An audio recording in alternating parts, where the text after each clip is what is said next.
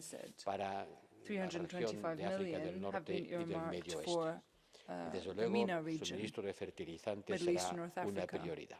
And of course, the supply of Si fertilizer will sumamos be todo, a priority.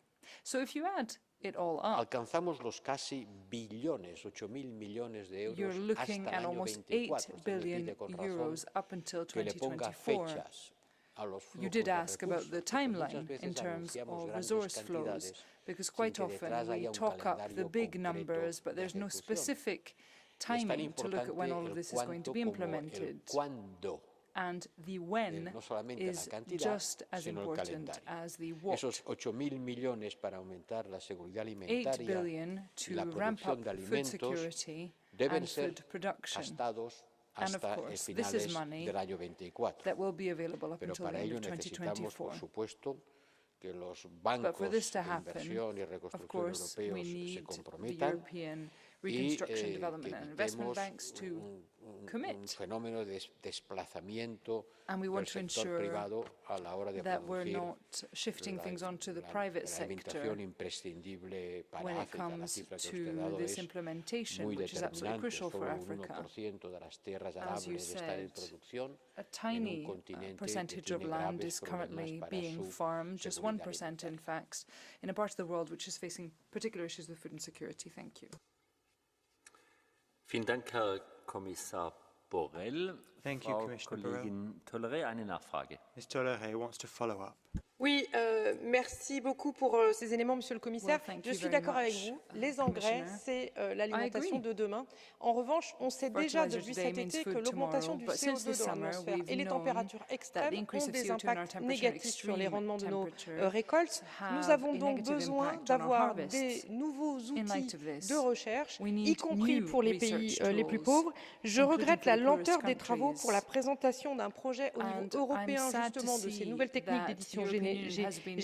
Et je voulais savoir à la Commission quand est-ce qu'elle comptait présenter ce texte dont nous avons besoin pour la recherche, pour manger après-demain. So when are you going to update us on these new techniques that we Vielen need Dank, to Frau feed Kollegin people? Tolleret. Bitte schön. Thank you very much, Commissioner. Pues no quisiera coger unos compromisos que luego no se puedan cumplir. I certainly don't want to Pero make promises si no that I estoy can't mal keep. informado, está But previsto que if I'm not sea en la mistaken, primera semana de diciembre. This ought to come out the first week of December. Vielen Dank, Herr Borrell. Es folgt nun Herr Kollege Tomak. Thank you, Mr. Borrell. Now, Mr. Tomak. Vă mulțumesc, domnule președinte.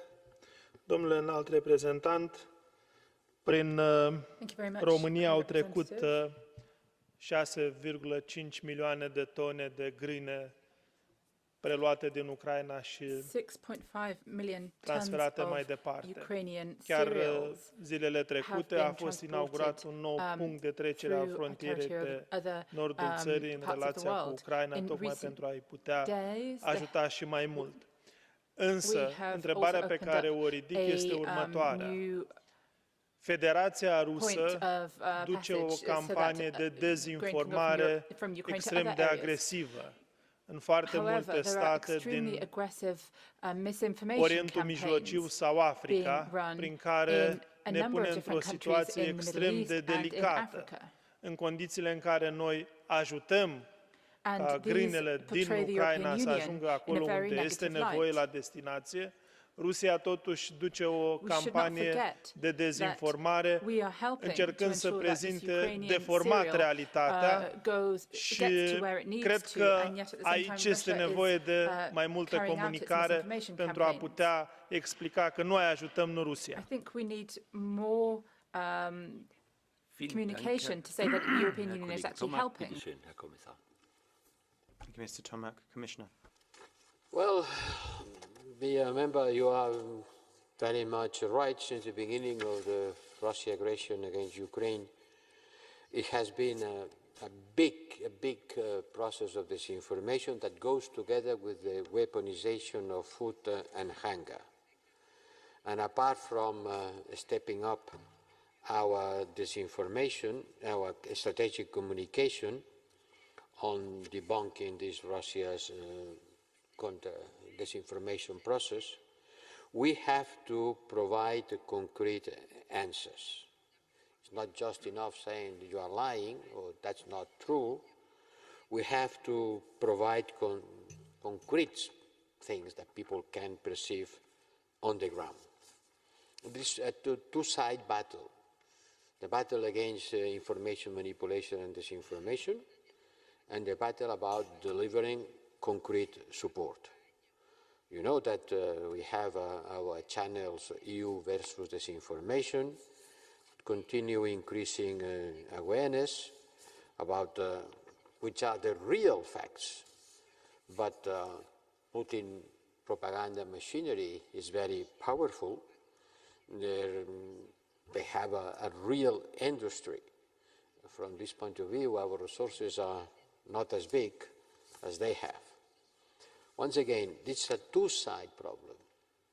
To participate on the fight of information against disinformation, and practical and concrete thing, because people at the end don't eat with news, they eat with food. And the important thing is to provide them with food, trying to explain where this food is coming from and why the food that's not coming is not coming. And once and again, we repeat that we don't target food and fertilizers in our restrictive measures. Let's call it sanctions. That we try to inform the economic operators, transportators, insurances, that they can personally participate on the trade from Russia if it is about food and fertilizers. There is nothing in our sanctions that prevent that from happening. And this is a work of every day to debunk Russia's lies and provide information, because every day I see in the networks the Russia propaganda explaining the contrary. It's a long-run battle that has to be supported by concrete facts, because otherwise people will not know to whom believe. But I think we are doing progress. And at the Sharm el-Sheikh, this debate was also there, who is guilty of what. And I think that our work produces result. But we have to continue fighting the food insecurity in one side and the Russia's lies in the other. Vielen Dank, Herr Kommissar Borrell. Thank you, Commissioner Borrell. Keine Nachfrage, dann There's spricht der no Kollege González. follow-up. So Frau now, Kollegin González. Ms. González. Gracias, comisario, alto representante, señor Borrell. La guerra de Rusia contra Ucrania está aumentando el hambre, está claro, y nada tiene que ver con las sanciones que desde la Unión Europea hemos impuesto a Rusia. Datos de la FAO, de Naciones Unidas, demuestran que en septiembre los precios están reduciéndose, tanto en la caída del 1,4 del cereal como del 5,1 en el trigo.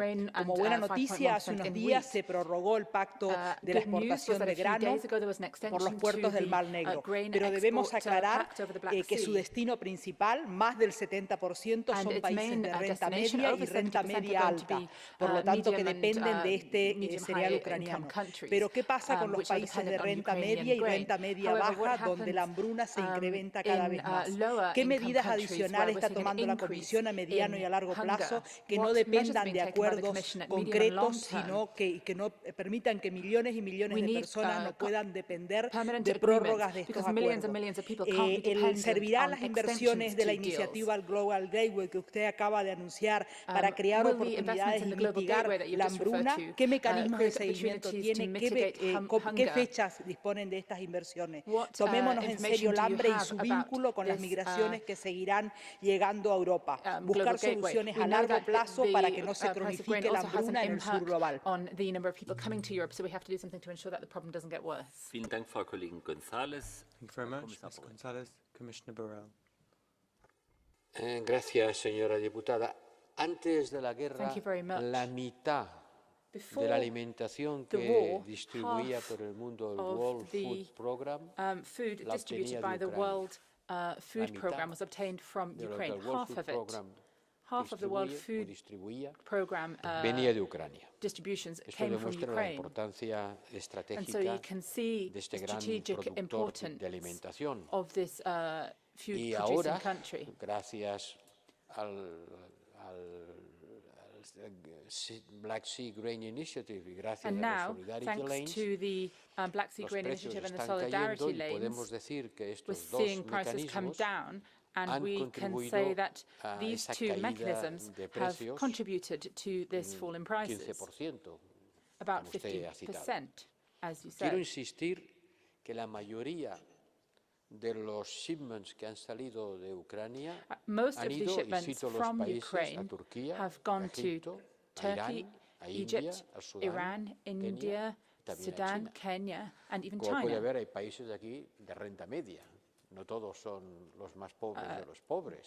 Now, Los these are países que medium han income alcanzado countries. un They're not cierto the nivel de poorest countries. desarrollo, They're all incluso countries that have un a certain level apreciable of nivel de desarrollo.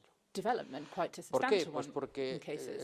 el destino de lo que está saliendo de Ucrania también sigue los patterns de lo que ocurría antes The de la food guerra. going from Ukraine is Este following the mecanismo same no está patterns as we saw pensado before para alterar the las war. rutas These de mechanisms were comercio not thought up to preguerras, sino change para the pre-war reconstituirlas. routes of Pero, foodstuffs, como but to antes se ha rebuild them. preguntado o se han comentado, algunos de los as productos que you salen de said, as we've Ucrania, heard, antes de some llegar a su destino final, of the son products from transshipped Ukraine o transported are a través de transshipped países or intermedios. exported through Y por eso intermediary su countries destino alcanza a los países de renta baja y de renta media. and then go to lower income Podemos countries decir as a que lo destination. que ha salido por el Black Chip Initiative ha más que What we've seen duplicado in the Black Sea Initiative el transporte more than de doubled productos alimenticios a los países menos the export desarrollados of entre foodstuffs agosto to y septiembre. less developed countries between August and September.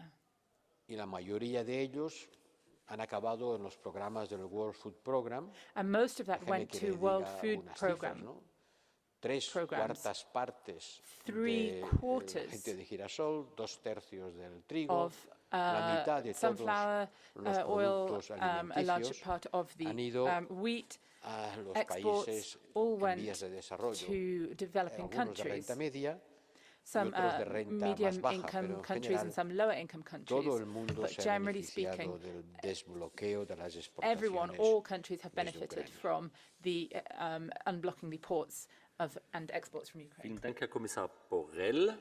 Thank you, Commissioner Borrell. Ich sehe keine Rückfrage, dann There's no follow-up question. Sie wissen, dass wir diese Redezeiten You nach know der Stärke that der Fraktionen verteilen. speaking Für die time is Grünen und für die divided EVP along und für die group SD lines. hat sich niemand gemeldet, deshalb No folgt one jetzt wants to Frau speak on behalf Kollegin of the Greens, Bonfrisco. EAF. So now I give the floor to colleague Bonfrisco. Herr Kollege Bonfrisco, sorry. Frau Kollegin da. Ms. Bonfrisco. Grazie Presidente e grazie anche a lei, Alto Rappresentante, per le sue parole chiarificatrici. Ma volgendo lo sguardo al futuro, noi possiamo dire che la crisi alimentare potrebbe far morire più persone di quelle colpite dalla pandemia. L'insicurezza alimentare e la fame nel mondo hanno numeri scioccanti. In Afghanistan 20 milioni, nello Yemen 19 milioni, nel Sahel 18 milioni, nel Corno d'Africa 37 milioni. Quello che l'Ucraina immetteva nel mercato globale prima della guerra erano milioni di tonnellate al mese. Quindi stiamo solo intravedendo oggi i segni precursori del disastro che sta per avvenire. Le chiedo quindi, nello sforzo di mettere insieme l'assistenza alimentare di emergenza, ci può dire quali modifiche del sistema di aiuti l'Unione si approccia a modificare per migliorarlo, visto che era non sostenibile ancora prima della guerra? Grazie. Since this couldn't be looked at before the war, Vielen this Dank, was Frau indeed Kollegin not predictable for the war. Herr Kommissar, bitte. Thank you very much, Ms. Bonfrisco. Commissioner.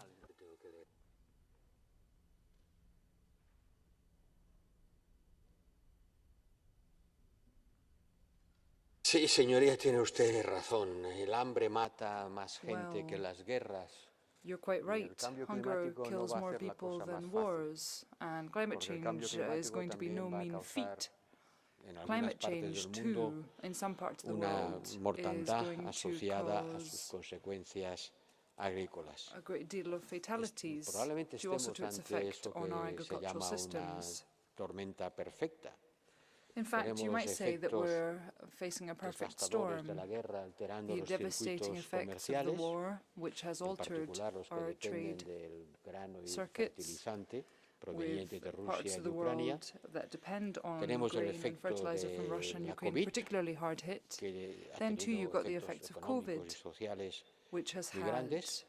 enormous Tenemos el economic and cambio social climático, fallout. lo he visto en Somalia, los efectos And conjugados then we del have cambio climate climático, change. Just de look la at what's sequía, happened in bueno, el Somalia. efecto del cambio climático, The drought, well, y that de too la is an falta outcome de of climate recursos change. provenientes del And the exterior. lack of Y eso resources dicen coming las in from estadísticas the outside. que van a aumentar la estadística dice 222 millones. No sé si es con Statistics tanta say that there's precisión going to como be se an puede increase in calcular. 222 Millón más, millón million. menos, son más de 200, It's 1 million more, 220, 1 million 250 less. millones de personas Well, you're looking over que van a ingresar millions and en millions of aquellos que people sufren una who are aguda going to inseguridad suffer alimentaria. from Al menos acute esto es lo que nos food dice el Global insecurity. Network At least this is Against what we're Food hearing Crisis. from the Global Network Y Against Food Crisis. esta gente vive en países del norte de África, del These people del live Medio in Oriente, de countries in the África north of Africa, subsahariana, in the que Middle son East, in muy sub-Saharan Africa, vulnerables desde el punto de vista parts of the world that are climático y very de su relación de vulnerable to dependencia climate and weather de events, Ucrania y de and Rusia. that are highly Por eso dependent on Russia and hemos Ukraine. lanzado esta Food and Resilience Facility That's why we've launched the para Food and Resilience apoyar a Facility. nuestros socios del The aim sur of this is to support our partners in the para los global que south. se van a destinar 200 millones, 220 millones de euros And 220 para million los que euros están en have been situación earmarked más for grave. this tool La for falta de those facing fertilizantes the most difficult también situations. afecta a países de América Latina. There's the A lack veces of nos vamos fertilizer solo a África too, o Asia. and that's also Yo affecting vengo de Latin América American Latina recientemente, countries. donde México, I, in fact, Perú, recently Brasil, traveled Chile, to Latin Colombia y America, where Argentina, Mexico, grandes Peru, Chile, productores Argentina, among agrarios, others, agrícolas, big se quejan agricultural también de la producers falta de are fertilizantes. struggling with the lack of Y fertilizers. por eso hemos de ayudarles para And hacer so un we've got cambio to support desde them. hacia fertilizantes We've got to no support them contaminantes, in making es the decir, shift de towards tipo non-polluting orgánico. fertilizers, Pero towards organic sí, ciertamente, fertilizers. de igual manera que decimos que el invierno que But viene será el más just difícil as desde we el punto de say vista de that nuestra the disponibilidad de winter gas, that's coming también is going tenemos to be que extremely preguntarnos difficult when it cuán comes to the difícil será availability of la situación gas. alimentaria We en also función de have los to think about rendimientos de la próxima availability cosecha. of food, La próxima cosecha va a given depender the críticamente de estimates que a la for hora the de output of the sembrar next harvest. hayan dispuesto de The los next harvest fertilizantes is going to necesarios. depend on how much we're able to sow, and of course we can't get plants to grow without fertilizer. Vielen Dank, Herr Kommissar. Es folgt dann Herr Thank you, Kollege. Commissioner. Bitte, Sie haben noch eine Do you have a Zusatzfrage. follow-up? Go ahead. Grazie Presidente, grazie della sua risposta, Alto rappresentante. Per risolvere velocemente gli ostacoli della Black Sea Grain Initiative, che ha delle peculiarità, ad esempio non contiene una disposizione per la risoluzione delle controversie e che accorda al segretario generale a Turchia un alto grado di indipendenza come mediatori, e mi pare questo il punto pratico più importante dell'accordo. L'Unione Europea vorrebbe introdurre disposizioni o regole in tal senso? Are there rules or mechanisms that you would like to introduce into the Vielen Dank, initiative in Frau this regard? Kollegin. Bitte schön, Herr Kommissar. Go ahead, Commissioner.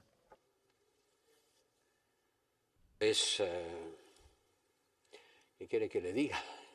Well, what can I Si say? quiere que le dé una respuesta honesta, es que no lo If sé. you want me to be honest, I simply Haremos lo don't know. posible, pero no es We'll una do what we tarea can, fácil.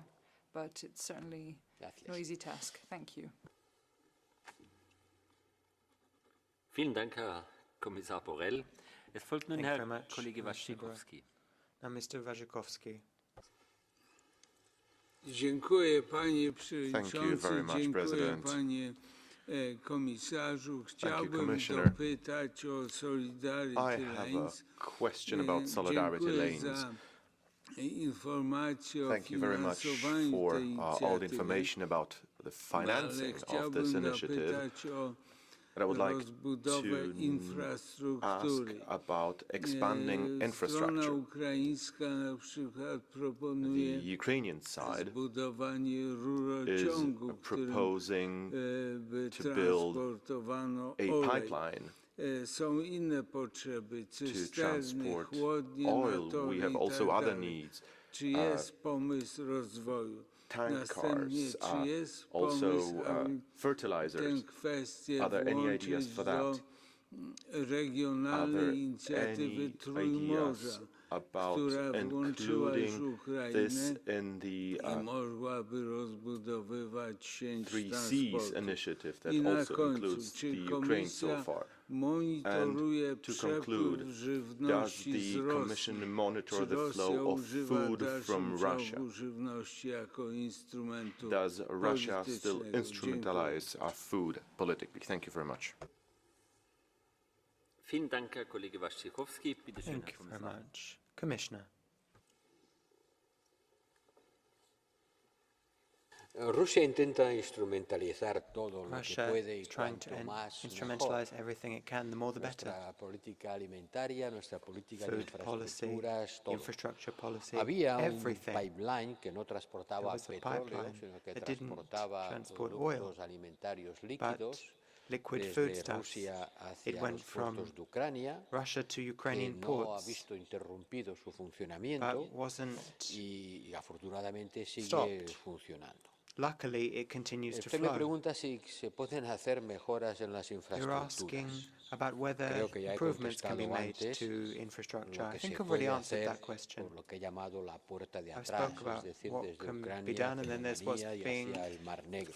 done in Y behind the allí back door with no es cuestión Ukraine, de anunciar más y Romania, más and the Black Sea. medidas, sino There's de no point ejecutarlas. just looking at En lo measures que and se having more and more refiere a las measures. It's about enforcing them. infraestructuras If we look at en infrastructure la propia Ucrania, in Ukraine allí itself, desgraciadamente lo que estamos alas, viendo ahora what we're es la seeing destrucción is that de there las is infraestructuras a existentes. raising of infrastructure to the ground, Todas ellas existing necesitan infrastructure, of course, electricidad para and funcionar. they all require Otro electricity if they are to ataque function. masivo con drones There's been a como el que tuvo massive lugar drone hace unos attack, días. which El happened just a sistema few days eléctrico ago, ucraniano which estará affected the completamente destruido. Ukrainian Y, electricity por lo grid, tanto, el led to transporte complete que destruction. consume electricidad, y casi So todo anything, consume hoy electricidad, everything that runs se on verá electricity, and seriamente everything afectado. does these days, will be Fíjese, affected. una buena manera de garantizar So la capacidad exportadora de would Ucrania en be este good momento, to puede shore up parecer que no tenga nada que Ukraine's ver, exporting es capacity. suministrar defensas antiaéreas So if a we're going Ucrania to do that, we'll need to send para evitar que su sistema eléctrico sea anti-aircraft destruido missiles completamente or y por lo weaponry tanto so dejen that de its electricity funcionar grid lo que en isn't cualquier completely puerto sirve destroyed, para so cargar that y descargar it's still los possible barcos. to load and Esas unload son también hoy boats at infraestructuras ports. críticas That's, y allí está concentrando those are Rusia critical su infrastructures today, capacidad and that's what Russia is destructiva. focusing on today in Hemos its de destructive evitar efforts. los efectos We have to disruptores prevent de estos the ataques disruptive fallout of y Russia's seguir attacks. haciendo lo que We have to estamos continue haciendo. doing what we're Pero, already insisto, no doing. esperen que cada pleno But les anuncie nuevas medidas. let me Lo que insist, hay que don't hacer es expect ahora new measures es every aplicarlas. plenary. What needs Porque to be cuando les done hablo de is to centenares de millones, enforce them. de aquí We're a que esos hearing about centenares de millones hundreds se of hayan millions of convertido en euros, infraestructuras físicas que funcionen, and créanme, como if you're ex-ministro thinking de Obras about Públicas physical que soy, infrastructure, well, I used to pasa be un cierto tiempo. Minister for Infrastructure and Public Works, and it takes some time for that infrastructure to be built. Vielen Dank. Herr Kollege Waszczykowski, noch eine Thank you very much. Zusatzfrage. Mr. Wojciechowski, would you like to come back? Panie komisarzu, oczywiście nie oczekuję, że Commissioner, pan of robi course, za I do nas, bo not akurat expect you to kraj, do który work instead of us, reprezentuje Polska because I represent w Poland, sąsiedztwie Ukrainy, which is a robi country neighboring najwięcej.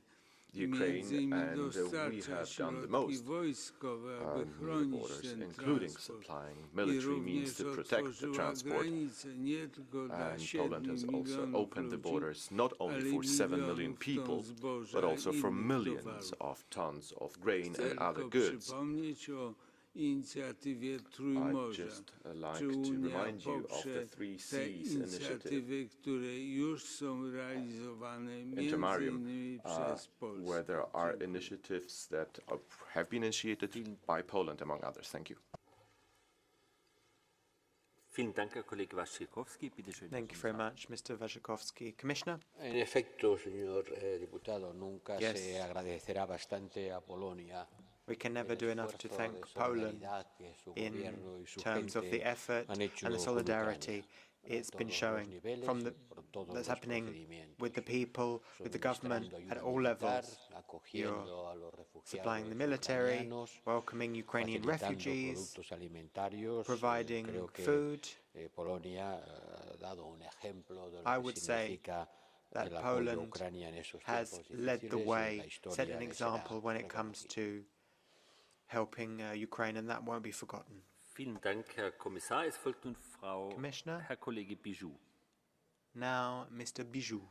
Monsieur le haut représentant, au moment où nous nous parlons, l'onde de choc de la guerre en Ukraine percute violemment le monde entier. Et quand Vladimir Poutine utilise la sécurité alimentaire comme une arme de guerre, bien évidemment, il faut protéger tous les Européens, mais aussi nos partenaires internationaux, et notamment les îles éloignées. Je viens d'une petite île européenne de l'océan Indien à La Réunion, et en tant que président de la délégation parlementaire CARIFORUM, j'entends aussi les messages d'alerte inquiétants des États insulaires de la Caraïbe. Et c'est une bombe humanitaire, économique qui menace d'exploser. Alors, Monsieur le haut représentant, je souhaite vous demander ce que l'Europe compte faire pour accompagner les territoires insulaires qui, au lieu de céder aux sirènes et aux promesses chinoises et russes, ont fait au contraire le choix d'un partenariat renforcé avec l'Europe. Je vous remercie. Vielen Dank, Herr Kollege Bijou. Bitte schön, Herr Kommissar. Thank you, Mr. Bijou. Commissioner. Дуже дякую, пане Біжу. Qu'est-ce qu'on peut faire? Développer ces partenariats. What can we do? We have to Vous develop these avez partnerships. raison, il y a des pays You're right. qui ont fait le choix de rester There are à countries nos côtés, who have chosen to et ne pas stand with écouter us les offres and to des not Chinois et Russes. listen to the Il faut donc promises being made by the Chinese leur and the Russians. montrer notre appui. Dans We une have to show question our support for précédente, them. j'ai déjà dit qu'au pays In the des previous ACP, question, I already said that essayer de les aider dans we son are going to programme de try to sécurité help alimentaire avec 600 ACP millions countries d'euros with additionnels. 6 million additional euros. Et tu ne peux pas vous dire de plus que ces partenariats, I'm not sure that I ça doit can être say une more priorité politique pour nous, than parce que the le fact that vide these partnerships se must be remplissent a en politique. political Si on n'est pas présent, priority les for autres us. le feront. Et on parle beaucoup de l'Afrique subsaharienne, We hear a lot l'Éthiopie, about la Somalie. Il faut Ethiopia, aller Somalia, un peu plus Sub-Saharan loin Africa. et We need to regarder think further pays afield européens, than that parce que and look at finalement, il s'agit bien European des départements countries, français. because here we're talking Et about les pays French qui, sans être européens, territories. attendent de nous un engagement plus And fort so dans le European domaine countries alimentaire et expect aussi dans le more domaine climatique. engagement Vous from venez de us le in voir both food à la and conférence de climate Sharm el-Sheikh, où mon collègue areas. Timmermans a joué My colleague, un Mr. rôle Timmermans, was in Sharm el-Sheikh and he stellaire, played je a dirais, key role, a pour stellar montrer role, que l'Europe ne fait pas in marche arrière showing dans ses that engagements Europe climatiques, will tout not au contraire, go et back on its climate qu'on est les commitments, meilleurs quite the partenaires contrary, de pays qui sont menacés and that à we la fois are the par best la partners for countries tourmente facing géopolitique, par the la tourmente threats climatique. because of Merci pour both votre climate and geopolitical problems. Thank you. Vielen Dank, Herr Kollege Bijou. Es folgt nun Thank you very Herr much, Kollege Mr. Bijou. Comini Oliveres. Now, Mr. Comín Oliveras. Sí, gracias. Thanks, President.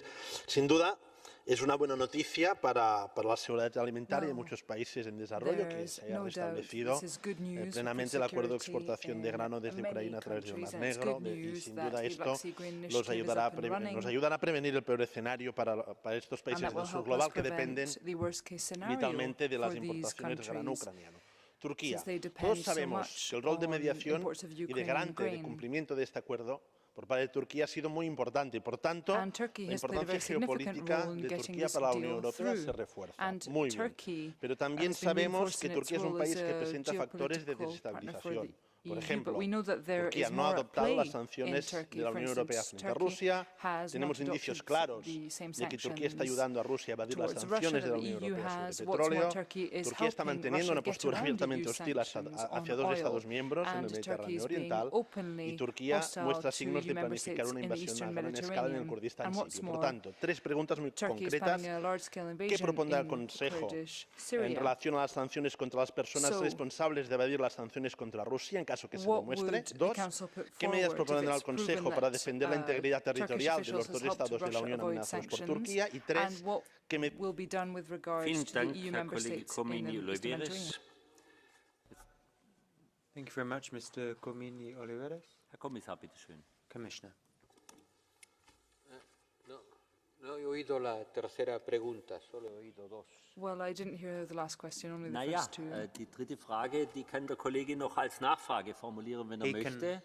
Aber ich weise natürlich darauf hin, wenn eine Frage zu 75% zunächst als Statement besteht, dann wird natürlich die Straße für die Fragen, die wir eigentlich hatten, ein bisschen kurz. Deshalb, Herr Kommissar, then the answer will be quite short, won't it? Fragen konzentrieren. So you can just answer the two questions that were put to you, if you prefer, Commissioner. Bueno, las tres preguntas se referían al papel de, Well, I think that all three questions Turquía referred y to ninguna, Turkey's al role. menos no la del Kurdistán, se refería a los temas que hoy nos tratan, Then, que es of course, Ucrania y la seguridad there was a question on Kurdistan, alimentaria. which is not Se tied ha to the issue at hand criticado today, which is Ukraine and food a security. Turquía por el papel que se le atribuye de ayudar a Turkey circunvalar las has sanciones been criticized europeas. for helping Yo he Russia hablado y avoid discutido EU eso con mi sanctions. colega Cavusoglu recientemente en And this is something that I've Emiratos, discussed with my colleague donde me Cavusoglu in the suministró Emirates información de recently. los flujos de I was importación given desde Europa hacia information Turquía on y EU de imports exportación into de Turquía Turkey hacia and Rusia. Turkish exports Y into ciertamente Russia. los datos que suministró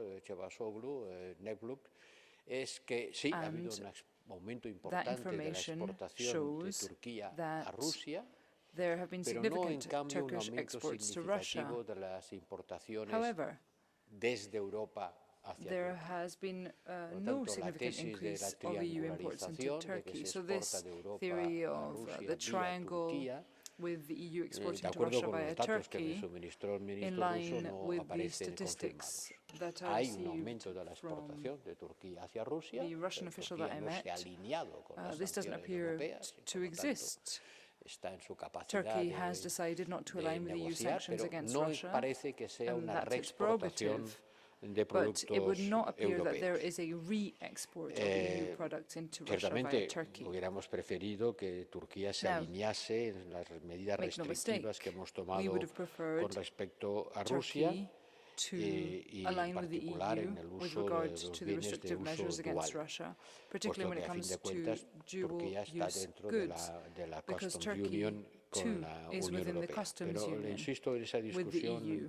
que aprecié los datos que me But suministró let me insist on these el ministro statistics Cavusoglu provided sobre to me un claro by aumento de la the exportación minister, hacia Rusia, pero no un where there was a claro clear aumento increase of de la Turkish exports importación to Russia, desde but no Europa. corresponding No increase tengo from the tiempo ni EU tampoco into creo que Turkey. sea el tema de hoy Now, I don't have comentar time, la and I don't really actuación de think that Turquía en it's el the topic of Kurdistán, today's que no veo discussion to talk francamente qué about relación Turkey's tiene invasion of con el Kurdistan. Frankly, I problema can't see how that is que related nos ha at all. convocado hoy, que es la seguridad We're not here to talk alimentaria about y that today. We're here to talk about food security Black Sea, y los and Black the Sea solidarity Grains. lanes and Pero the Black desde Sea luego, Grain sí Initiative. que Turquía es, todo el mundo lo sabe, But, of course, as everyone un is aware, actor fundamental en Medio Turkey is Oriente. a key player Y in the quiero Middle aprovechar la East. ocasión, si usted me lo permite, y And con if la I permisión may, del I would presidente, like para to make señalar the most of this que la opportunity, and if the posición President will europea allow, I would con like to make the respecto a la most of this to situación en highlight Siria es la that the EU's de position with regard to buscar Syria una is solución this. We política wish to find a political dentro de las solution resoluciones del Consejo de Seguridad, within the y resolutions en of eso the Security Council, estamos trabajando. and that's what we're working on.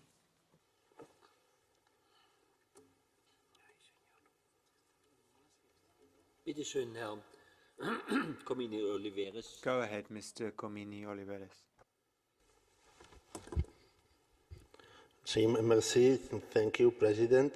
Sí, le preguntaba también sobre el papel de Turquía en evadir las sanciones de la Unión Europea sobre las importaciones de petróleo. Por tanto, no solo el flujo de exportaciones de Turquía a Rusia, sino el flujo de importación de petróleo ruso desde Rusia hacia Turquía. Y la pregunta sobre el Kurdistán tiene relación y tiene justificación, porque lo que estamos preguntando es si el creciente rol geopolítico de Turquía. Herr Kollege Comini Oliveris, es geht hier die Black Sea Grain Initiative. Der Kommissar hat Sie bei der ersten Antwort schon höflich darauf hingewiesen, dass es heute um die Ukraine geht. Sie weichen das auf Öl und die Türkei aus. Diese Zusatzfrage kann ich nicht zulassen. Als letzter in dieser Fragestunde Herr Kollege Andrews. Speaker here is Mr. Andrews.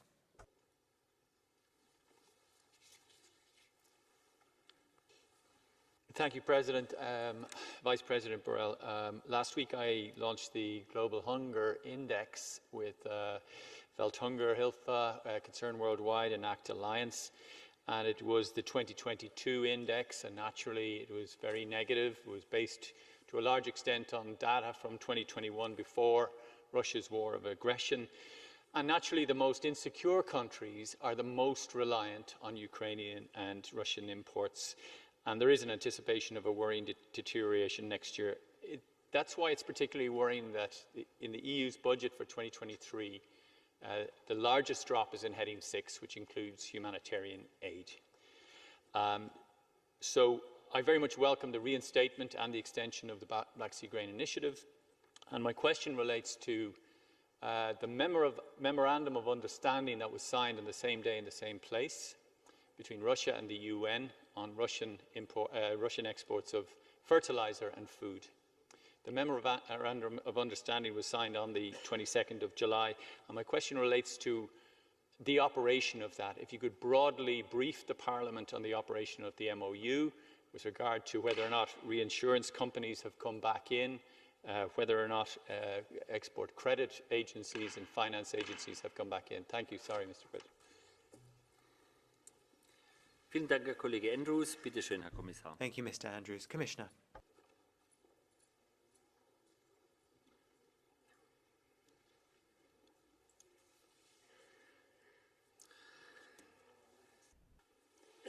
Yo, señor diputado, le puedo explicar lo que hacemos nosotros. Honorable MEP, I can tell you what pero we no are lo que doing. hacen los rusos. I can't really say what the Russians are doing. Un acuerdo entre Rusia y Turquía. A Russian-Turkish agreement. Huh?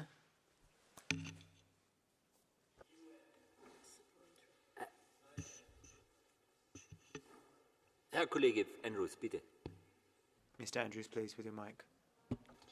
Thank you. Just for clarification, the memorandum of understanding is between the United Nations and the Russian Federation, and it is to allow for the export of Russian fertilizer and food, and it's obviously really important for the importing countries, particularly the most food insecure. So I just wanted to know if you could brief the Parliament on the operation of this MOU, particularly whether or not insurance companies, maritime insurance companies and export credit companies are prepared to operate within the context of the MOU. If you don't have that information, I'm happy to get it in written form subsequently.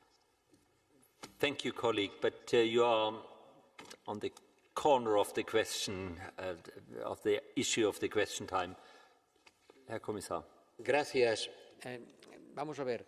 Nosotros no somos parte de este acuerdo, como We're not usted part dice, un acuerdo of entre Naciones the agreement Unidas or y memorandum. Rusia. You say it's a UN-Russian memorandum of understanding. The UN has asked us, however, to clarify to all transport operators and insurance operators that they can work with Russia and facilitate and enable exports, particularly fertilizers from Russia. Of course, we're not part of the agreement, but we've been asked by the UN to speak out, and we've done that via all channels, basically speaking. So transporters, logistical agents, insurers, shouldn't fear that if they take part in fertilizer and grain exporting, they will be impacted. They shouldn't fear that they will be affected by our sanctions. So we're writing comfort letters. We've also drafted FAQs on our website.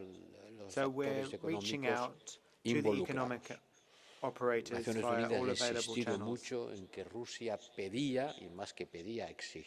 What we've heard from the UN is that Russia wants to sign these agreements, and so we were asked to do our bit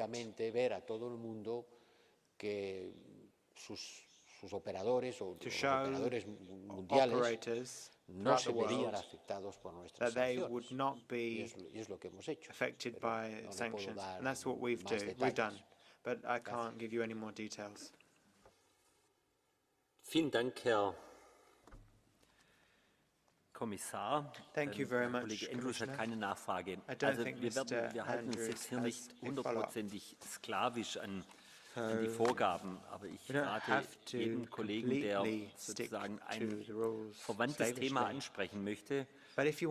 Natürlich lebt diese Fragestunde vom Überraschungseffekt und natürlich würde ich jeder gerne den Kommissar auf die Probe stellen. Aber wenn man gerade so Randthemen hat, die nicht zwingend dazugehören, dann wäre es sicher hilfreich, wenn man dem Kommissar einen Hinweis geben würde, dass das Gegenstand der Frage ist, dann tut es der Qualität der Antworten sicher auch gut. Die Fragestunde Thema ist damit geschlossen. In any case, der nächste Punkt der Tagesordnung ist die Erklärung des Vizepräsidenten der Kommission und Hohen Vertreters der Union für Außen- und Sicherheitspolitik betreffend die Beziehungen zwischen der EU und China. Der Vizepräsident der Kommission und Hohe Vertreter. We start with a statement by the Vice President, the High Commissioner, Mr. Borrell.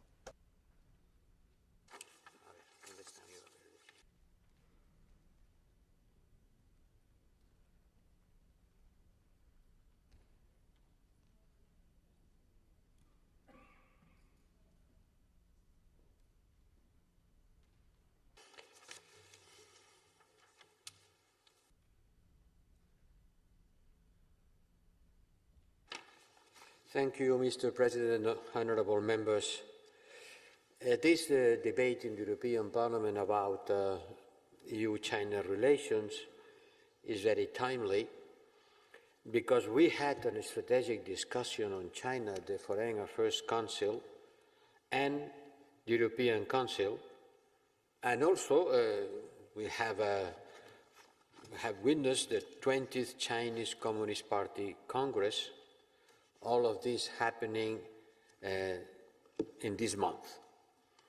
And the 20th Congress of the Chinese Communist Party has largely confirmed what we already knew, that President Xi Jinping's personal hold on the Chinese party, the state and people, even a stronger hold of the party on the state, and in particular of public enterprises, the growing ideological nature of the Chinese political system with the development of both Marxist Chinese style or Chinese way and hyper-nationalist rhetoric.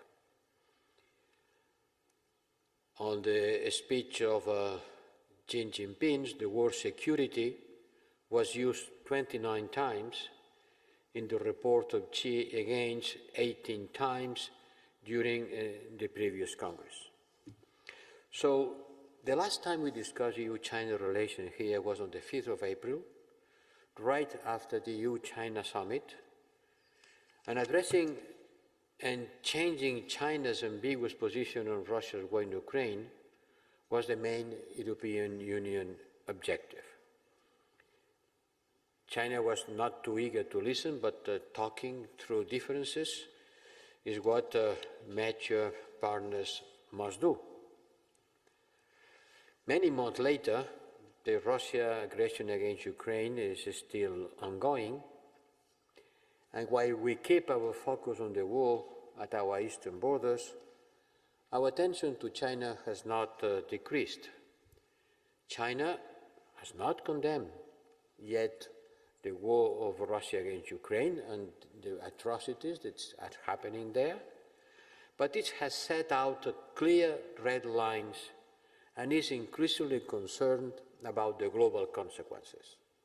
Red lines about the use of nuclear weapons, and in Bali also sending a clear message about the global consequences and the concern they have about it. At the same time, it's not a secret that we and China, we have different political systems, that we view democracy and human rights differently, that we pursue different models of governance, that we have a different vision of multilateralism. But these differences should not and are not stopping us from engaging with each other. China is becoming increasingly assertive and developing an increasingly vigorous competition. This is another reality. And I am afraid to announce you that it will remain the way it is in the coming years. And that's why we must have a clear, steady, and sustained strategy towards China. And in our last paper, in our last position paper, the realistic approach that we adopted in 2019 has to be reaffirmed because it's neither naive nor alarmist.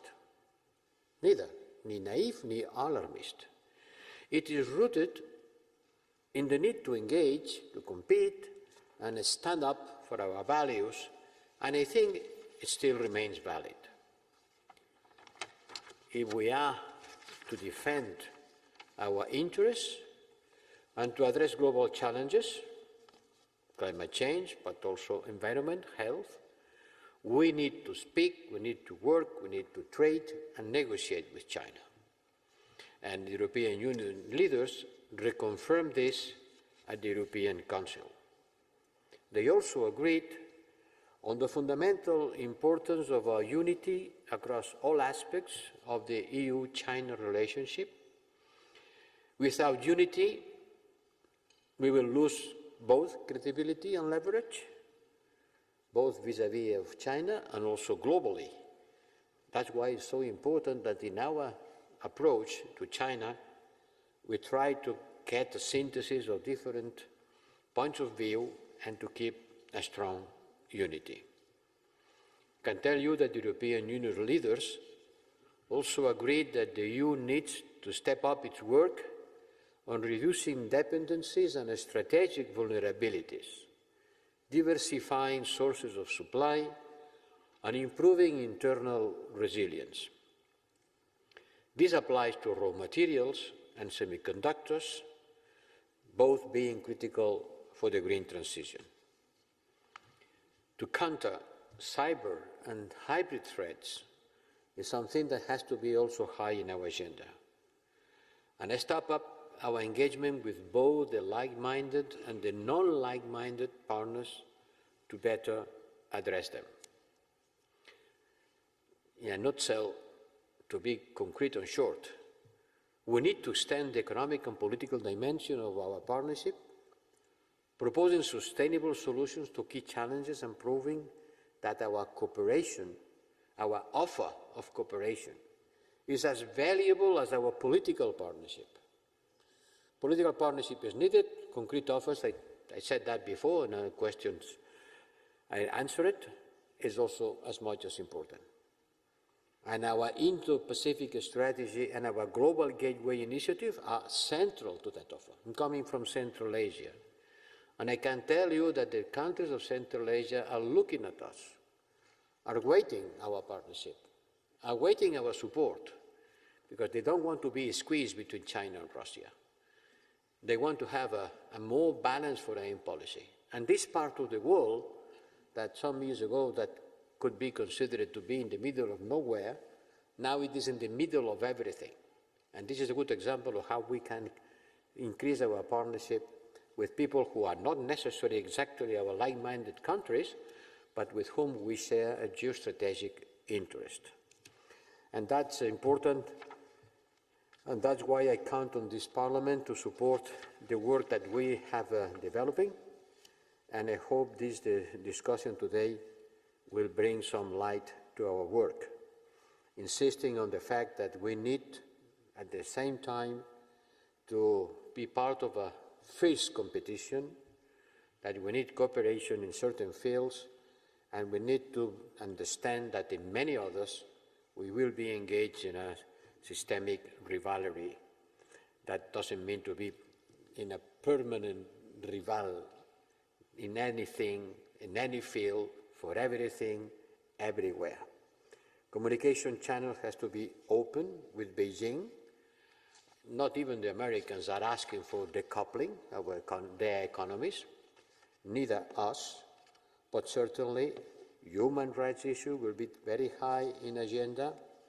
We need to update our policy toward China in the light of the most recent developments, and in particular of the very important American declaration of the 7th of October concerning the drastic reduction of China's access to American technology in the field of semiconductors. This is some decision that has to be very much taken into account, because the technological battle will be absolutely fundamental for our immediate future. Semiconductors are truly the most fundamental technological issue of the economic competition on the 21st century. And we have to develop also a dialogue with other countries that are in a similar situation than us, thinking in particular of Japan. To keep a dialogue with the United States, this dialogue is going to take place next week. The Secretary General of the External Action Service and my team will travel to Washington to have this political high-level dialogue about China. Certainly the US are our most important ally, but in some cases we will not be in the same position or the same approach to China. But certainly we have to work together, because what is going to happen in our relation with China will mark this century. Thank you. Vielen Dank, Herr Kommissar. Der Aussprache beginnt Thank you very much, für 1,5 Commissioner. Minuten Herr Kollege Sikorski. To begin the discussion for 1 minute 30, Mr. Sikorski. Mr. President, High Representative, colleagues, China accounts for a quarter of humanity. It's an ancient culture. It's our largest trading partner. We want to have a constructive relationship with it. I proposed a paper which was supported by this House some time ago, whose gist was that we should, with China, collaborate where possible, compete where needed, and confront where necessary. I believe that's still the right policy. On behalf of the EPP, Mr. High Representative, I support the thrust of what you've just proposed. Personally, I think the Chinese leadership has made 3 big mistakes recently: dropping the 10-year rule, nationalizing parts of the economy, and the aggressive wolf warrior diplomacy have not enhanced China's popularity or influence in the world. The 10-year rule and the economy, these are internal Chinese matters. But on China's external relations, something could be done about it. If China stopped threatening Taiwan, if China helped to resolve the war in Ukraine, and she can, because she has influence over Vladimir Putin, that would greatly help our relationship. We need to put the Europe-China relationship back on a pragmatic footing. Thank you. Vielen Dank, Herr Kollege Sikorski. Es folgt für 1 Minute Herr Kollege Marques. Mr. Sikorski now for 1 minute 30, Mr. Marques. Muito obrigado, Presidente, caro Thank you, President, High Representative, colleagues. As relações entre a China e a União Europeia estão verdadeiramente numa encruzilhada. at a true Por um lado, a dimensão da China e o papel que tem e pode ter no mundo tornam importante cooperarmos relativamente a desafios comuns, como a crise climática, a segurança alimentar mundial ou a promoção da paz e a segurança global. Mas reiteradas violações de direitos humanos em Xinjiang, Tibete, Hong Kong, Macau não podem deixar de merecer o mais veemente repúdio por parte da União Europeia. Acresce a tensão cada vez maior relativamente a Taiwan, que coloca em causa a paz e a estabilidade regional e a que a Europa também não pode ignorar. Sem esquecer, claro, as sanções impostas a deputados deste Parlamento, em total desrespeito pela instituição e pelos princípios de funcionamento desta democracia. Há caminho para melhorar gradualmente, ainda assim, as relações entre a União Europeia e a China, mas é caminho estreito que a Europa está disponível a trilhar, como o alto representante aqui bem referiu. Esperamos que as autoridades chinesas estejam seriamente disponíveis também para esse percurso. Muito obrigado.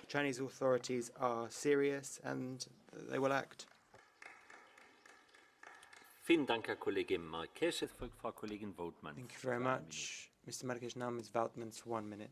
Dank u wel, meneer de voorzitter, collega's, meneer de hoge vertegenwoordiger. Na de Europese top van oktober was ik opgelucht. Ik dacht, meneer Borrell, onze leiders hebben het eindelijk begrepen. Ze hebben eindelijk begrepen dat de vriendschap tussen China en Rusland gevolgen zou hebben voor onze relaties met China. Ze hebben eindelijk begrepen dat we verenigd moeten zijn en dat we bepaalde afhankelijkheden moeten afbouwen. Maar dan, collega's, een paar dagen na de top en bijna dadelijk na het Chinese partijcongres besluit de Duitse bondskanselier op zakenreis naar China te gaan. En hij gaat alleen. En op de koop toe ziet hij niet in waarom de verkoop van een deel van de haven van Hamburg aan China problematisch kan zijn. Is dit de Zeitenwende die kanselier Scholz bedoelde na de Russische invasie van Oekraïne? Zijn dit de lessen die we trekken als we niet dezelfde fout willen maken, collega's, als met onze relaties met Rusland? Dan moeten we starten met het uitvoeren van een meer verenigd en assertief beleid ten aanzien van China. De strategie, meneer Borrell, waartoe dit huis vorig jaar in mijn rapport heeft opgeroepen. Meneer Borrell, ik sluit af. Meneer Borrell heeft ook lang over zijn spreektijd moeten gaan. Ik sluit af. We kunnen maar een Europa zijn met een stem in de wereld als we verenigd zijn. Doe dat ook ten aanzien van China. Dank u wel. We have to stand united as Europe and we have to do face with China. Für 2 Minuten, Herr Kollege Bütikofer. Now, Mr. Bütikofer, for 2 minutes.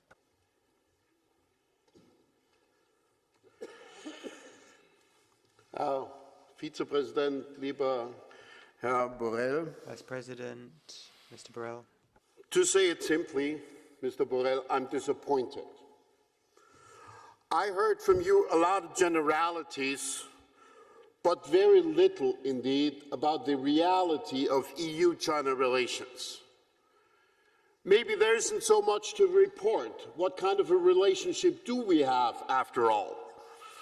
The April summit, as you said, was a dialogue of the deaf. At the G20, Xi didn't want to meet with the representatives of the EU. And at the COP27, China stood squarely in the way of what we fought for. There's no point in putting lipstick on a pig. EU-China relations are at a very low ebb. China's attitude is characterized by arrogance, divisiveness, and hegemonic ambition. Unfortunately, many of our member states are not yet prepared to learn the Russian lesson fully and to apply the Russian lesson to China, that we should not allow ourselves to become dependent on an authoritarian regime. Scholz, Macron, Meloni or Sanchez, they all prefer to put their narrow self-interest in the first place. I would have thought that the English proverb, once bitten, twice shy, might apply. But some people may want to be bitten more often. And they will, if their self-centered actions, instead of developing common European China policies, will continue. We have a lot of common talk, but very little common walk.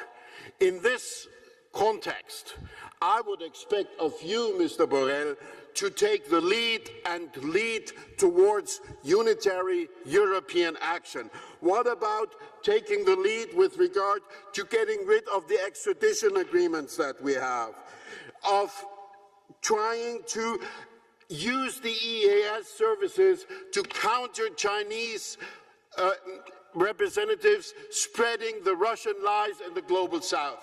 There's so much you could do, but you don't take the lead. Vielen Dank, Herr Kollege Bütikofer. Thank you very much, Mr. Bütikofer. Es folgt für eine Minute The next speaker for 1 minute is Ms. Bonfrisco.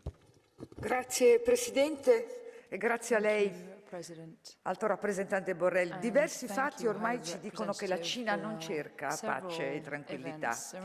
E mi domando dov'è l'esempio di equilibrio e la reciprocità commerciale che la Commissione europea cerca di stabilire con la Cina, sia a livello bilaterale che presso il WTO. Tutto ciò non si materializza. Ed ecco quindi che il nostro dibattito indica la chiara volontà politica di salvaguardare un ordine internazionale libero, multipolare, basato sulle regole. Lei ha citato il tema cruciale dei semiconduttori. Ecco perché dobbiamo trovare il modo di consentire a Taiwan di continuare a esistere nello status quo attuale, espandendo le relazioni commerciali e politiche e rifiutando categoricamente la falsa narrativa della riunificazione proposta dalla Cina. Così come dobbiamo opporci all'egemonia che il Partito Comunista Cinese tenta di estendere nel Mar Cinese orientale e meridionale, sfidando la libertà di navigazione, sfidando quindi il mondo occidentale. Grazie. Vielen Dank, Frau Kollegin Bonfrisco. Thank you very much, Ms. Bonfrisco. For 1 minute, Ms. Fotyga. Thank you. After somehow hasty completion of KAI, we've had COVID-19, crackdown on Hong Kong, intimidation of Taiwan, violence against Uyghurs, probably genocide, and also coercion of Lithuania and Australia, other countries, not speaking about other countries. Moreover, what happens internally in PRC somehow resembles preparations by Russia to a war of aggression against Ukraine. I warn this chamber against naivety in assessment of PRC. Thank you. Vielen Dank, Frau Kollegin Fotyga. Thank you, Ms. Fotyga. Now, for 1 minute, Mr. Pineda.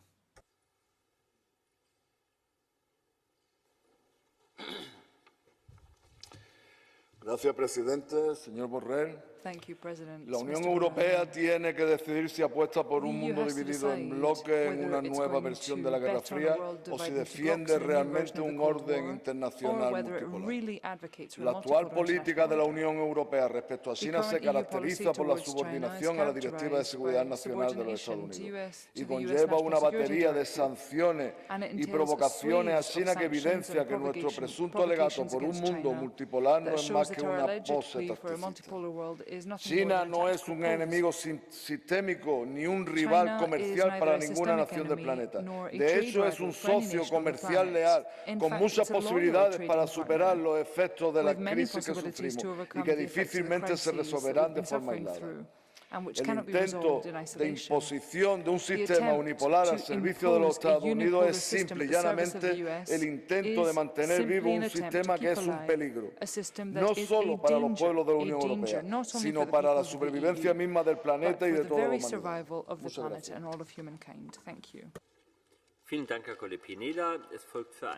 Thank you very much. Now Mr. Ulrich for 1 minute. Kolegovia, Európe uteká vlak. Západ sa utápa v recesii, zatiaľ čo krajiny združenia BRICS naberajú na sile a pripravujú postupnú expanziu. Poviem úprimne, nesúhlasím s tým, aby bola Čína označovaná za hrozbu pre Európu. Áno, za konkurenta to áno, ale za hrozbu, prosím vás. Koľko vojen vo svete začala Čína? Alebo koľko štátov napadla Čína? Tak len pre porovnanie, Spojené štáty americké za 246 rokov svojej existencie boli s niekým vo vojne počas 231 rokov, to znamená 94% času. A tí sú označovaní za mierotvorcov a Čína je označovaná niektorými za hrozbu. Nepáči sa mi táto politika, kedy všetkých mimo tej západnej bubliny označujete za nedemokratické štáty, za totality alebo dokonca za hrozby či za nepriateľov. Ak chce Európa prosperovať, tak musí spolupracovať s Východom. Musí spolupracovať s Východom. Then we need to work together with the West. Thank you very much, Mr. Ulrich. Now, for 1 minute, Mr. Gahler. Danke, Herr Präsident, liebe Kolleginnen und Kollegen, Herr Hoher Beauftragter. Im Verhältnis zu China bleibt es im Grundsatz bei dem Dreiklang Partner, Konkurrent und systemischer Rivale. Es wäre schön, wenn China als Partner bei der Verteidigung einer multilateralen, regelbasierten Weltordnung zur Verfügung stünde und nicht nur, wenn es ihnen passt. Ich hätte mir China als Partner bei Themen wie der Bekämpfung des Klimawandels gewünscht, in der Form, dass China seinen Anteil der Verantwortung übernimmt. Leider konnte ich das in Sharm el-Sheikh nicht feststellen. Gleiches gilt dort, wo wir als Konkurrenten auf dem Weltmarkt die WTO akzeptieren als gemeinsamen Handlungsrahmen. Da muss künftig gelten, chinesische Firmen dürfen nur das in Europa unternehmen, was unsere EU-Firmen auch in China dürfen. Und natürlich sind wir systemische Rivalen dort, wo die russische Diktatur de facto unterstützt und wo wir von China fordern, den Status quo gegenüber Taiwan nicht einseitig und nicht mit Gewalt zu verändern. Nur gemeinsam können wir bei all den Themen China beeindrucken. Sagen Sie das, Herr Hoher Beauftragter, den Einzelkämpfern in all unseren kleinen Mitgliedstaaten. Danke. China and how you can represent us, High Representative. Thank you very much, Mr. Gahler. Now, for 1 minute, colleague Rodriguez Pinheiro. Señor presidente, señor alto representante. Entre la Unión Europea y China se sitúan dos verdades indiscutibles. China es nuestro mayor socio comercial, pero también es nuestro mayor rival, debido a la diferencia y la distancia entre nuestros sistemas. Y el reto es que esta contradicción no nos paralice y nos haga un daño moral y económico en contra de los intereses de la Unión. No podemos quedarnos en un bucle. Debemos encontrar una salida. La salida a esa contradicción es la que nos sugiere el alto representante, señor Borrell. Y quiero agradecerle su liderazgo. Yo estoy de acuerdo con el liderazgo y su implicación que hace y se lo agradezco para conseguir una mayor autonomía estratégica para influir en el complejo contexto internacional en que vivimos. Y la vía para poder convivir con China es ser más eficaces, estableciendo alianzas con terceros países, reforzando nuestra apuesta por el multilateralismo, perfeccionando los instrumentos que ya nos hemos dotado y algunos que nos faltan para alcanzar una mayor igualdad en las relaciones comerciales con China. Y lo más importante y eficaz, la unidad de acción entre nosotros para que invertir, producir y hacer negocios en China deje de ser una aventura y sea una oportunidad. Vielen Dank, Frau Kollegin Rodriguez-Pinheiro. Thank you very much, Ms. Rodriguez-Pinheiro. The next speaker is Ms. Verdren. Merci, Monsieur le Président. Monsieur le représentant, chers collègues, la Chine demeure un rival systémique. Un rival dans son modèle de gouvernance avec la répression systématique des droits de l'homme. Un rival qui ne condamne pas fermement l'agression de l'Ukraine par Vladimir Poutine. Un rival dans ses actions à travers le monde où elle utilise des systèmes d'aide opaques pour faire main basse sur des installations stratégiques et des matières premières. Un rival qui menace la souveraineté de Taïwan, une démocratie partenaire où nous nous rendrons avec plusieurs collègues. Un rival qui réprime la démocratie à Hong Kong et décime la minorité ouïghour. Un rival dans sa manière d'appréhender l'unité européenne et en nous divisant et en rachetant des pans industriels majeurs de nos économies. Monsieur le haut représentant, alors même que l'Union européenne parachève son instrument anti-coercition, rappelons à tous les dirigeants européens qu'ils ne doivent pas céder aux avances de la Chine, mais bien agir pour garantir notre indépendance et notre souveraineté. Thank you very much. Let me give the floor to the next speaker, colleague Monsieur Jadot. Madame la Présidente, Monsieur le Haut-représentant, la question posée, c'est peut-on avoir des relations normales avec un pays dont le régime opprime sa population et organise un génocide contre les Ouïghours? Il y a 2 ans, la Commission européenne, la chancelière Merkel et le président Macron ont répondu oui en célébrant l'accord d'investissement avec la Chine. Il y a quelques jours, le chancelier Scholz a aussi répondu par l'affirmative en considérant que 12 millions de voitures allemandes comptaient plus que 12 millions de Ouïghours. Eh bien, ce n'est pas l'avis du Parlement européen. Et prenons l'exemple du travail forcé. Quand la Commission européenne propose une usine à gaz, dont on ne comprend pas si ça va être efficace sur le travail forcé, le Parlement européen réclame un embargo sur les produits issus du travail forcé. Le Parlement européen propose d'intégrer le travail forcé comme politique d'État du régime chinois. Alors ce que nous demandons, nous, Parlement européen, à la Commission européenne, c'est de faire aussi de la politique. Ça n'est pas de la naïveté, Monsieur le Haut-représentant, ça s'appelle de la cupidité quand on veut faire du commerce au détriment de nos valeurs. Alors faisons du travail forcé un vrai embargo, y compris sur les produits issus du Xinjiang. Merci. And on products from Xinjiang. Thank you very much. Let me give the floor to the next speaker, Mr. Rausen. The floor is yours. Dank u wel, voorzitter. Meneer de hoge vertegenwoordiger, beste collega's. De Chinese investeringen in de haven van Hamburg hebben ons met de neus op de feiten gedrukt. De agressieve investeringsagenda van president Xi. Met maar één doel, het machtigste land ter wereld te worden. Het brengt Europa in een bijzonder afhankelijke en daarmee kwetsbare positie. Europa wordt zo een wingewest van China. Van een totalitaire staat waar mensenrechten zoals godsdienstvrijheid met voeten worden getreden. De concentratie van macht tijdens het recente partijcongres van de Communistische Partij belooft wat dat betreft weinig goeds. We moeten daarom nu in actie komen. Ons niet langer door China uit elkaar laten spelen. Een stop zetten op Chinese overnames van onze vitale infrastructuur zoals landbouwgronden. En ook veel kritischer zijn op onze grondstoffen.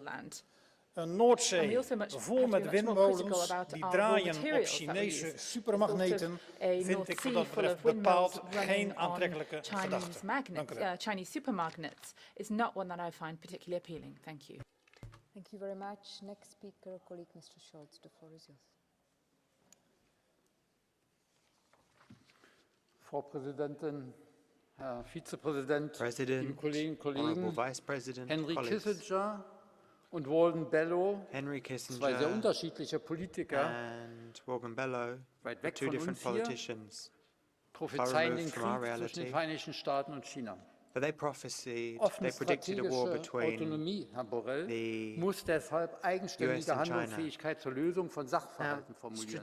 Nicht das Abkoppeln von anderen Akteuren. Worin also besteht das heutige Interesse Europas an den Beziehungen auch zu China?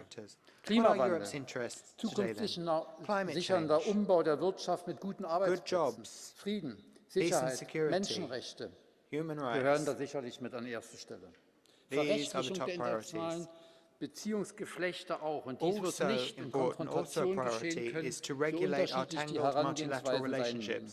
Das Wissen und die Geschichte spielt immer mit. Deshalb muss unser Interesse als Friedensnobelpreisträger der Dialog sein und bleiben, das Zuhören und das Überdenken eigener Position, gerade weil der sogenannte Rest der Welt den doch in Wahrheit mit Abstand größeren Teil der Welt ausmacht. Europa kann China nicht mehr zwingen, Herr Außenminister, wir müssen unsere Partner überzeugen, in Partnerschaft und im systemischen Wettbewerb zugleich, weil die gewaltigen Potenziale Europas und China mobilisieren und gemeinsam zur Wirkung bringen und Synergien erzeugen müssen. Mobilize Europe and China's potential, that will unleash greater synergies. Thank you. The floor is yours.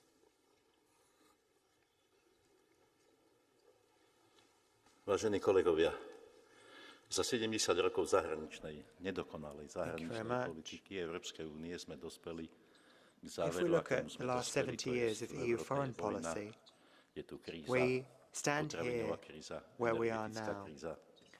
War. There's an energy crisis. There's a food crisis. Ja sa stotožňujem s tým, čo povedal pán Borrell. Treba sa vyvarovať and there may be even greater conflicts further down the line. I don't agree with what has been said by Mr. Borrell. Ako partnera, obchodného partnera a viesť s nimi rokovania na princípe rovný. Inflame the situation. China is our trade partner.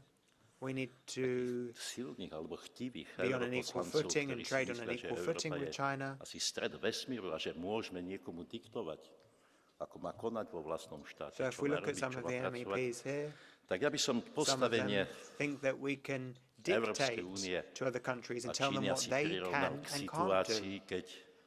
To those MEPs, I would say that China... Slon a mravec idú po moste a mravec hovorí, ale dupeme. Cannot necessarily be compared with Europe. Jednoducho my si nemôžeme dovoliť and konať tak, aby sme sa zbavili ďalšieho globálneho partnera obchodného. Or the ants, and we're shouting, saying what the elephant ought to do. Thank you very much. We're making a lot of noise, but that's it. Next speaker, colleague Mr. McAllister. The floor is yours.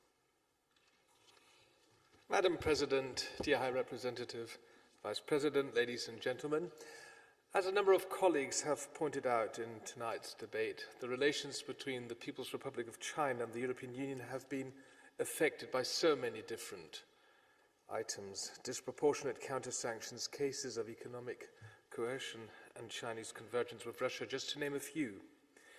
China is the only country with both the intent to reshape the international order and the economic, diplomatic, military, and technological power to actually do so.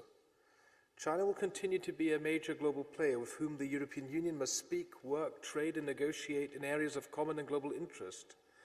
Therefore, High Representative Vice President, for this reason, the European Union's engagement with China should be, as we have often pointed out, principled, practical, and pragmatic. But at the same time, the European Union needs to stand firm in defending our values and interests, to reduce our vulnerabilities, to increase our resilience, to address our security concerns, and to engage with our partners from more distant to the like-minded are all important lines of action. Thank you. Thank you very much. Next speaker, colleague Mr. Pizzula. The floor is yours. Thank you, Madam President, Mr. High Representative. Yes, it's high time to debate our relations with China, which are essential for the European Union, our role as a global actor, and our future development. The most essential task is to unite the position of Member States on this, and we continue to see individual actions that affect us all. We should simultaneously work on our industry redeployment as we work on energy independence. Members of this House are still sanctioned for speaking out the truth about the evident human rights violation. Moreover, we see the reports on the legal Chinese policing in the European Union. Russian aggression in Ukraine is also testing our relations. It's essential to talk, open up a long list of difficult questions, and stand firm in defending our stances.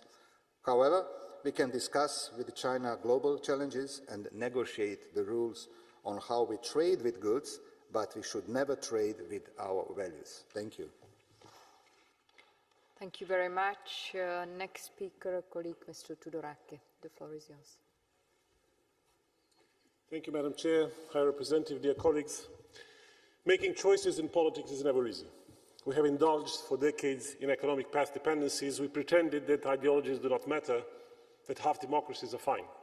And look what we've achieved. Russia, our biggest energy trading partner, is bombing civilians every day at our doorstep, and China, our largest trading partner overall, is itself challenging the rule-based order we work so hard to build. I agree, High Representative, that we cannot afford total economic decoupling, and that there are areas where we must and can work together with China. But we cannot continue to sell our ports to regimes that do not share our values. We cannot fly Chinese drones to inspect our critical infrastructure, and we cannot pretend that Chinese technology is safe as long as it is state-controlled. There is no piece of hardware or software, no matter how small or apparently insignificant, that cannot contain an embedded backdoor spy program, and there is no security audit invented that can guarantee a full check. The same stands true for raw materials, where the risk is not a direct security exposure, but a threat to all critical supply chains. So let us wake up, High Representative, to this geopolitical reality and do something about it. Thank you.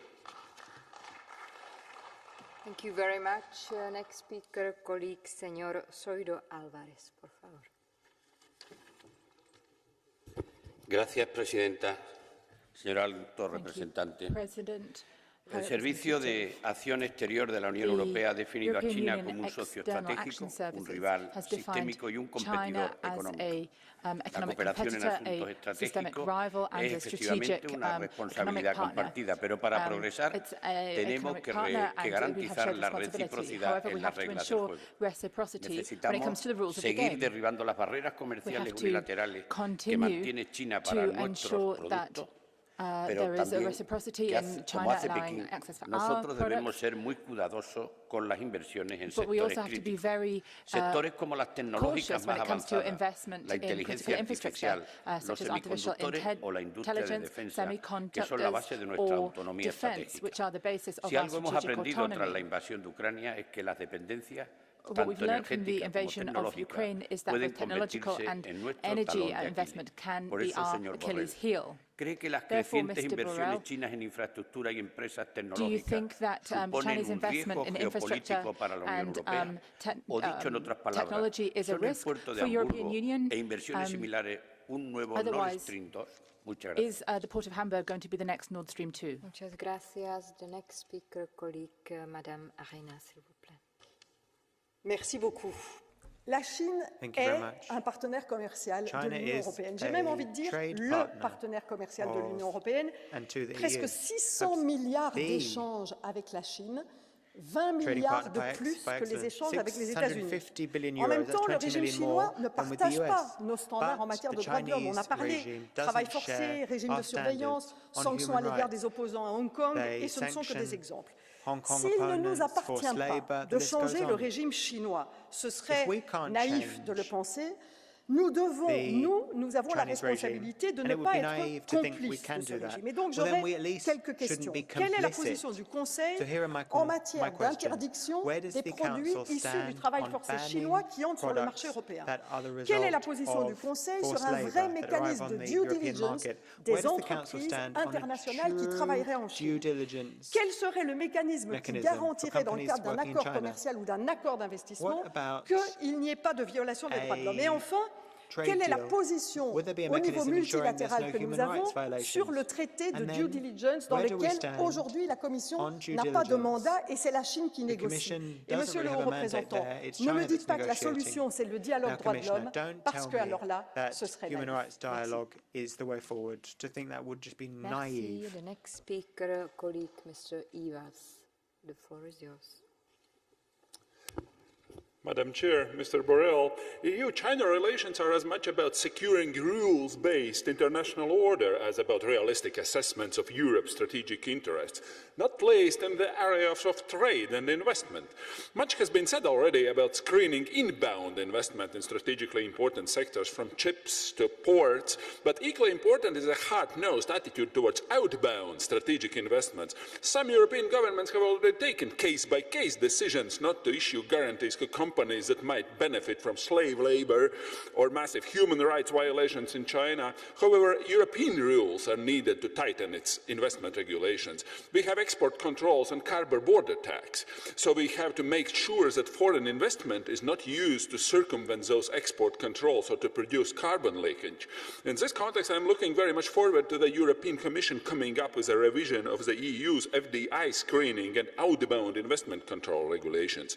Naivety is not an option in relations with China and international relations in general. Thank you very much. Thank you very much. Next speaker, colleague, Mr. Lega. The floor is yours.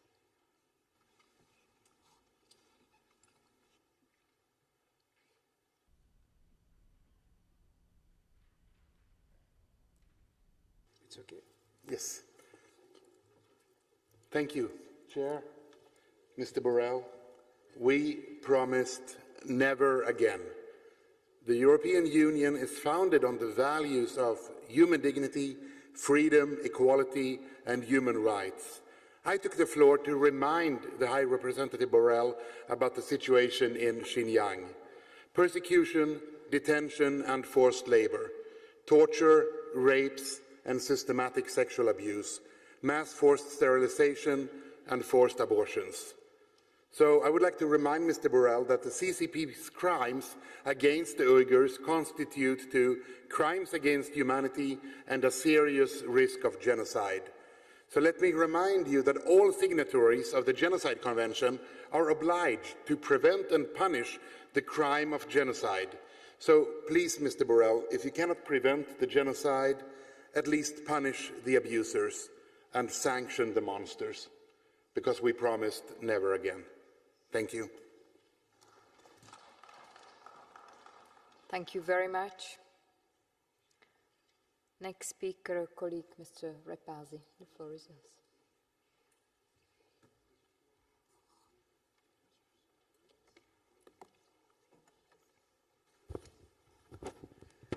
Frau Präsidentin, Vertreter, liebe Kolleginnen und Kollegen. High Representative, ladies and gentlemen. Unsere Strategie gegenüber China ist eine große Herausforderung, weil sie uns vor die Frage stellt, was wollen wir eigentlich selber sein als Europäische Union am Ende der Zeit der Turbo-Globalisierung durch Pandemie und Krieg. Wollen wir ein großer Markt sein mit reichen VerbraucherInnen, bei dem man seine Produkte billig absetzen kann, oder wollen wir eine selbstbewusste Mittelmacht sein? Vor dieser Entscheidung stehen wir auch und gerade gegenüber China. Dazu müssen wir unsere Hausaufgaben machen. Denn meine Entscheidung geht für Zweiteres. Und Hausaufgabe heißt, dass wir im Inneren ein EU-Lieferkettengesetz brauchen, in dem wir sehen, dass wir unsere Handelsbeziehungen diversifiziert bekommen, dass wir Zwangsarbeit verbieten, dass wir unsere Cyber-Security anpacken und wir dementsprechend für uns selber ein starker Raum sind. Das bedeutet für unsere Verbraucherinnen und Verbraucher Kosten. Produkte werden weniger und sie werden teurer. Aber das ist der Preis, den wir zahlen wollen, wenn wir strategisch autonom gegenüber China auftreten sollen. Diese Autonomie möchte ich hier verteidigen und ich möchte hier Sie als hohen Vertreter dazu auffordern, für diese Autonomie zu kämpfen. Das bedeutet aber auch, im Gespräch mit China zu bleiben. Aber bitte mit einer Stimme, ganz gleich, wer sie spricht. But be united with one voice when we speak to China. Thank you. Thank you very much. Let me give the floor to the next speaker, colleague Mr. Groters. The floor is yours. Thank you, Chair. Dear Commissioner, High Representative, some see intellectual property theft on an almost industrial scale. As the second oldest profession in the world, what's new?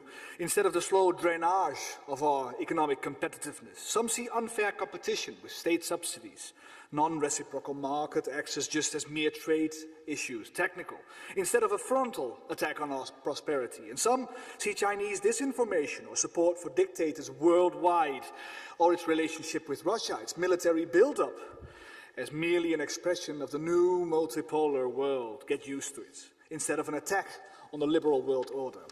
Well, the EU, we respond to such threats with numerous pieces of legislation, critical entities, cybersecurity, foreign direct investment and what you have.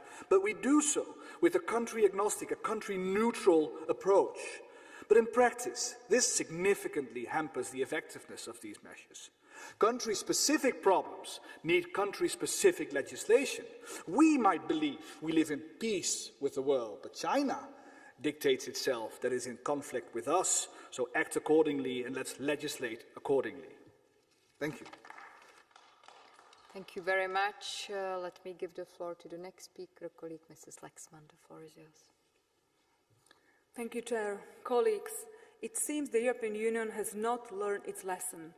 Even with the terrible human and economic cost of COVID-19, the CCP's terror against Uyghurs and people across China, and growing aggression abroad, some EU leaders still think there can be business as usual with the CCP. We have also discovered that the United Front, an arm of the CCP, has a network of offices across Europe, spreading the CCP's malign influence in our institutions and using them as de facto police stations to control the Chinese diaspora. I ask, what more does it take for us to wake up and understand what sort of regime we are dealing with. I therefore call on those EU member states who have not yet done so to launch formal investigations and ensure the immediate closing of these illegal police stations. Dear colleagues, it is not merely disturbing that the totalitarian regime is allowed to engage in such illegal extraterritorial activities in the EU. Their presence poses a grave security risk not only for the Chinese diaspora, but for the very foundations of our democracy. Thank you. Thank you very much. Next speaker, colleague Mr. Van Dalen. The floor is yours. Voorzitter, het is essentieel dat Europese lidstaten bij strategische zaken zoals technologie, zeldzame aardmetalen en cruciale infrastructuur meer zelfstandig worden. We hebben gezien hoe Rusland Europa met energie heeft gechanteerd. Dat moet ons niet weer gebeuren met China. Strategische autonomie dient onze economische belangen, maar ook de rol van Europa als waardengemeenschap. Onder het regime van Xi vindt op grote schaal mensenrechtenschendingen plaats. En genocide en orgaanroof. En noemt u maar op. We moeten China verantwoordelijk houden voor deze misdaden. En grotere economische afhankelijkheid van China bevordert de daadkracht en de geloofwaardigheid van onze stellingname. En ik hoop dat meneer Borrell toch heeft geluisterd. Bedankt. Improve our credibility and our agency too. I hope that Mr. Borrell is hearing what I have to say. Thank you. Thank you very much. Next speaker, colleague Mr. Mian Mon. The floor is yours. Gracias, Presidenta. China es una gran potencia que tanto por su tamaño y peso político, económico y demográfico no podemos ignorar. Está claro que necesitamos contar con China para hacer frente a retos globales. Tenemos que coexistir con China en una relación donde habrá cooperación, pero también competencia y rivalidad. Hablando de cooperación, China, miembro permanente del Consejo de Seguridad, tiene que distanciarse abiertamente de Moscú y contribuir de forma activa al final de la agresión rusa. No caben ambigüedades ni neutralidades, o no debieran caber. Pero quiero referirme hoy al sector tecnológico. Me preocupan los intercambios de tecnologías avanzadas. La Unión tiene que estar vigilante, especialmente con las susceptibles de uso militar. Hemos visto cómo recientemente la administración Biden, el 7 de octubre, el alto representante se acaba de referir a esto, tomó la administración Biden unas medidas restrictivas en materia de exportación de semiconductores avanzados. ¿Van a hablar de estas restricciones, señor Borrell, en el marco de la reunión del 5 de diciembre del Consejo de Comercio y Tecnología? Por lo que veo, va a enviar a algunos de sus colaboradores la semana que viene. Hace usted bien. A mí me parece un tema importantísimo, de gran actualidad, y creo, desde luego, que tiene que seguirlo con mucho interés. El tema de los semiconductores es clave. No podemos ser dependientes, pero tenemos que tener cuidado con las exportaciones, que es donde está Washington, y tendrán que reactualizar las relaciones con China, también teniendo en cuenta su actitud para con Moscú. Gracias. We have to take Moscow into account in our relations with China as well. Proceed with the KHDI. First, I would like to give the floor to Mrs. Virkkunen. The floor is yours.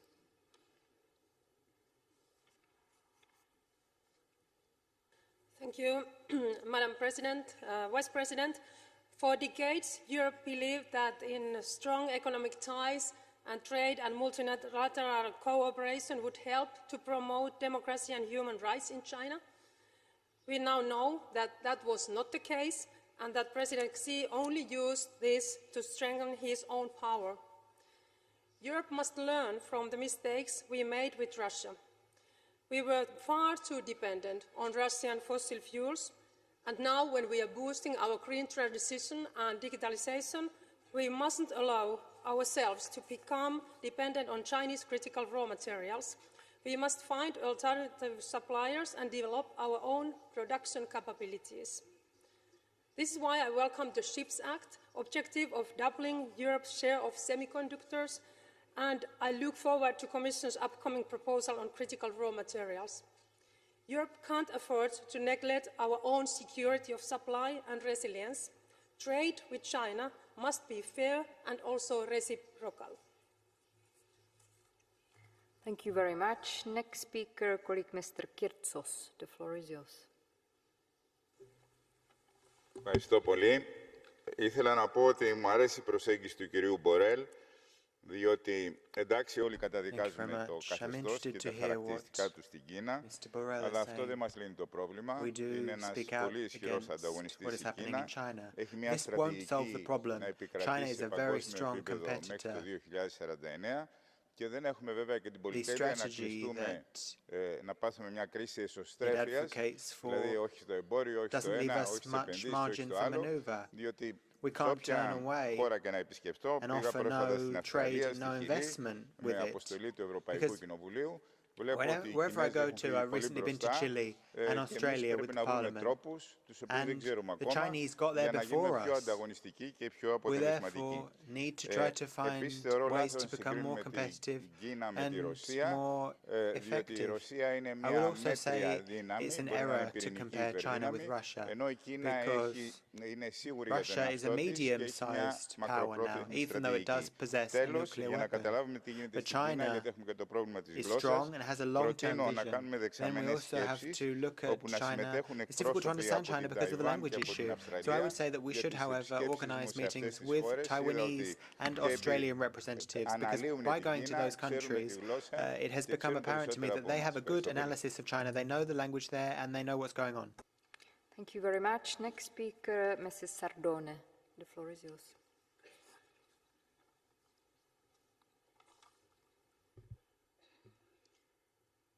L'Unione Europea è sempre più sottomessa alla Cina. Dal 2035 di fatto ci sarà l'obbligo dell'auto elettrica, dipenderemo dalla Cina. In the future, Il we're going to be mercato delle dependent auto on elettriche, China dalle for batterie alle electric materie cars, prime, le terre electric car rare, markets, è di fatto un monopolio del gigante is in asiatico. fact a Passiamo dalla monopoly dipendenza of del gas the della big Asian Russia a companies. quello della And Cina. so we're moving on Praticamente from una dependency on Russian gas to ulteriore dependency on dal China. gigante So once again, asiatico. Il tutto dependent nascondendoci on dietro al green, big ma la Cina Asian continua companies. ad inquinare e le sue China is emissioni di continuing, CO2 however, rappresentano un terzo di quelle pollute di tutto il the mondo. CO2 Ma chiudete gli occhi anche di fronte alle violazioni dei diritti umani imposti dalla dittatura comunista del governo cinese, persecuzioni verso oppositori politici, minoranze etniche e religiosi. Is persecuting Insomma, religious and siamo ethnic stanchi minorities, della vostra and so sottomissione we alla are Cina. tired Grazie. of you giving in to China. Thank you very much. Next speaker, colleague Mr. Wallace. The floor is yours. Thank you very much, President. There's a lack of seriousness when it comes to EU-China relations. We have real issues to address. Global warming, for example, areas that need respectful diplomacy and cooperation.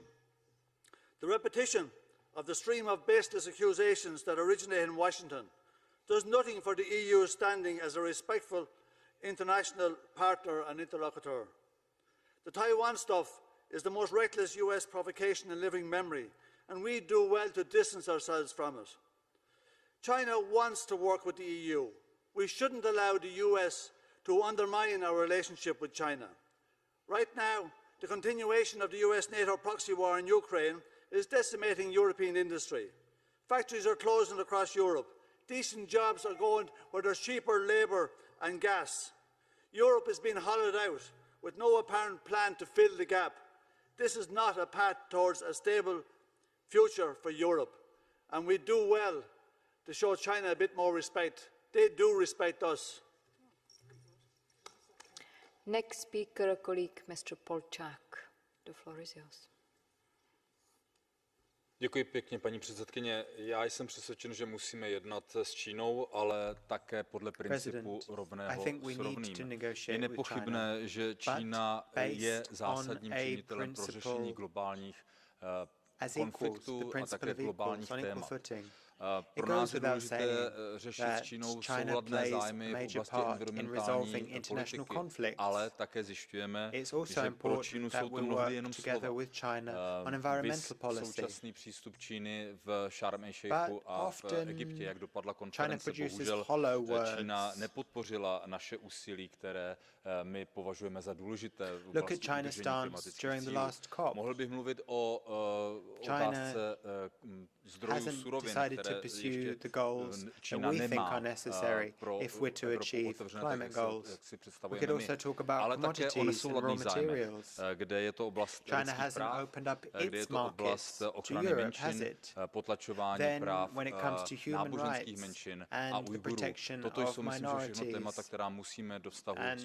suppression or oppression of religious minorities, all of these need to be dealt with China.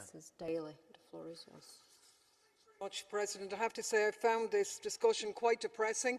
Its tone has been largely arrogant and neo-colonial. And it's interesting that even Biden, at his recent meeting with Xi at the G20, made the point that he doesn't seek a new Cold War with China. He's no intention of having a conflict with China. He doesn't want to contain China, and that the US is committed to the one China policy and doesn't seek to use Taiwan as a tool. Now, obviously, none of this can be taken at face value. He's not exactly the most reliable statesman, but it must be remarked upon. And interestingly, it is radically less hawkish than some of the nonsense coming out of this chamber earlier in the discussion and over the last number of years. And given that many of you have been sucking up to Washington, ramping up your anti-Chinese rhetoric and doing your best to sabotage EU ties with China, our largest trading partner, shooting ourselves in the foot, you might want to take note. Rather than starting fires and burning bridges, we should recognise we have serious common challenges. We must engage, we must have dialogue, we must have cooperation and mutual respect. Thank you very much. And now I would like to invite again High Representative of the Union for Foreign Affairs and Security Policy, Mr. Borrell, for his final remarks. Mr. Borrell, the floor is yours.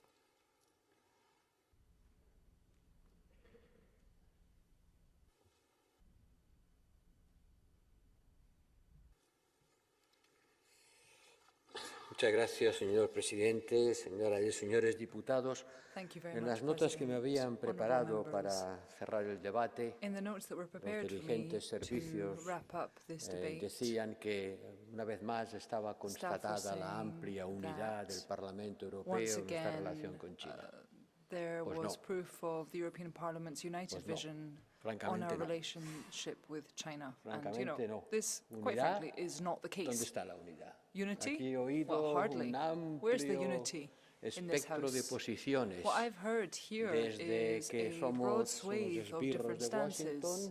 Hasta que tenemos que ser más pragmáticos, no más pragmáticos, no, al contrario, tenemos que marcar más la diferencia con China. Ha habido de todo, señorías. De unidad del Parlamento con respecto a nuestra relación con China.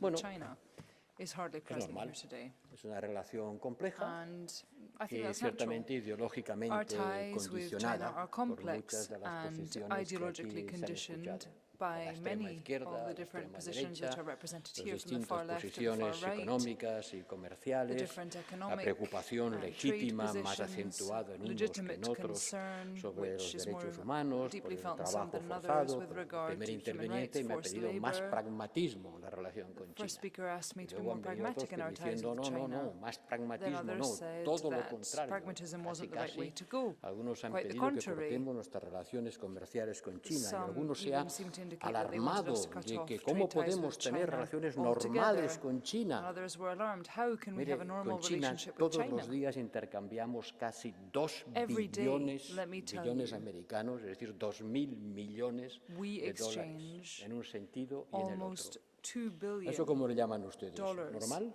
every day, o anormal? an exchange of $2 billion every En todo day caso, muy with importante. China. Is that Cuando se normal? intercambian 2 Abnormal? billones I can't diarios say, de but it's bienes certainly very entre significant. Europa y China, Or rather, nuestra says the relación speaker, tiene when la it's an importancia que exchange tiene of y no entiendo por qué billions of goods la every visita day. del canciller Well, alemán a that's China very levanta important. una And I can't preocupación. understand why the No es normal exchange que el between the German canciller alemán que Chancellor exporta and China, a China el I don't understand 3% why this más is de causing su so much producto. concern. Además, ¿cuántas veces fue la Trade with canciller China Merkel a China? is a significant part of ¿Cuántas veces Germany's fue? GDP. Antes So de que why is fuera el this such a canciller huge Scholz, issue? ¿cuántas veces fue el anterior canciller? Before Chancellor Scholz, how many times did Chancellor Merkel go? Was China was good and then bad, and then the good guy again, the bad guy? Well, it depends on your perspective. Honourable members, our relationship with China is one of the most challenging issues that we face today. Y por eso el Consejo de Asuntos Exteriores se ha preocupado de redactar un nuevo texto que explica de qué manera entendemos abordar esta relación. Que es lo que he intentado resumir aquí, y a mi buen amigo Bütikofer le ha parecido trivial o banal o carente de contenido. My good friend Bütikofer found this paper to be a little dry, a little lacking. Well, let me tell you, this is a text that came about after lengthy discussions amongst all the foreign affairs ministers. 4 or 5 pages here, summing up the official position of the Foreign Affairs Council with regard to China. And I wouldn't say that this is dry or hollow or irrelevant. It's not banal, not trivial. Porque en 5 páginas no cabe la inmensidad ni la complejidad de nuestra relación con China, que seguirá siendo multifaceted, será siendo poliédrica, tendrá muchas caras, porque al mismo tiempo tenemos que considerar a China como lo hacemos, como alguien con quien hemos de cooperar, con quien hemos de competir, que somos rivales, somos socios, que los problemas del mundo no pueden resolverse sin una extraordinaria cooperación con China y que al mismo tiempo China representa por sí mismo un cambio geopolítico trascendental frente al cual el decoupling no es una opción. And in the face of this, decoupling is not Ni siquiera los Estados Unidos se lo plantean. Even the United Pero el States señor are Bütikofer refusing tiene to razón. contemplate that option. But Mr. Tenemos Bütikofer is que right. estar seguros de que nuestras We dependencias need to be sure no se conviertan en vulnerabilidades that our como nos dependency ha does ocurrido not con la turn into a dependencia energética vulnerability, con respecto a Rusia. as with what happened with Y our China hoy dependency tiene un for papel energy on fundamental Russia. en muchas de las cadenas de And valor today, en China las que plays se a asienta crucial role in nuestra many value producción chains industrial. that are the foundation for our Y puede industrial ser que nuestra production. dependencia de China con So, respecto a la transición verde dependence sea on tan China when it comes to importante the en el green futuro transition como may be so importante significant ha in sido the hoy future nuestra dependencia de los as our combustibles dependence fósiles today de Rusia. on fossil fuels coming from Y por Russia. tanto, hemos de ser muy cuidadosos que nuestra relación no Which se means, acabe of course, we're going convirtiendo to en have una to be very dependencia careful to vulnerable. ensure that we're not vulnerable Hoy in China our dependency on China in es future. aproximadamente el 90% de China nuestra represents demanda around de los 90% minerales raros. of O, our por ejemplo, el demand magnesio, in 90%. raw materials. O el 80% de los Magnesium, paneles around solares 80%. que usamos en Europa. 80% of the solar panels 8 de in cada use in 10 Europe paneles today, solares 8 han sido out of every producidos 10 en China. solar panels ¿Y han in visto use in the ustedes EU la were produced evolución in de la China? importación de paneles solares desde China desde que empezó la guerra en Ucrania? And ¿Han visto la what curva? about solar ¿Han visto panel cómo imports from la China curva since the beginning sube of the war in Ukraine? exponencialmente? ¿Les parece bien o les parece Demand mal? has exploded. A todo el mundo le parece Do you think bien que that's good aumentemos or la bad? inversión en energías Everyone renovables thinks that it's y brilliant que to pongamos invest in muchos renewable paneles solares. energy. ¿Saben de dónde vienen? The solar De panels are the China. right thing to do. Well, guess where those solar panels come from? They come from China. Entonces, ¿qué es lo malo? ¿Tenerlos o importarlos? So, Un poco what's de bad about realismo that? no nos vendría Having mal, them, señoras using y them, señores or diputados. importing them. Honourable members, Tenemos we need to be que realistic. engage con China, sin duda, para And we hacer need to frente a los engage with problemas China. globales. No mistake Y about al mismo it. tiempo In order to tackle reforzar eso global que llamamos challenges. Open And at Strategic the same Autonomy. time, Y we para need eso to tenemos reinforce what we mecanismos. call open strategic No le autonomy. den siempre And in order patadas a to la enhance Comisión, de la this, que me we honro have en ser different facilities, vicepresidente, different además de ser alto mechanisms. representante. It's not just about La Comisión ha puesto en marcha un beatdowns of sistema the para Commission. escrutinar And I'm las honoured to be inversiones Vice President of that directas Commission. que se realizan en The Europa, Commission y un has International carefully Procurement scrutinized direct Instrument, investments. y una Regulation for We Foreign have an Subsidies, international procurement que entrará en instrument, fuerza, que entrará en aplicación among la many próxima other primavera. tools. Y espero que se Instruments alcance that are pronto un set to acuerdo come into sobre el effect next Anti-Coercion spring. Instrument, As que for the será un anti-coercion objetivo, un instrument, I instrumento very much hope that fundamental, will pass very aunque quickly. no It's going to be a exclusivamente key tool, orientado a China. though it doesn't Y target China ciertamente exclusively. tenemos que ser más fuertes en nuestros Raw Material Acts, que anunció la presidenta von der Leyen en el Estado de la Unión es parte de este esfuerzo.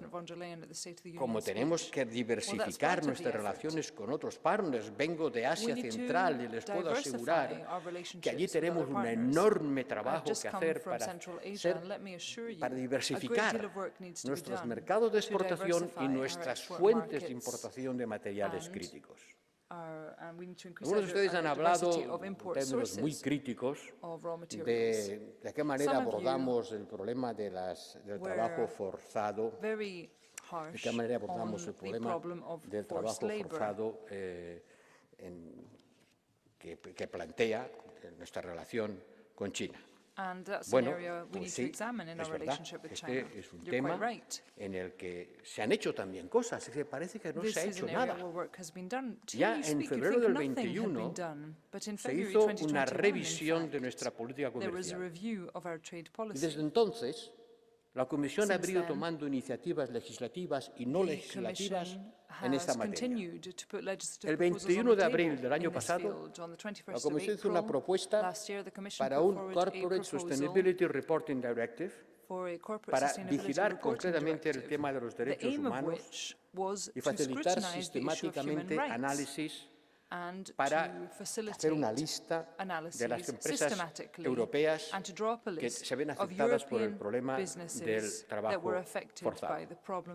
El 23 de febrero de este año, la Comisión propuso un Corporate Sustainability Due Diligence Directive, eso que algún diputado dice que no entiende lo que es, que trata de introducir instrumentos de due diligence que deben aplicar las empresas europeas para identificar, prevenir, mitigar y tomar en cuenta los efectos adversos sobre los derechos humanos y el impacto ambiental en sus operaciones y en todas sus cadenas de valor.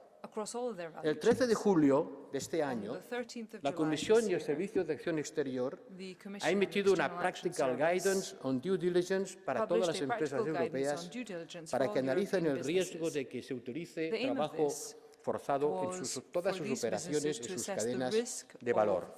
Y en septiembre, el 6 de septiembre pasado, la Comisión ha aprobado una propuesta de reglamento por el que se prohíben en el mercado de la Unión Europea los productos realizados con trabajo forzoso. Y este reglamento está, señorías, está pendiente de su aprobación, de la suya y del Consejo.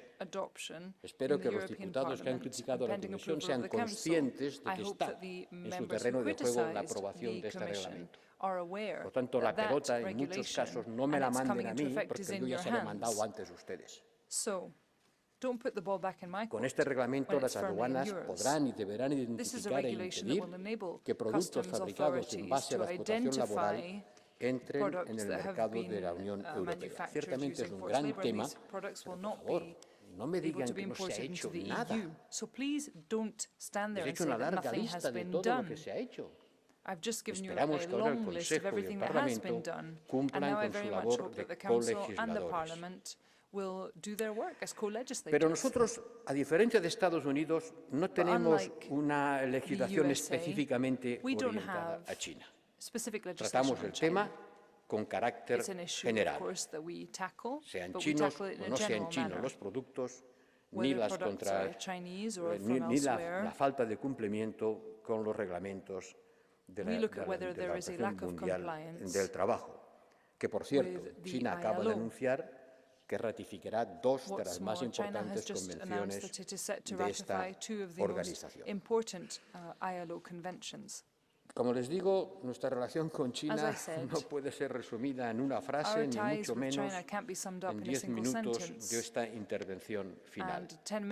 Pero también, sin ninguna duda, el cómo nos relacionemos con China marcará la historia de este siglo y la nuestra en particular. Porque hemos establecido con China, alguien lo ha dicho antes, una relación comercial tan importante. Y nuestras empresas han invertido tanto en China. Y los trabajadores chinos y del sudeste asiático con bajos salarios han contribuido tanto a controlar la inflación durante los años de expansión de la economía global, que no podemos pensar que podamos construir un futuro sin tener en cuenta la enorme fuerza que tiene un país que está llamado a jugar en el mundo el papel que le corresponde por su dimensión, por su fuerza económica. Eso es independiente de que nuestro sistema político no sea el mismo que el suyo. Claro que no lo es. Por eso tenemos esta relación compleja que a veces a alguno le cuesta aceptar y preferiría una dirección más unidimensional. To accept, they'd prefer a more unidimensional way of doing things. But the complexity of that is there, and it's there to stay. Para que esta relación no vaya en detrimento de la defensa que hacemos de nuestros principios y valores, de los derechos humanos y de las democracias representativas. Pero me gustaría que en todas las consideraciones que he oído esta tarde aquí con respecto a nuestra relación con China, se tome en cuenta la realidad de la vida, la complejidad de esta realidad y la necesidad de que el Parlamento Europeo contribuya también a ello.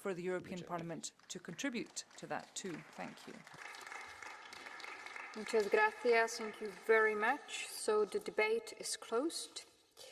Before we proceed with the next item, I have a short announcement. The EPP group has notified the President of decisions relating to changes to appointments within committees and delegations. These decisions will be set out in the minutes of today's sitting and take effect on the date of this announcement. Now we proceed with the next item on our agenda, statement by the Vice President of the Commission, High Representative of the Union for Foreign Affairs and Security Policy, EU response to the increasing crackdown on protests in Iran. And I would like to invite Commissioner Borrell for his opening statement. The floor is yours, Mr. Commissioner. Madam President, honourable members of the European Parliament, I would like to thank you once again for your continued attention to the domestic situation in Iran. Mahsa Amini was abused and died in custody at the hands of the Morali police. There is only one word to describe this tragic event: outrage. We have seen brave Iranian women and men taken to the streets to express their dissent. Women have emerged as a major driver of nationwide protest movements calling for the full enjoyment of fundamental rights for all Iranians. Despite our repeated calls for restraint to the Iranian security forces, the use of disproportionate force against protesters continues. And there is still no clarity from Iran on the number of people who have been killed or arrested during the protests. This is unacceptable. Those responsible for the death of Mahsa Amini and all perpetrators of violence in the ensuing peaceful demonstrations must be held accountable. Recent calls by Iranian officials and lawmakers to impose the death penalty on protesters are a cause of extreme concern. The death penalty is, in all cases, unacceptable denial of human dignity and integrity. The EU is a staunch supporter of its universal abolition. We are appalled by the reports that some protesters have already received or will receive harsh sentences, including to death. The EU will not remain silent. We will continue to react and raise our concerns on the human rights situation in Iran, including with the Iranian government at all levels. This debate is a timely opportunity to recall the swift response to the EU and to reflect on the way forward. On the 25th of September, the High Representative Josep Borrell issued a strong declaration on behalf of 27 EU member states. And swiftly, after the Foreign Affairs Council on the 17th of October and the 14th of November, the Council added 40 individuals and 7 entities to the list of those subject to EU restrictive measures in the context of the Iran humanitarian rights sanction regime.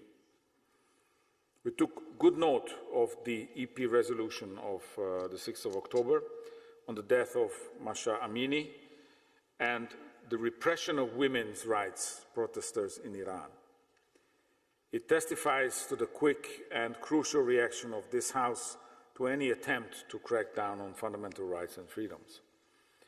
Let me reiterate that Iran's retaliatory measures, including on members of its parliament, are unacceptable as an attempt to sanction our democratic institutions and our core principles.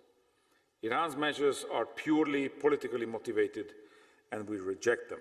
High Representative Vice President Borrell has conveyed this message to his interlocutors in Iran, and his spokesperson reiterated it publicly. Honourable members, the EU welcomes the convening of a special session of the UN Human Rights Council in Geneva to address the deteriorating human rights situation in Iran. Strengthening accountability for human rights violations across the world is at the core of the EU's external policy actions. Thank you very much. Thank you very much. Now, on behalf of the group of the European People's Party, colleague Mr. McAllister, the floor is yours. Sehr verehrte Frau Präsidentin, Herr Kommissar, liebe Kolleginnen und Kollegen. Kommissar Vahey hat eben gerade die Situation in Iran beschrieben, dem ist nichts hinzuzufügen. Das islamistische Mullah-Regime setzt Repression als Mittel zum eigenen Fortbestehen ein. Is repressing its own people to shore up its own existence. But in light of what's happened, in light of what's been described, the EU must change and check its policy vis-à-vis Iran and exert greater pressure on the regime. Iran is grappling with the biggest social upheaval it's faced since 1979. There is a possibility to really improve things for women. It could be societal change, enabling greater freedom and democratic possibilities. But that means that the EU must be determined in its provision of support. Commissioner, I beg you, we must support the protest movement more. EU sanctions need to target all people and entities that are involved in the suppression of the protesters. The so-called revolutionary guard must be put on the EU list of sanctions. Metsola dankbar, dass sie eine Anregung der Koordinatoren im Auswärtigen Ausschuss gefolgt ist, dass wir im Europäischen Parlament bis auf Weiteres keine direkten Kontakte mit offiziellen iranischen Gesprächspartnern werden stattfinden lassen. Das ist unsere Antwort auf die Sanktionierung von 6 Kolleginnen und Kollegen durch das Regime in Teheran. Vielen Dank. Thank you very much.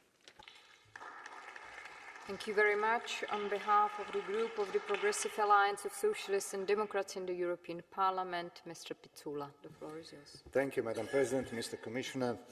After the horrific tragedy of 22-year-old Gina Mahsa Amini, we are continuously witnessing inhuman actions in the Iranian regime. Iran is trying to suppress the fundamental right to protest in the most brutal way, including by issuing death sentences. More than 400 protesters have been killed and around 17,000 have been arrested by the security forces. News coming from Iran are very disturbing, and unfortunately the most vulnerable are not spared from the horrors. The fact that about 50 children have already been killed is blood-curdling and shows the barbarism of this regime. Yesterday we also saw the Iranian football players at the World Cup standing in solidarity with protesters and refusing to sing the national anthem. The regime's response was expected: censorship, darkness and ignoring. Their brutal repression is trying to crush the protest, but it cannot break the spirit of freedom that has inspired many Iranian people to risk their lives for a common good. We as the European Parliament have to send a strong message of support and put forward a decisive EU response to sanction the deeply compromised Iranian regime. It's our duty to those courageous people looking for the freedom. Thank you. Thank you very much.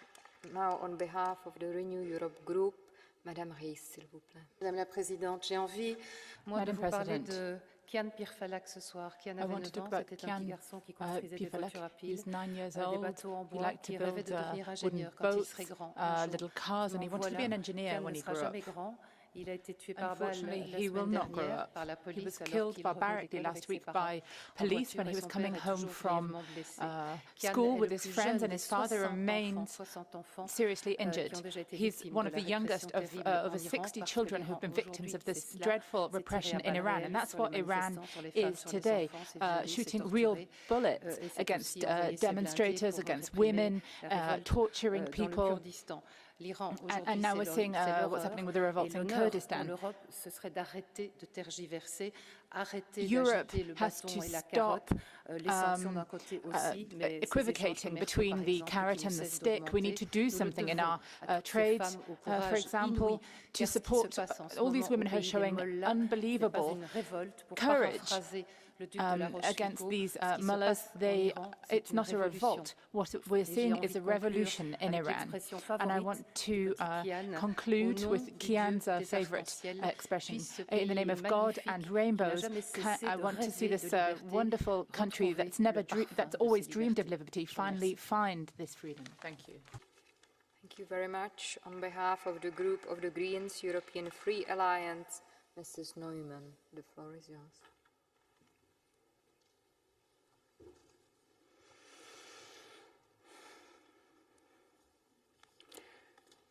School children burying their classmates shot by the regime. Video snippets, electricity cut off, people screaming, gunshots, and then silence.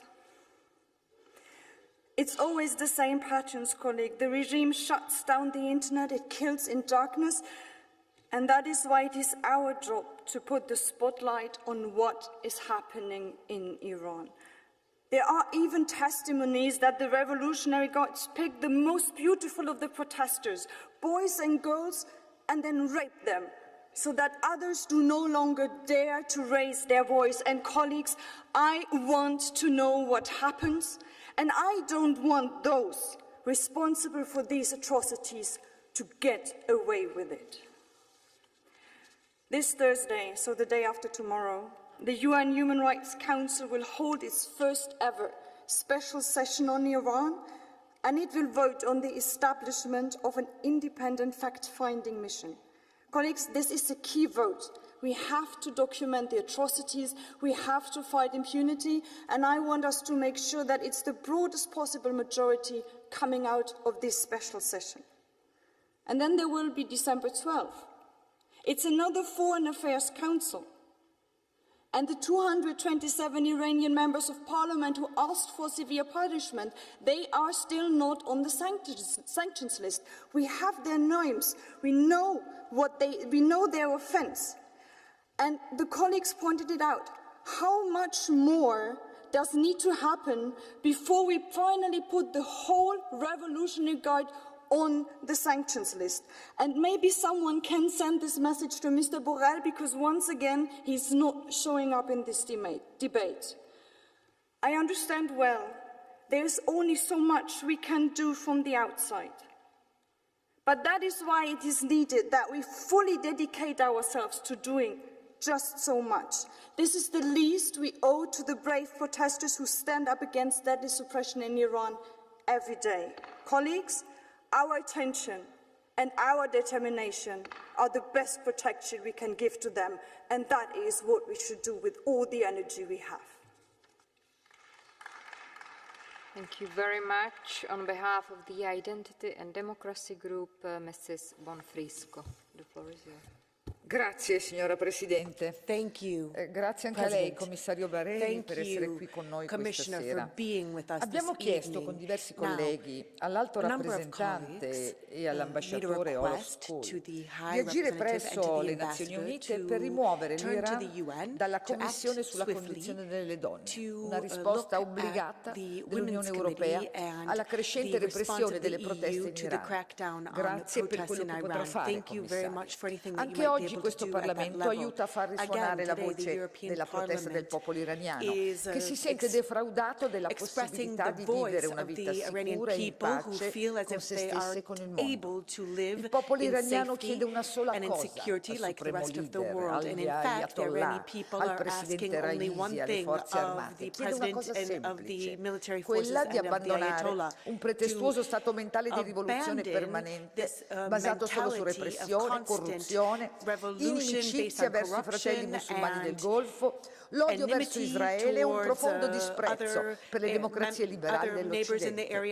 L'Iran proposto dall'Ayatollah è solo intriso di cinismo assassino ed è una blasfemia dell'Islam stesso. Continuiamo noi ad aiutare il popolo iraniano e a tenere accesa la luce della speranza per loro e per noi.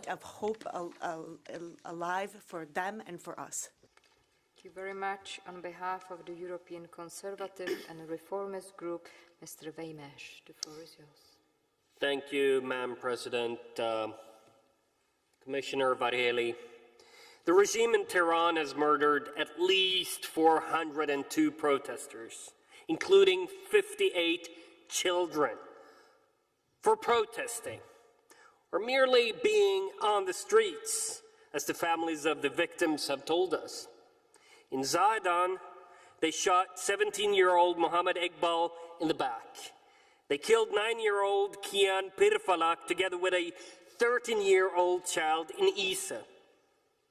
Commissioner, I welcome the European Union's growing recognition of the threatening geopolitical environment, but the EU has been asleep for decades. Sanctions were a step in the right direction, but we need to do more. We should reflect on the way forward, you said. Well, yes. And in doing so, we should listen to the protesters. They want divorce, not counseling. And so should we. Add the IRGC to the terror list and implore the member states to recall their ambassadors and expel Iran's diplomats here in the European Union, close the embassies, period. The Islamic Republic is not a legitimate representative of the Iranian people. Thank you. Thank you very much. On behalf of the left group in the European Parliament, Mrs. Ernst, the floor is yours. Sorge schauen wir auf die Gewaltspirale im Iran und ich verneige mich in tiefer Trauer vor den vielen Opfern, vor allem auch den Kindern, den mehr als 400 Menschen, die bisher getötet wurden. Mein höchster Respekt gilt in der Tat den iranischen Frauen, die trotz allem aufbegehren und all denen, die sie unterstützen, wie die iranische Fußballnationalmannschaft, die deutlich mehr als eine gelbe Karte riskiert, oder die Basketballerinnen, die den Hijab abgelegt haben. Was für eine großartige und mutige Zivilgesellschaft. Und wenn wir irgendetwas machen können, dann ist es, sichere Kanäle zu dieser Zivilgesellschaft herzustellen, safe channels to the civil society in Iran in order to make these protests visible so more people can see what's happening. Weil die Brutalität des Regimes auf einer neuen Stufe angelangt ist, in dem aus Rache irakische Kurdengebiete zerbombt werden. Und im Übrigen gemeinsam mit Ankara macht man das, dass auch syrische Kurdengebiete hier zerbombt. Zum Vermächtnis von China, Masha Amini, gehört auch, dass hier in Europa wir geschlossen zeigen und geschlossen sind, jegliche Angriffe auf Kurdengebiete zu verurteilen. Jegliche. Das ist das Mindeste, was ich vom Europaparlament erwarte. Und ich erwarte auch, dass wir alles tun, dass dieses iranische Regime nicht in den Besitz von Atomwaffen kommt. Atomwaffen in dessen Händen sind eine existenzielle Gefahr für Frieden und Stabilität und auch ein Aufruf zu neuen nuklearen Wettrüsten. Daran haben wir kein Interesse. Ich finde, wir sollten das auch deutlich sagen. Und bei all dem, was wir ansonsten machen, da stimme ich meinen Vorrednern zu, glaube ich, dürfen wir diesen Aspekt nicht vergessen. Vielen Dank. Thank you very much. Next speaker, Mr. Comín y Oliveras. The floor is yours. Thanks, President. Dice un'anziana È incredibile quante donne, soprattutto giovani, escano per strada senza velo. La nostra è una rivoluzione, ma la nostra lotta non riguarda solo il velo. Vogliamo una democrazia laica. Stiamo combattendo per la libertà. Marianne, una delle migliaia di protagonisti di questa rivoluzione, spiega: lo scopo del velo è quello di umiliare le donne, il segno esteriore che non sei un essere umano libero. Ma dietro c'è tutto il resto, le donne iraniane ereditano la metà degli uomini e le ragazze possono essere date in sposa dai genitori a partire dall'età di 13 anni. Abbiamo bisogno del permesso di nostro padre e di nostro marito per lavorare, per ottenere un passaporto per viaggiare. Non possiamo nemmeno andare in bicicletta o in moto, questo spiega Marianne. Ecco perché la rivoluzione femminile iraniana non si ferma, nonostante la repressione. Secondo Iran Human Rights, 342 manifestanti sono stati uccisi dalla polizia e secondo le Nazioni Unite 14.000 persone sono state arrestate e almeno 5 di loro sono stati condannati a morte. Una nuova generazione di iraniani guidata da donne ha deciso di sostituire il dolore con la rabbia, la paura con la determinazione. Ogni volta che una donna si toglie il velo mette a rischio la propria vita, ma lancia un messaggio di libertà al mondo e l'Unione fallirà nei suoi valori e nella sua missione se non sarà in grado di accompagnare questa rivoluzione fino al fondo. Able to accompany this change, then it will be condemned to die. Mr. Sarsalejos, por favor. Este debate hoy es un acto de reconocimiento al coraje del pueblo iraní. Es fácil jugar ahora la carta del escepticismo, a veces disfrazado de realismo, y pensar que la represión terminará por acallar las protestas. Pero las protestas se han extendido a todas las provincias, las protestas continúan y los iraníes están plantando cara a la represión. No estamos, por tanto, ante un déjà vu. El genio de la libertad ha salido definitivamente de la botella. El régimen teocrático tiene un problema muy serio y hay que esperar que este problema sea terminal. Que no nos engañen las apariencias. Si la policía de la moralidad ha desaparecido de las calles es porque el régimen necesita más capacidad disuasoria y represiva de la que ofrecen los guardianes del velo. El régimen iraní, además, es un riesgo grave que va más allá del ámbito regional, como demuestra el hecho de que Irán se ha convertido en el aliado clave de Rusia. Seamos concretos. ¿Es aceptable que los embajadores iraníes en la Unión Europea sigan apaciblemente instalados en sus residencias? ¿Es aceptable que las fuerzas represivas del régimen iraní, empezando por la Guardia Revolucionaria, sigan actuando sin ser señaladas como lo que son, organizaciones desestabilizadoras de naturaleza terrorista? Urge seguir dando respuestas.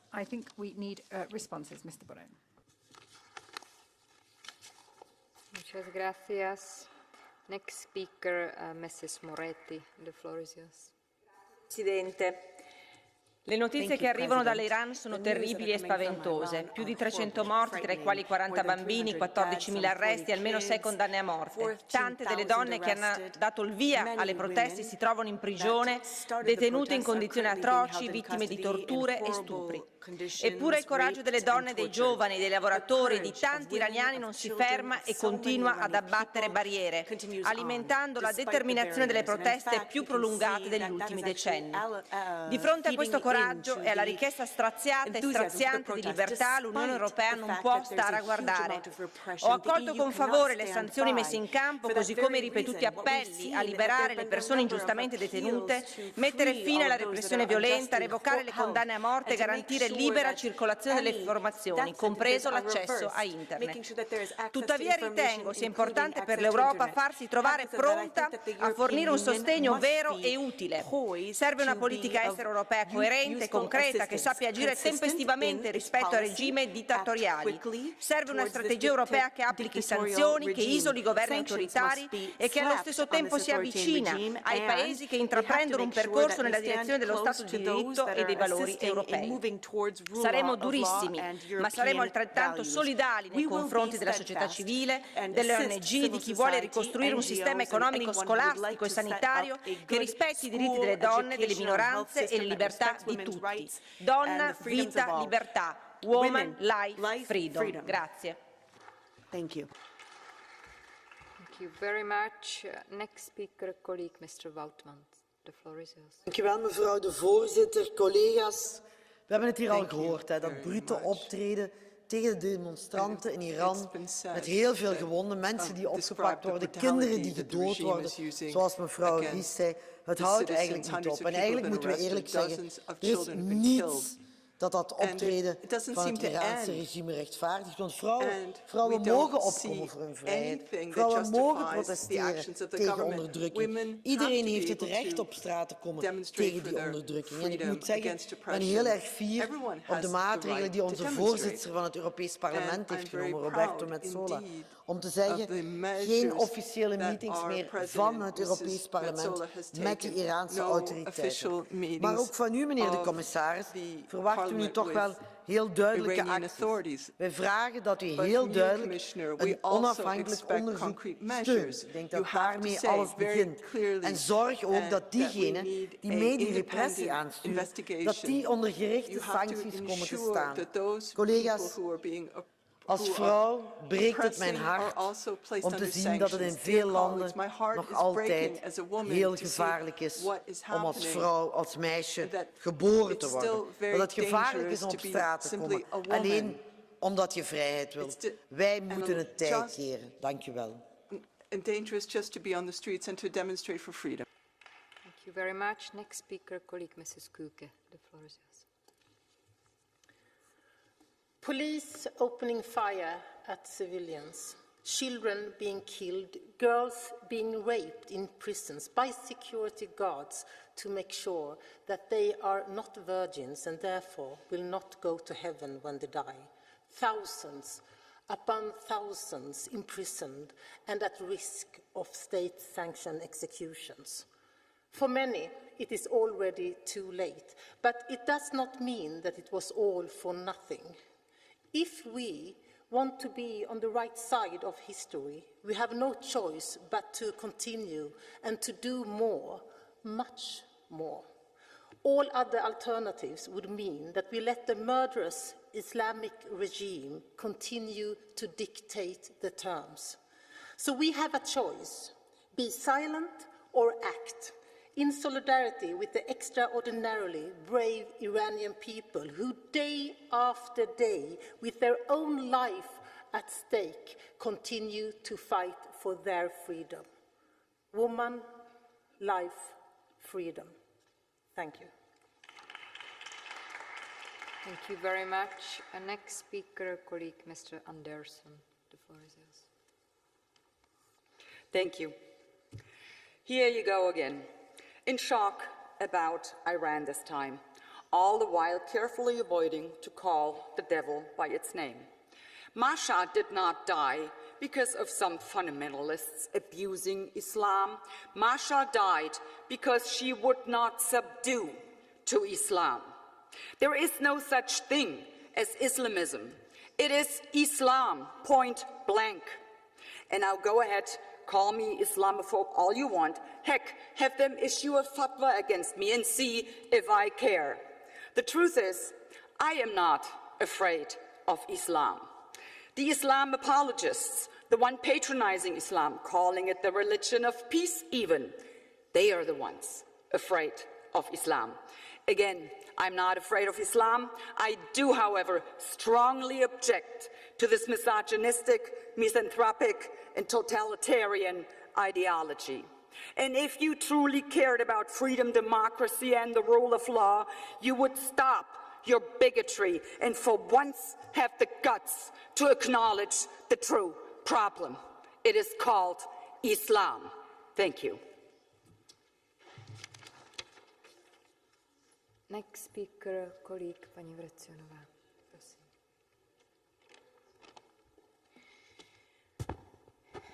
Už více než 2 měsíce protestují Iránci proti své vládě. Protestují proti režimu, který je vězní a zabíjí nevinné. Proti režimu, který vyhrožuje jiným zemím zničení. Naším úkolem musí být na tyto činy ukazovat. Nemlčet, ale těch, kdo se postavili na odpor, se zastávat. Můžeme sledovat stovky tisíc lidí, kteří protestují v ulicích, ale také statečné sportovce, kteří svými gesty dávají jasně najevo svůj odpor íránské vládě. A to i přesto, že jsou nejvíce na očích a hrozí jim vězení. Musíme odmítnout snahy o vytváření obchodních vztahů s Íránem nebo dokonce omezování sankcí. Írán se nezměnil. Nesmí se změnit ani náš postoj k němu. Evropská unie musí pomáhat všem, kdo se režimu staví na odpor a naopak odsuzovat všechny, kdo s ním jakkoliv spolupracují.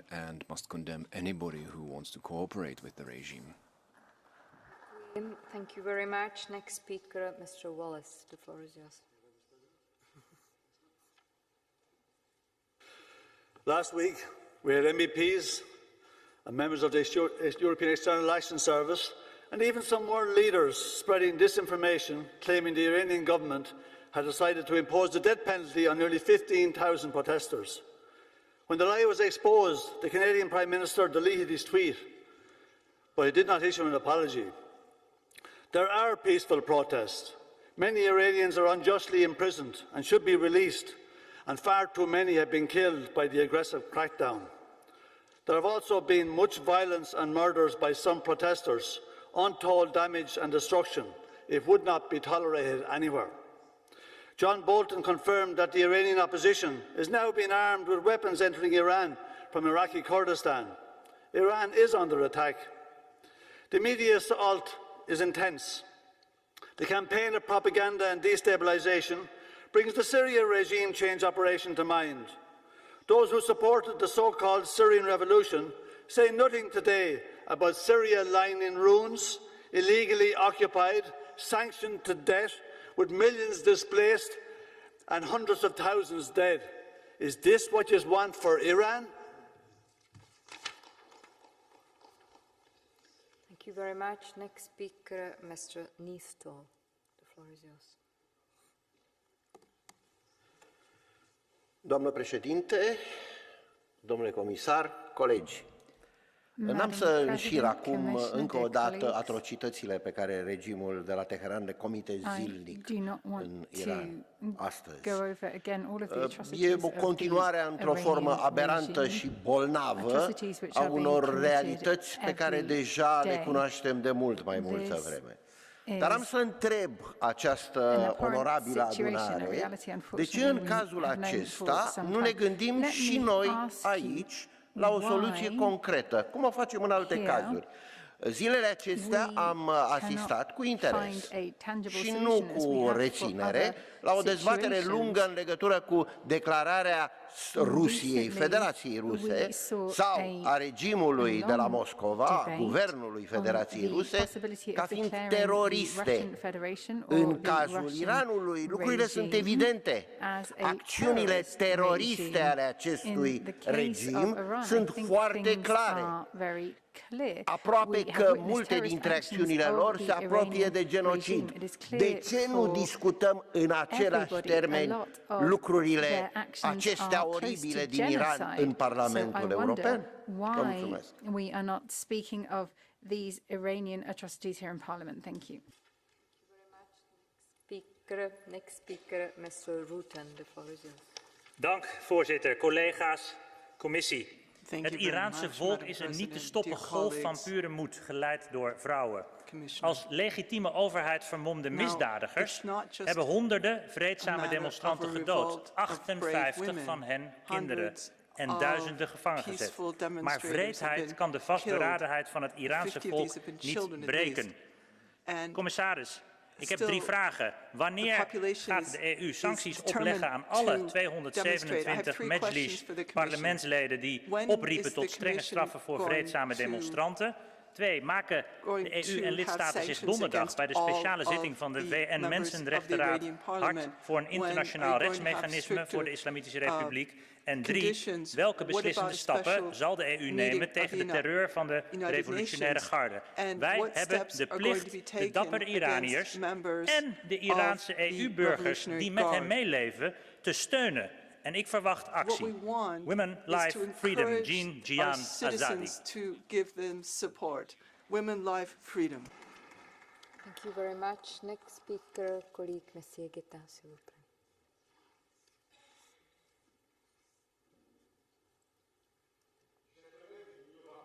De normalisation en Iran. Le retour au statu quo ante est désormais impossible car la contestation s'est trop généralisée et la répression trop durcie pour que ce régime puisse reprendre les choses en main. La théocratie est à l'agonie, mais demain. Il n'est pas impossible que les scènes de fraternisation entre manifestants et policiers se multiplient et que ce pouvoir s'écroule brutalement. Le plus probable est cependant que l'on passe d'abord par une phase de militarisation du régime qui verrait les gardiens de la Révolution prendre le pas sur le clergé. C'est l'hypothèse la plus vraisemblable, mais cette phase militaire n'aurait qu'un temps, car les Pasdaran feraient alors face à la double opposition de la population et de la partie la moins obscurantiste du clergé qui voudra limiter le recul de la foi. Une nouvelle page s'ouvre en Iran, celle des femmes, de la vie, de la liberté. Je vous remercie. Merci. Next speaker, colleague, Mr. Rangel. The floor is yours. Thank you, Chair, dear Commissioner. O regime dos ayatollahs, fundamentalista religioso, teocrático, oprime todo o povo iraniano. Desde os idos de 79. As mulheres à frente de todos são as maiores vítimas do regime. Mas também os jovens, também os homens, também toda a sociedade civil, em todas as províncias e em todas as cidades, nas escolas, nas ruas, nas universidades. Gente de todas as profissões, estratos sociais e idades está a manifestar-se num ato de grande coragem frente a um regime opressor e repressor. Decretam a sua morte.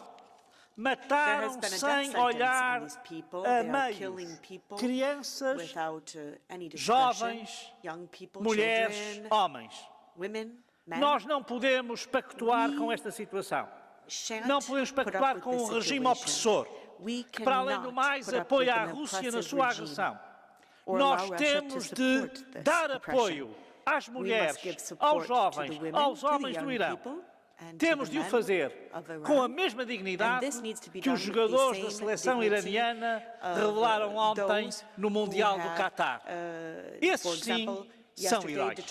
At the World Cup did not sing the national anthem. The same courage as those players.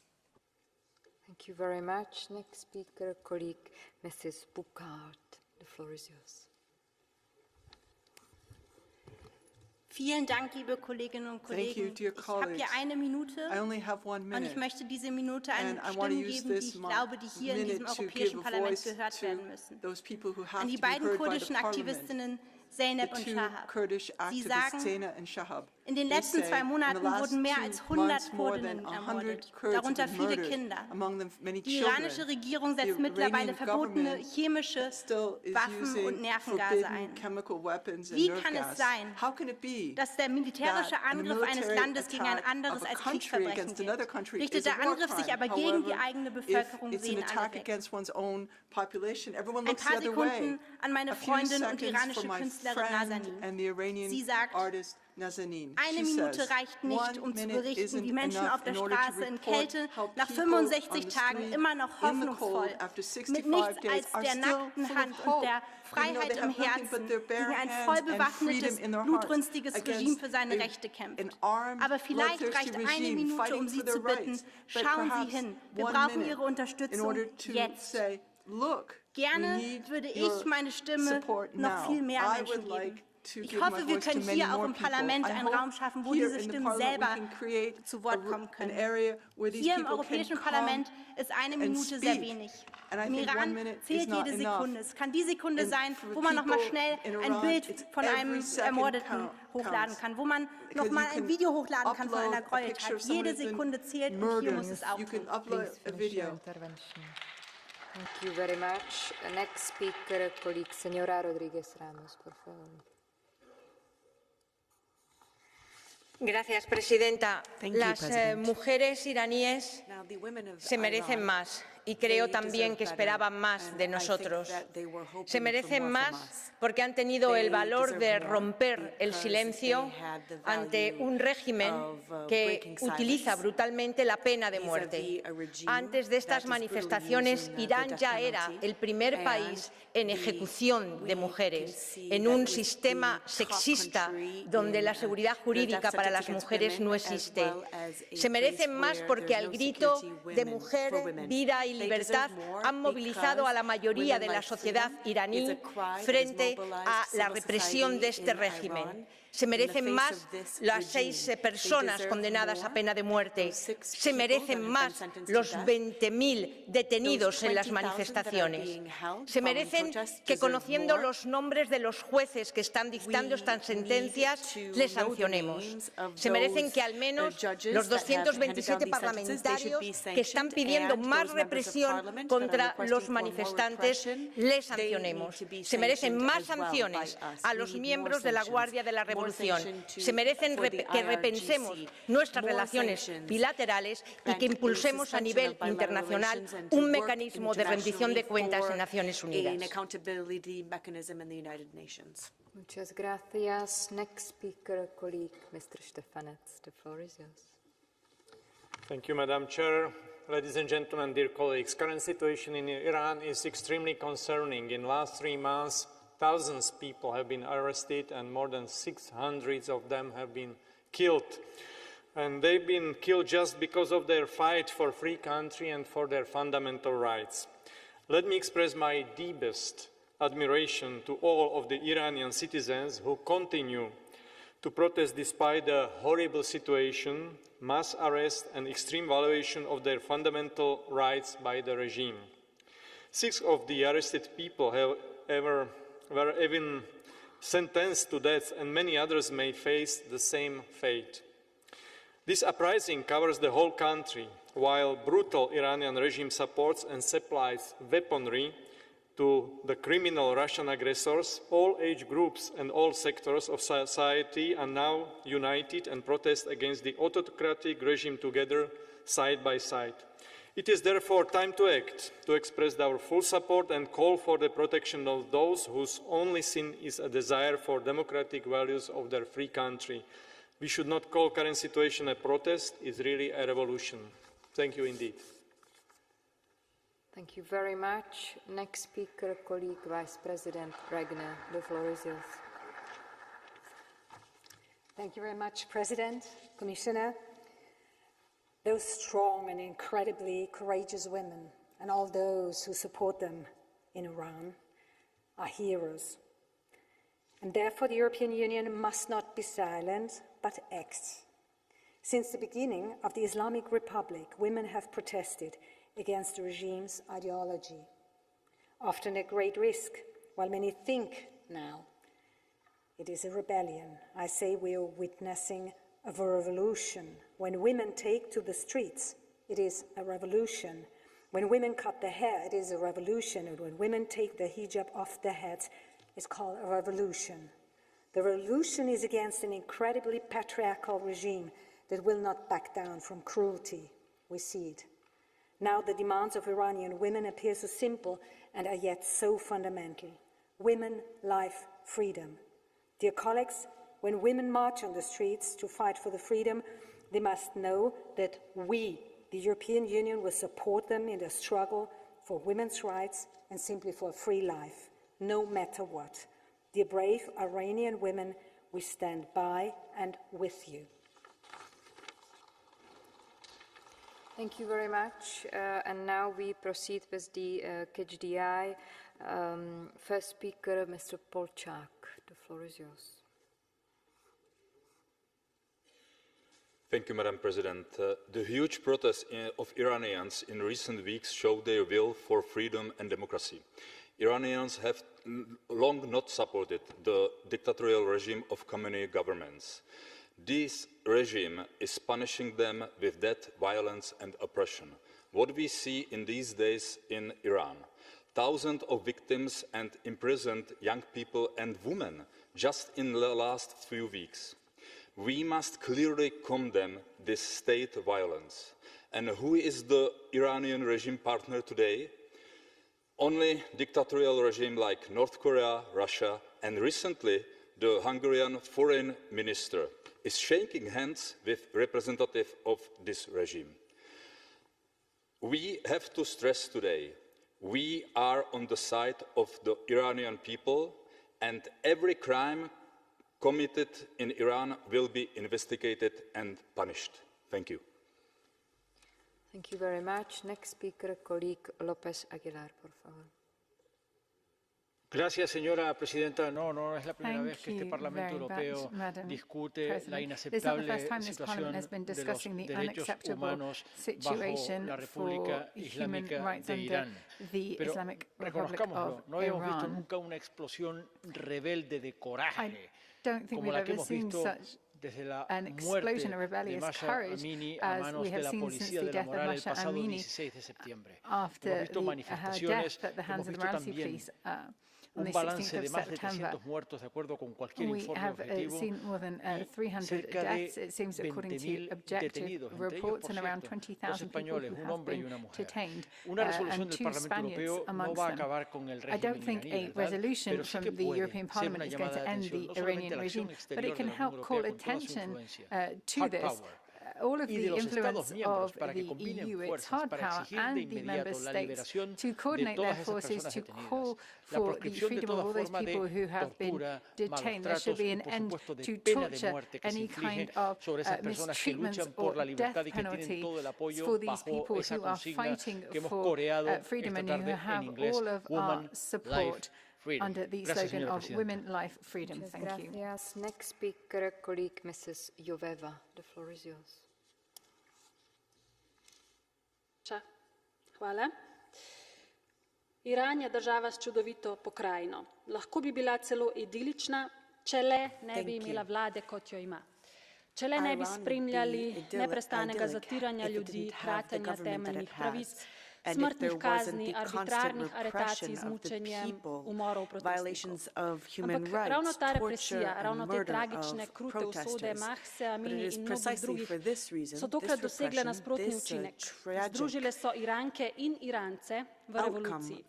Združile so vse sloje, stare, mlade, etnične manjšine, zaposlene v naftni industriji, vrhunske športnike. Iranski nogometaši so na prvenstvu bojkotirali nacionalno himno. S tem so pomen te revolucije postavili na svetovni oder. Jasno so se pridružili boju, ki so ga doslej v Iranu praviloma vodile ženske. Torej boju za pravice žensk, ki pravzaprav dobiva podporo z vseh koncev sveta, tudi iz te hiše. Prekinili smo stike z Iranom in prav je tako. Ženske, življenje, svoboda. I just would like to remind you that members shall not display any banners in the chamber.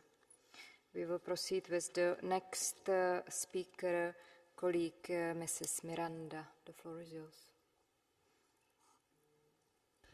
Thank you, Mr. President. All my support with the bravery of Iranian women.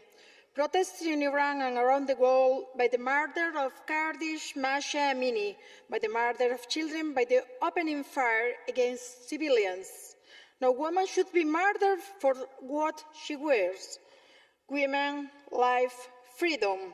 Control over women's clothing is an oppression of choice and a form of asserting power over women's bodies. The same patriarch and autocratic forces repressing women in all the world. 10 days ago, I contacted Mr. Borrell about the situation of Ana Baneira, a Galician activist arrested in protest in Iran. Did your service something about this person, about this Galician woman? Thank you. Thank you very much. Next speaker, Mrs. Sardone. The floor is yours.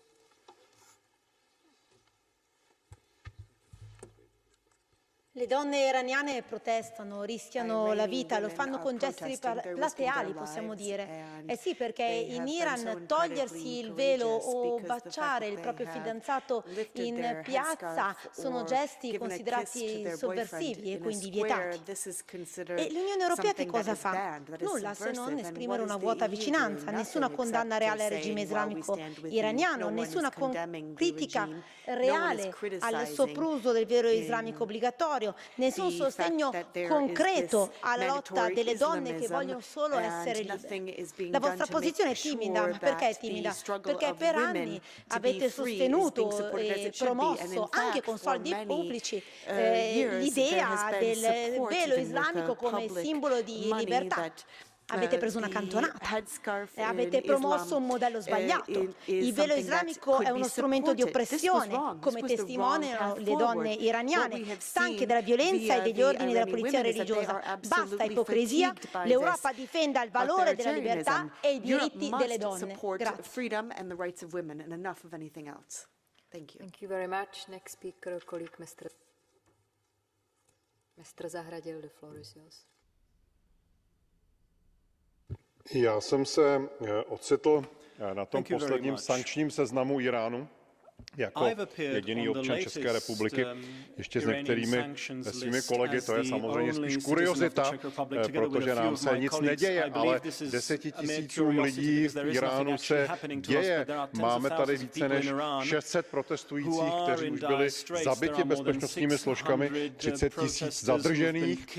A nejde jenom o to, jde také o riziko, které Irán představuje z hlediska globální bezpečnosti. Čili měli bychom jak z důvodu lidských práv, tak z důvodu toho, že Irán destabilizuje situaci v okolních zemích, Iráku, v Libanonu, v Sýrii a i v Jemenu přitvrdit. Měli bychom nejenom pokračovat v sankcích, měli bychom dát jasně najevo, že s Iránem nebudeme vyjednávat ani o takzvané jaderné dohodě a měli bychom se skutečně začít chovat velmi principiálně. Děkuji. Thank you. And now we have Mr. Herman Terč. We have the floor from ECR. Sí, muchas gracias, presidenta. Está muy bien que tomemos estas medidas contra Irán, hay que tomar muchas más, tienen que tomarlas los países miembros, pero desde luego tiene gracia casi escuchar ahora las lágrimas, ver las lágrimas y escuchar los lamentos de una serie de países y de una serie de actitudes que ha habido aquí. Hubo en el 2019, hubo 1.500 muertos en Irán. 5 veces los que ha habido ahora. Y sin embargo, a los 2 meses estaba el señor Borrell dándole la mano al presidente iraní buscando negocios. Hemos hecho auténtico lobby en favor de Irán aquí, en contra de Estados Unidos durante años. Se ha estado protegiendo a Irán. Y después, me gustaría saber dónde está el gobierno español, que todavía no ha condenado las sanciones y lo que es esa lista negra que ha hecho Irán contra parlamentarios europeos, entre ellos españoles. ¿Por qué será? Puede que tenga algo que ver con las conexiones que tiene el Grupo Podemos, los comunistas y los socialistas españoles con Irán. Thank you. Now our final speaker with the Catch the Eye, Ms. Claire Daly, has the floor. Mr. President, of course the people of Iran have a right to push for change in their own country, and violent crackdown against them is wrong. But the conversation in here is always about what we should do rather than what we shouldn't do and what we should undo. Because look at where that attitude has got us. Hardliners here have nurtured hardliners there. These protests are organic and legitimate. I don't believe they're a Western plot, but I also don't doubt that there are some bad faith actors, and that shouldn't surprise us. There are also deep-seated reasons why Iran, a country under existential threat, is hyper-vigilant about threats to its sovereignty. But nothing the West is doing is helping that situation.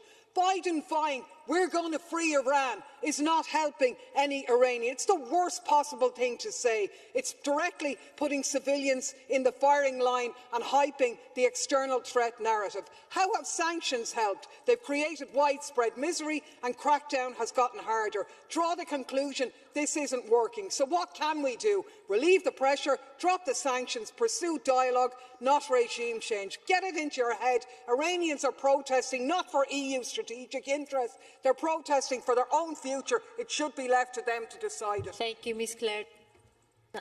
We can give the floor for the Vice President of the Commission, the High Representative of the Union for Foreign Affairs and Security Policy. No? Yes? For the Vice President, the Commissioner Varhelyi has the floor. Thank you.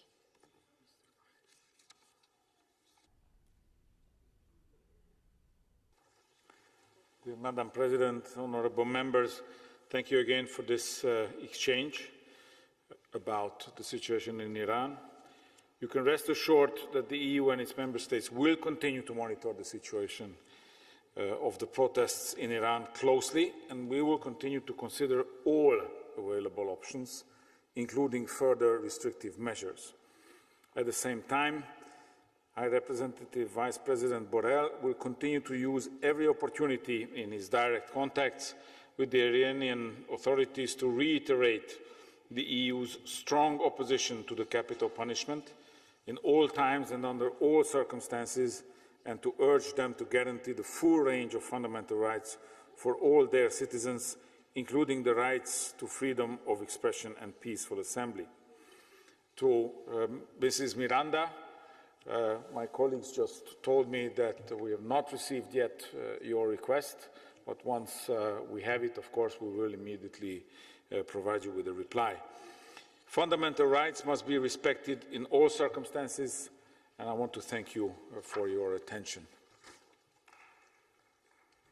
Thank you, Commissioner. I said you were speaking on behalf of the Vice President. So now the debate is closed. I thank all the colleagues that participated. And the next item on the agenda, we can proceed, is the report by Mr. Pineda, promoting regional stability and security in the broader Middle East region. And we will start with the rapporteur, who has the floor for 4 minutes. Thank you.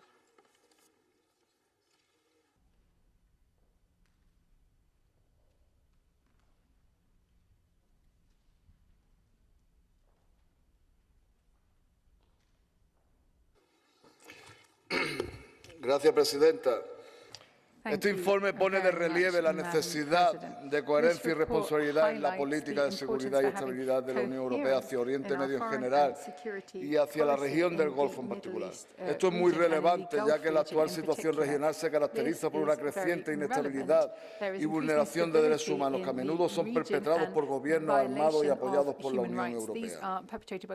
La falta de un enfoque autónomo y regional por parte de la Unión Europea ha sido muy problemática y ha contribuido a alimentar las tensiones, por lo que el informe plantea la necesidad de reevaluar las políticas teniendo en cuenta una perspectiva de seguridad humana tal y como lo define la ONU. El Servicio Europeo de Acción Exterior publicó recientemente su comunicación conjunta sobre la asociación estratégica en el Golfo, promoviendo la cooperación con todos los países del Consejo de Cooperación, pero se queda corta en varios aspectos que destaca el informe.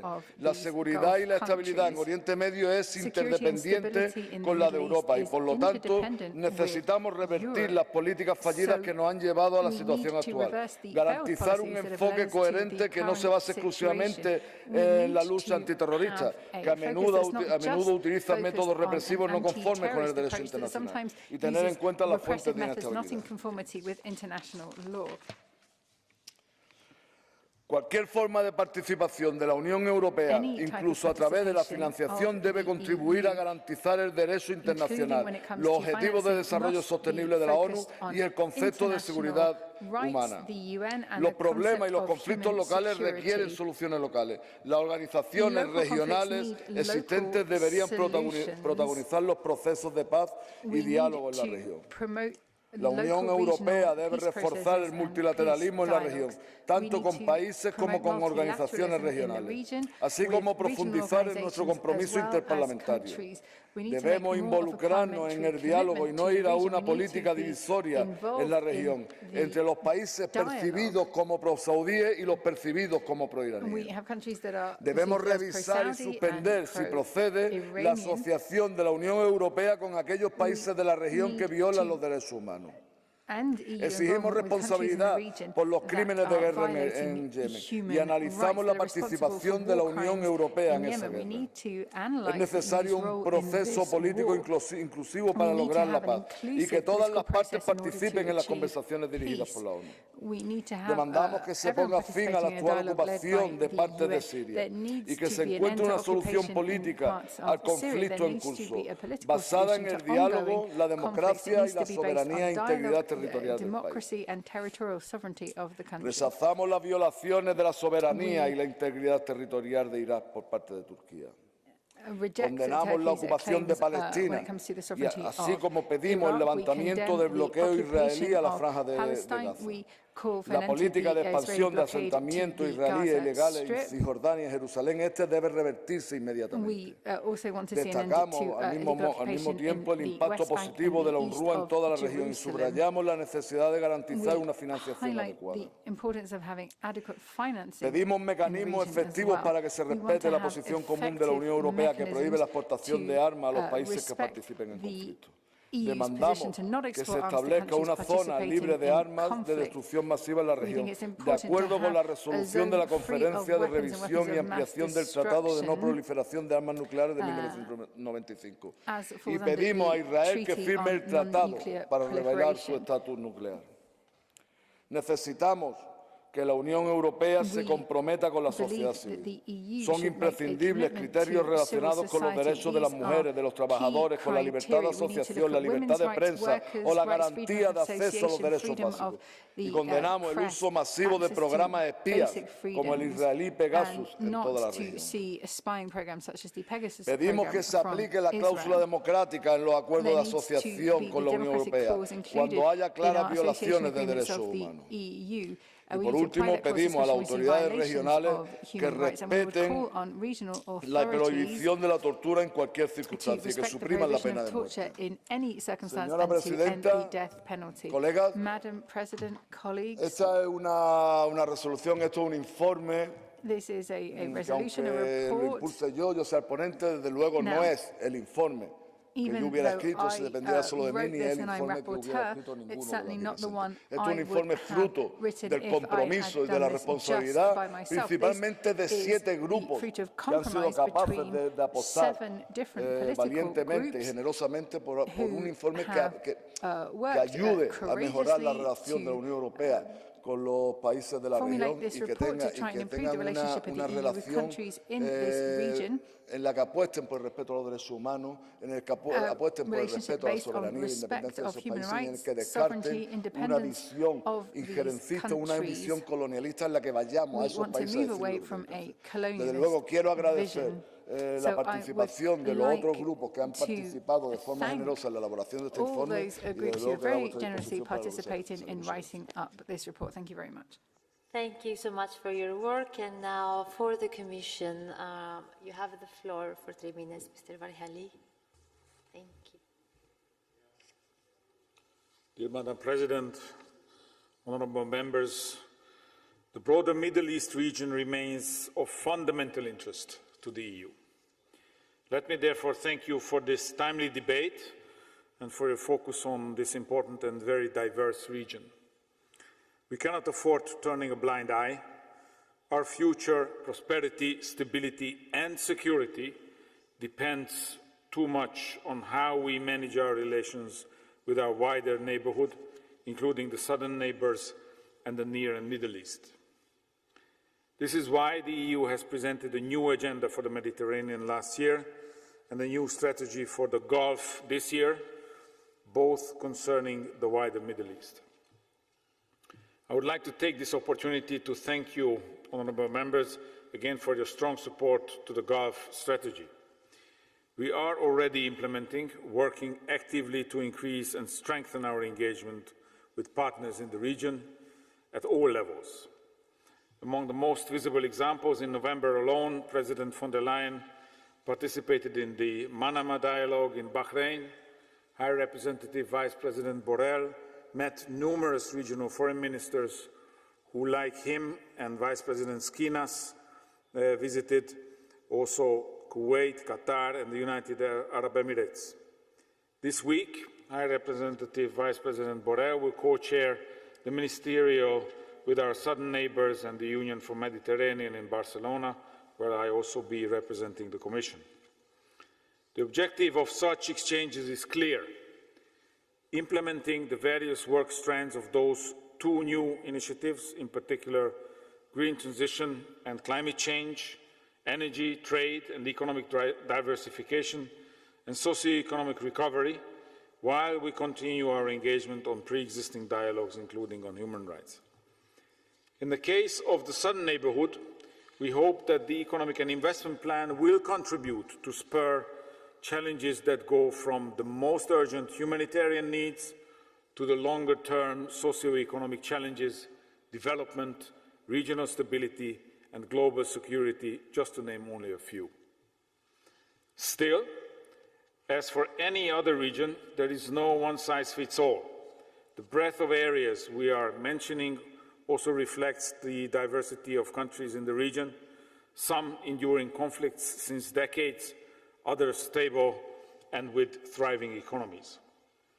Our cooperation with the Middle East region, in its broad sense, has become even more relevant since the Russian attack on Ukraine. The region is suffering the consequences of the Russian aggression against Ukraine, particularly when it comes to food security. But this region plays a key role as well in countering and mitigating the consequences of the Russian war, be it as a major provider of energy for the EU or as donor and supporter of the countries particularly affected. Our engagement across the region also aims to contribute to the Abraham Accords. Ultimately, we aim to support the Arab-Israeli reconciliation and peace. We are actively engaged in sectors where opportunities for new partnerships exist or will arise. For instance, we are advancing well to cooperate with Israel and Morocco in the field of water management. Europe should not only start understanding the new regional dynamics since the Abraham Accords, but it should also learn to speak this language, let alone seize the new opportunities for business, people, trade and travel, and security. The EU is catching up quickly with the Gulf region. In this new world, we need strong allies, and the Gulf is an important one of the EU. We welcome the decision of this Parliament to also intensify the contacts with partners. We welcome the fact that the AFET chair and colleagues will be travelling to the region soon. In your visits, you will be able to see at first hand that this is a region in full transformation, including in the field of human rights. All Gulf states now have regular human rights dialogues with the EU. It is telling that in the last 4 years, we have gone from 2 human rights dialogues to 6, one with each of the GCC countries. Of course, there are challenges. Therefore, we engage and continue to encourage further reforms. We also need to bring our populations closer. This is why we have proposed to start exempting the Gulf countries from the visa requirement, and we strongly encourage you to support this initiative. Another issue on which we intend to step up cooperation with the Gulf is regional security. Also in this regard, we thank you for your support, in particular for what we call the EU's issues-oriented confidence-building approach. High Representative Vice President Borrell will soon propose to appoint an EU Special Representative for the Gulf, who will play a central role in this.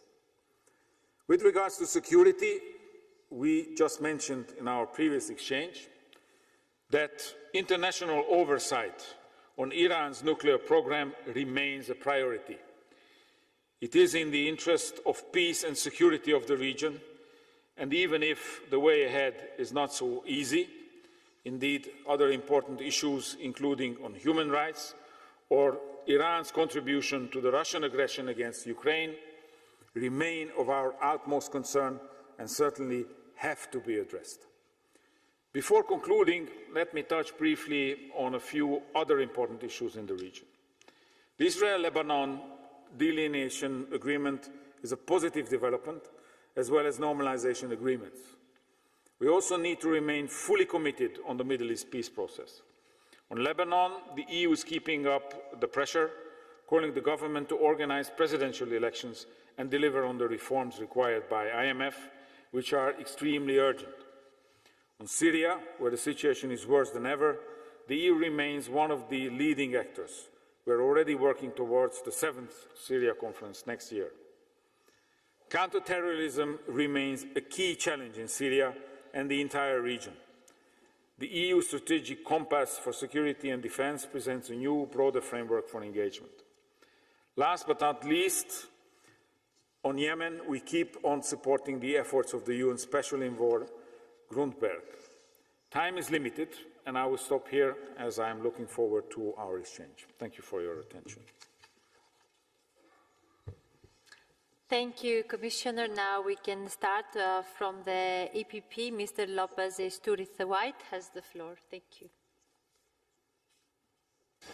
Muchas gracias, Presidenta y Comisario. Suscribo totalmente las palabras y agradezco mucho el esfuerzo que está haciendo la Comisión Europea diplomáticamente, al mismo que muchos Estados miembros, sobre la necesidad de una estabilidad que es absolutamente necesaria para la seguridad de Europa en Oriente Medio. Ha hablado el Comisario de intereses. Tenemos intereses en la zona. ¿Pasa algo porque no podemos reconocerlo? Tenemos que decirlo. Europa en estos momentos tiene intereses. Este informe ha sido, como decía el creador de este informe, un informe consensuado, efectivamente, porque hemos logrado frenar a la extrema izquierda de esta Cámara, que como siempre se dedica a insultar a países que en estos momentos son de una relación estratégica con esta Unión Europea. Están sucediendo cosas increíbles en la zona que pueden crear prosperidad, como los acuerdos Abraham que se han citado, el acuerdo marítimo entre el Líbano e Israel, el acuerdo entre Egipto, la Unión Europea e Israel. Ya está bien de esa obsesión enfermiza con el único país democrático de la zona, que es Israel. Seamos claros, Europa tiene un rol que jugar, y ya no de antigua potencia colonizadora. Ni tenemos que estar dando aquí demostraciones a nadie, ni lecciones a nadie. Lo que tenemos que tener es la mejor de las relaciones con estos países y mantener indudablemente la defensa de nuestros principios y valores basados también en las relaciones que Europa debe mantener con todos ellos. Muchísimas gracias.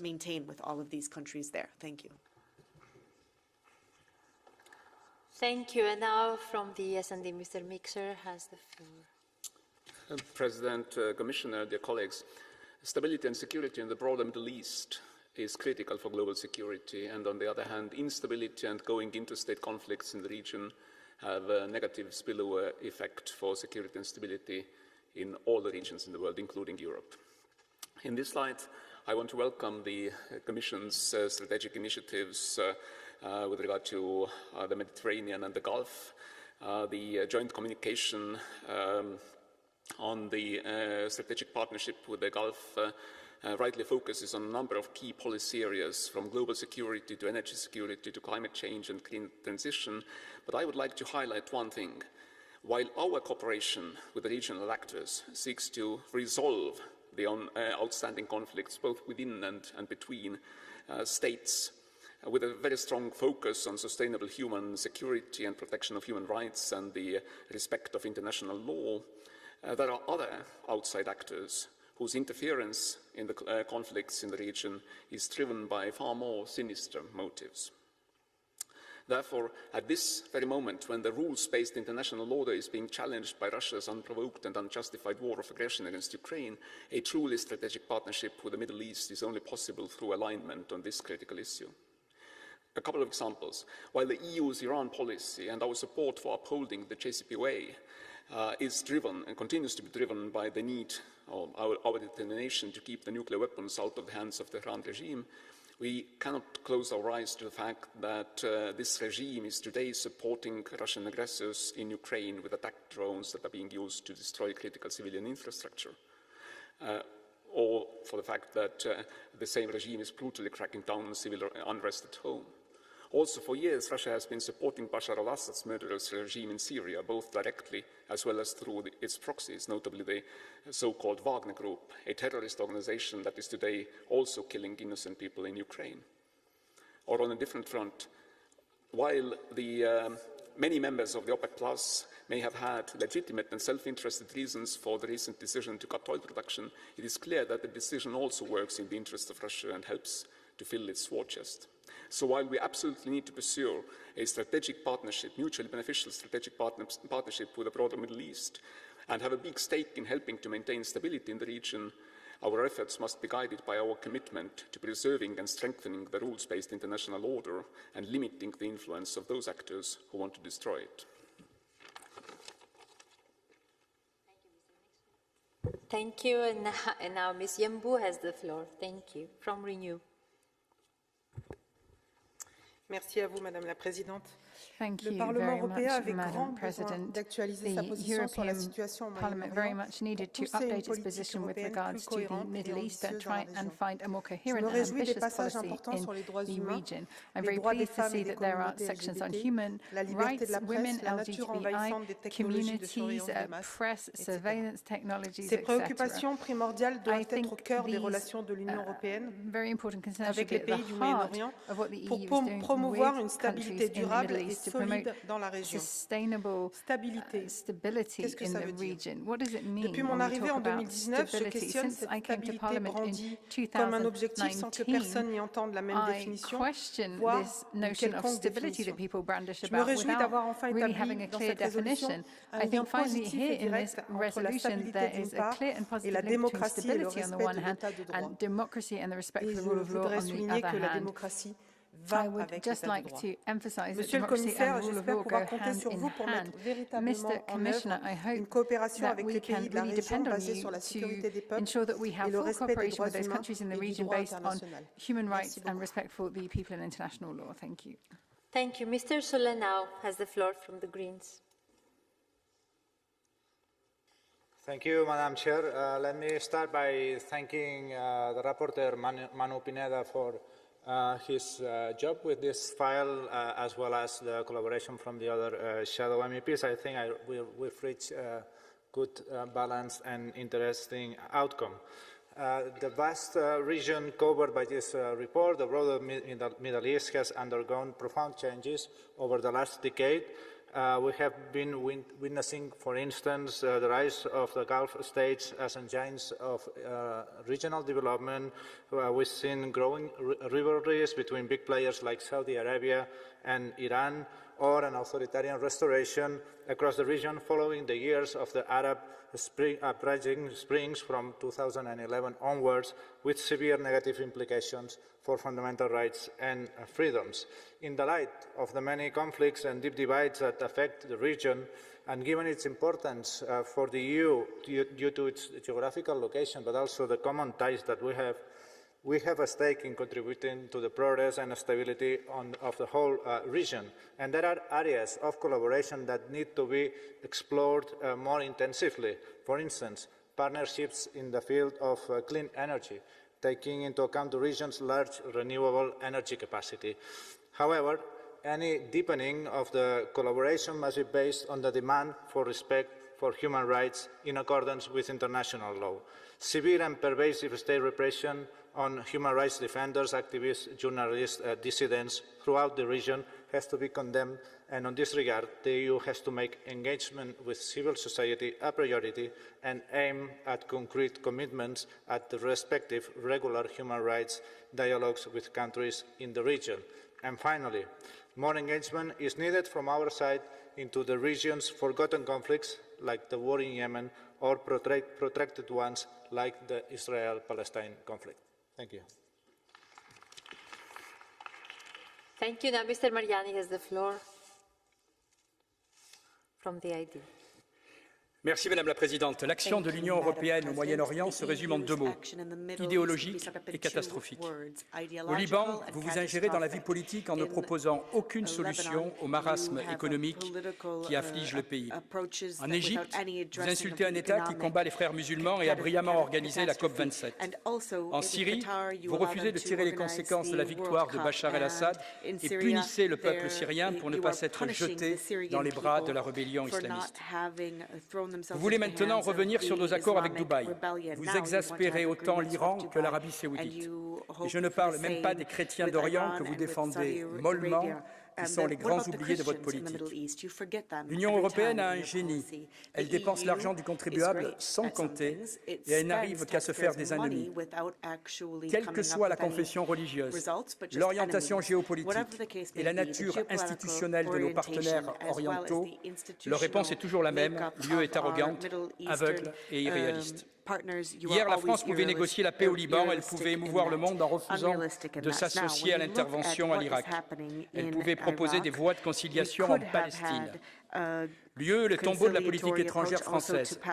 Sa montée en puissance correspond à notre disparition en Afrique et à notre éclipse au Moyen-Orient. Une politique qui remontait à Saint-Louis, François Ier, à Napoléon III et jusqu'au général de Gaulle a été liquidée en quelques années pour faire place à la structure technocratique bruxelloise. Votre diplomatie n'a qu'un visage, celui des sanctions. Votre bilan n'a qu'une mesure, le rythme de la disparition de la France de ses zones d'influence. Thank you, Mr. Mariano. Mr. Turch has the floor. Thank you.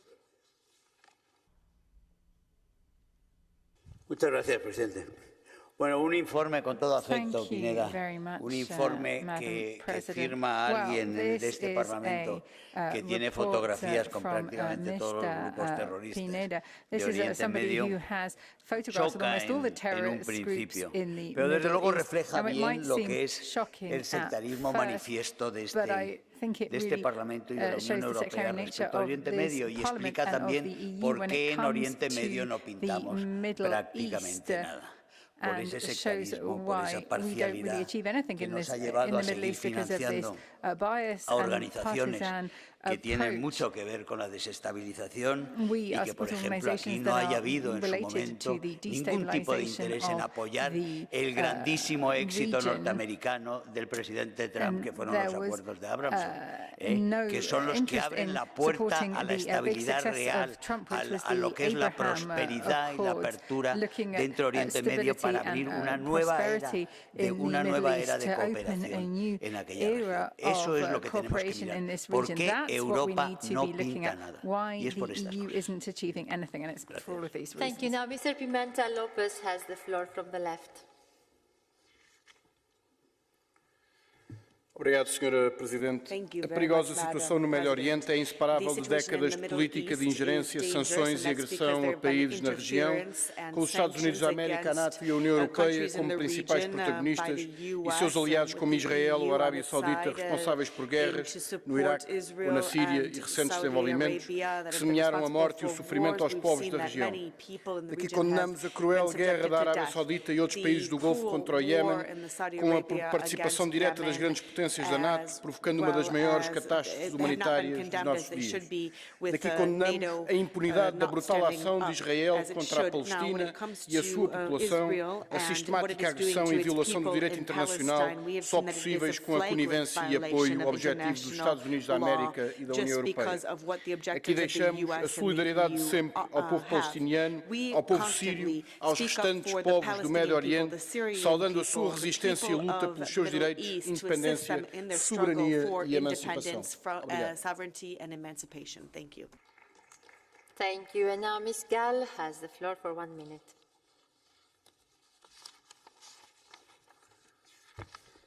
Elnök asszony, biztos úr, még soha nem volt ennyire szükségünk a Közel-Kelet államaival való szoros együttműködésre, hiszen a háború és az energiaszankciók következtében drasztikusan átalakul a globális nyersanyagkereskedelem. A térség energetikában már globálisan is vezető szereppel bíró országai nem csak az európai energiaválság megoldásában, hanem a megújuló energiaforrások terén is nélkülözhetetlen partnereink. Ugyanakkor a térségben oda kell figyelnünk az egyre kiszolgáltatottabb hátrányosabb helyzetben élő keresztény kisebbségek védelme, hogy az ne legyen és nem lehet politikai alkutárgya. Ezért segítenünk kell a régióban üldözött keresztényeket. Mindnyájan tudjuk, hogy biztonságunk záloga a Közel-Kelet békéje és stabilitása. Ezért fontos minden stabilitást ösztönző megállapodás, így például az Ábrahám megállapodás is. Üdvözlendő minden stabil kormányzás.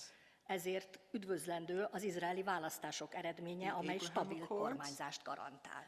Köszönöm. Thank you. Now, Mr. Kovachev has the floor from EPP. Thank you, Madam Chair, Commissioner, dear colleagues. We should demonstrate again our constructive role the EU wants to play in the Middle East as a key partner and a credible mediator.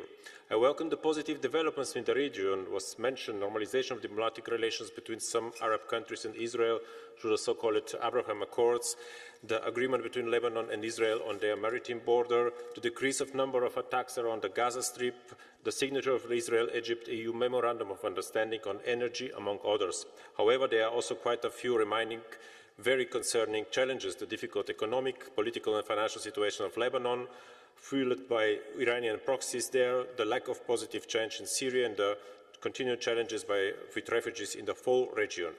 I believe we need to acknowledge our strong cooperation with this vital for us region. The Commission and High Representative joint new agenda for the Mediterranean provides a solid base to continue and build on our good relations. I also insist that security and prosperity in the Middle East must include the effective fight against terrorism and extremism. The EU and our southern neighbour are facing the same challenges. Also, the war in Ukraine, which is Europe's biggest political threat today, has also affected the Middle East heavily, from food and energy insecurity to Russian disinformation campaigning through the region. The EU needs to take into account the diverse impact on the war in the region, while also encouraging all our southern neighbours to take a strong position to condemn the Kremlin aggression. Thank you. Thank you, Mrs. Abel Sanders. You have the floor, of course, from the S&D. Thank you, Madam President. É evidente a importância de fortalecer o nosso diálogo e envolvimento com os parceiros do Médio Oriente. Mas esse envolvimento e esse diálogo não pode ser mantido a qualquer preço. Tem que ser mantido no mais integral respeito pelo Estado de Direito, pela democracia e pelos direitos humanos. Só assim será de facto diálogo e cooperação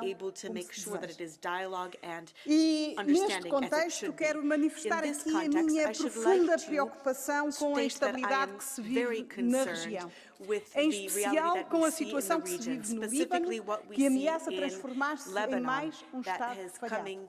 A União Europeia não pode dar-se ao luxo de permitir que se instale uma situação de Estado falhado em mais um país desta região. E porque a situação na Síria é de veras preocupante, cada vez mais preocupante que se encontre uma solução, quero aqui dizer, Sr. Comissário, que o papel da União Europeia não se pode remeter única e exclusivamente ao papel da ajuda humanitária. É preciso fazer mais e é preciso fazer já, pondo um travão à intervenção do Sr. Erdogan, movida por interesses puramente eleitorais no norte da Síria, que periga criar maior instabilidade. Thank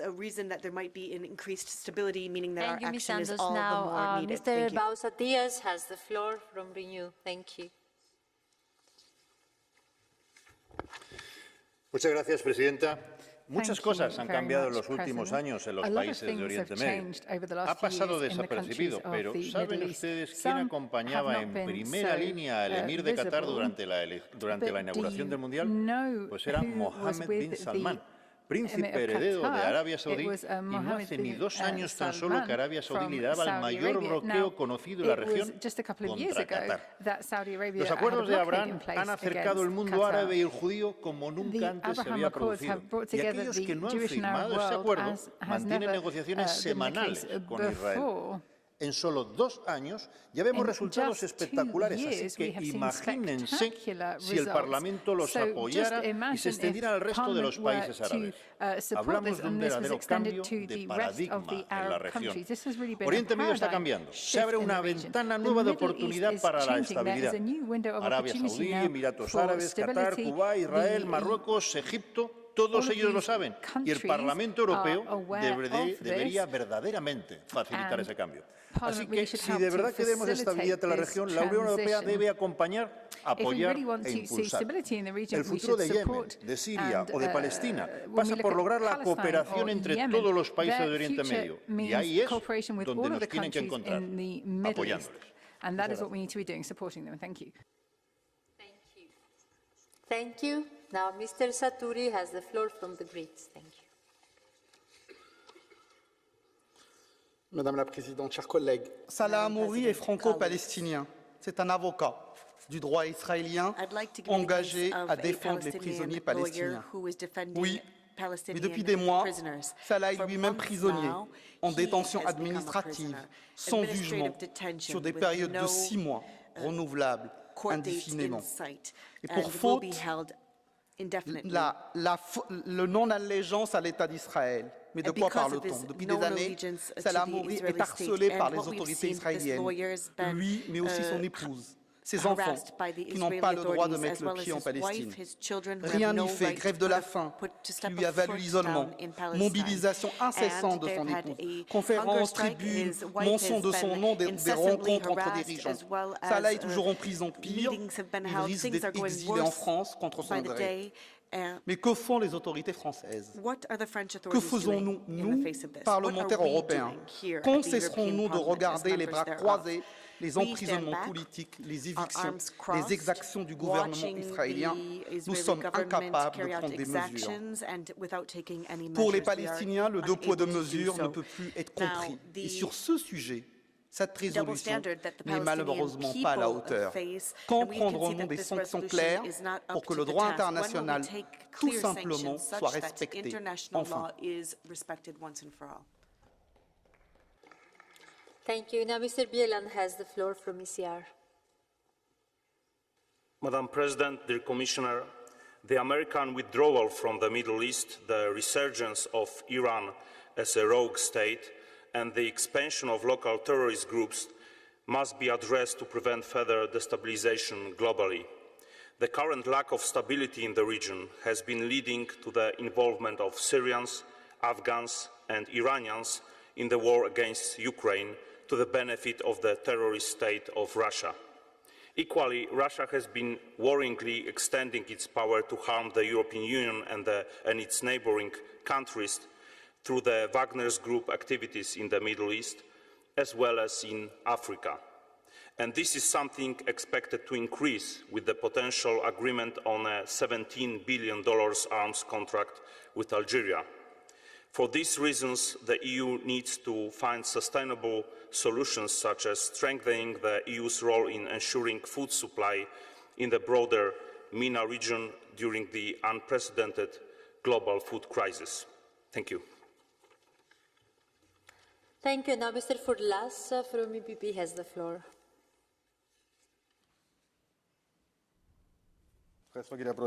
Thank you, Madam Chairman. We're talking about stability in the broader Middle Eastern area, an area where Cyprus, my country, is the border from the European Union. I know very well the issue of stability in our region, but the importance to have an involvement of Europe to achieve this objective. Let's not hide behind this. Stability is not self-evident when we have to do with neighbors who do not follow the same principles and values. I was expecting you to talk about a Turkey, a country that you didn't mention, Turkey, which threatens with war, has air raids in Syria and Iraq, it threatens in the EZ, and with this there cannot be stability or safety. Once again, I'd like to remind you of something that some people may not want to remember. This country, Turkey, is a candidate to accede to the European Union family. It occupies European land, and thanks to the double standards, it will continue undermining peace in the broader Middle Eastern area. Thank you, Mr. Furlas. Now, Ms. Insir has the floor from S&D.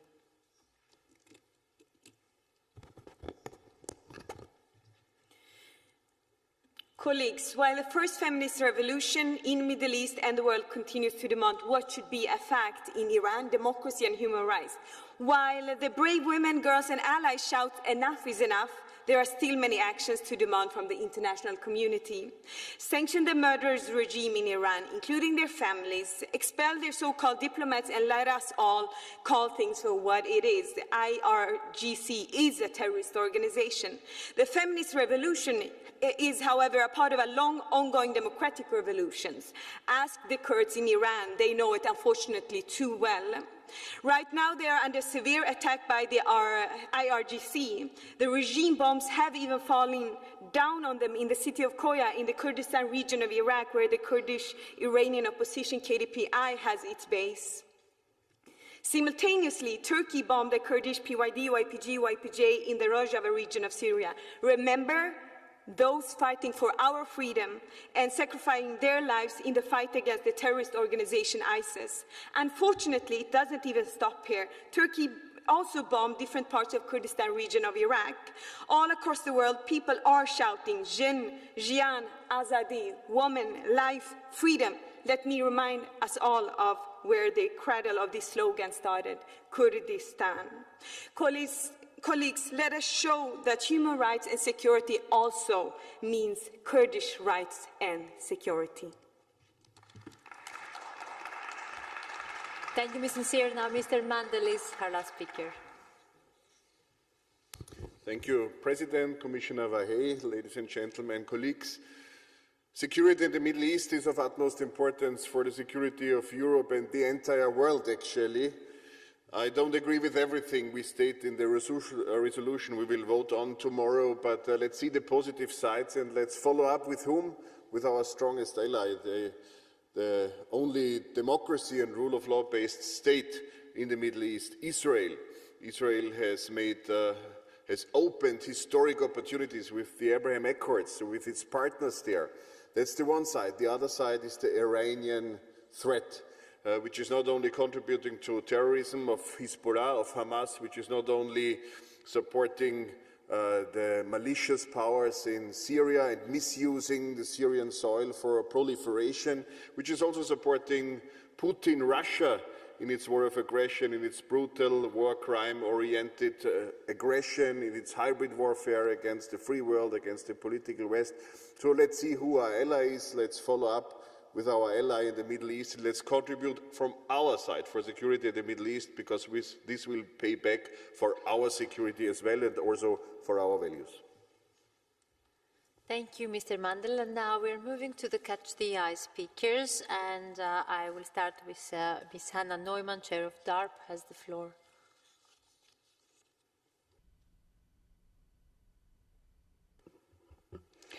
Thank you, Madam President. And because a number of colleagues have spoken about the role of women in the region, allow me to read out a small list to you who are the heads of EU delegations in the region.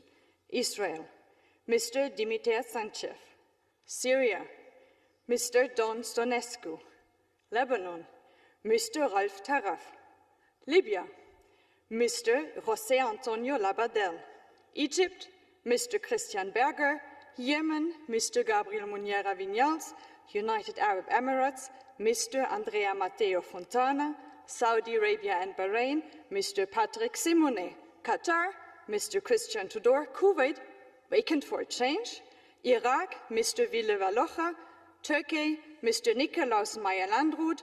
And the new special envoy to the Gulf, well, maybe Luigi Di Maio, for sure it will be another man. And there's just one little surprise I have to you, Ambassador to Jordan, Maria Haji Theodosio. And it may be worth noting that the ambassadors of Jordan and Oman to the European Union are women, and so will be the new ambassador of Saudi Arabia to the European Union. So maybe we should also start to walk our own talk, dear colleagues. Hopefully the member states did better than us. Now Ms. Ana Miranda has the floor from the Greens.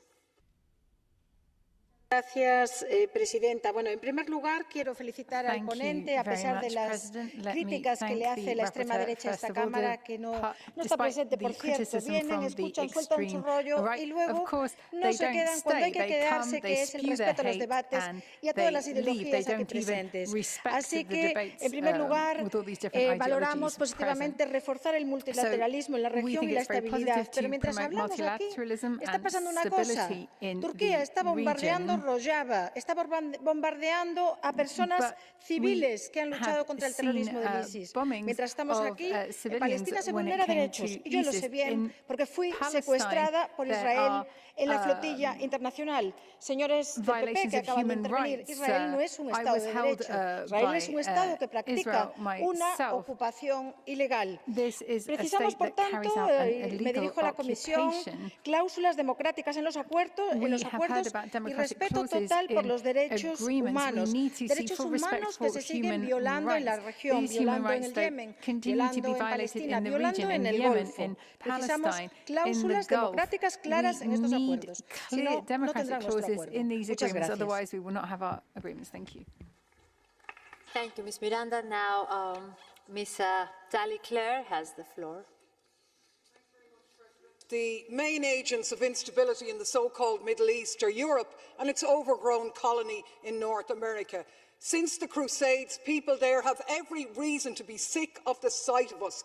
Britain and France built instability into the region when Sykes and Picot drew its borders. It was Britain that planted the seeds of Israel's apartheid regime in Palestine, divide and rule, just as they did in Ireland, and the West never had any qualms about backing dictators as long as they protected our interests. So how did overthrowing Massadeh promote stability? Was the Iran-Iraq war good for security? Did backing the Mujahideen cover us in glory? Every so-called Western intervention, the occupation of Iraq, the disaster of Afghanistan, the NATO bombing of Libya, the backing of Islamist extremisms in Syria, Saudi's genocidal assault on Yemen, all produce seismic waves of instability that tremor down for decades, leaving broken countries, hobbled economies, violence, trauma and permanent conflict. And at the end of that, we stroke our chins, pretend we've nothing to do about it and ask how we are going to promote stability in the region. You have got to be joking. And now the floor goes back to the Commission. Mr. Verhelyi, you have the floor.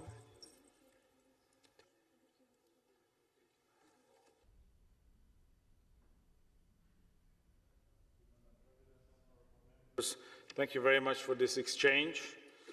The comprehensive report on the Middle East that you are presenting today testify your strong interest in the region. Rest assured that we will thoroughly analyze and consider all recommendations included in your report. It is timely that the AFET chair and colleagues will soon follow up on it with a mission to the region, and in your visit you will be able to see at first hand that this is a region in full transformation, including in the field of human rights. Parliamentary democracy is paramount to the success of our foreign policy. And finally, to Mrs. Neumann, let me give you just one figure. In the last cycle of appointments, we have appointed 46% of all heads of delegations to be women.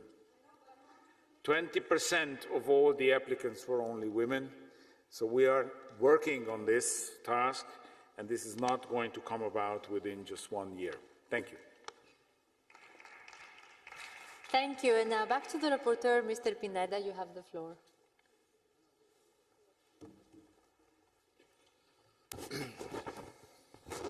Gracias de nuevo, Presidenta. Thank you again, President. Bueno,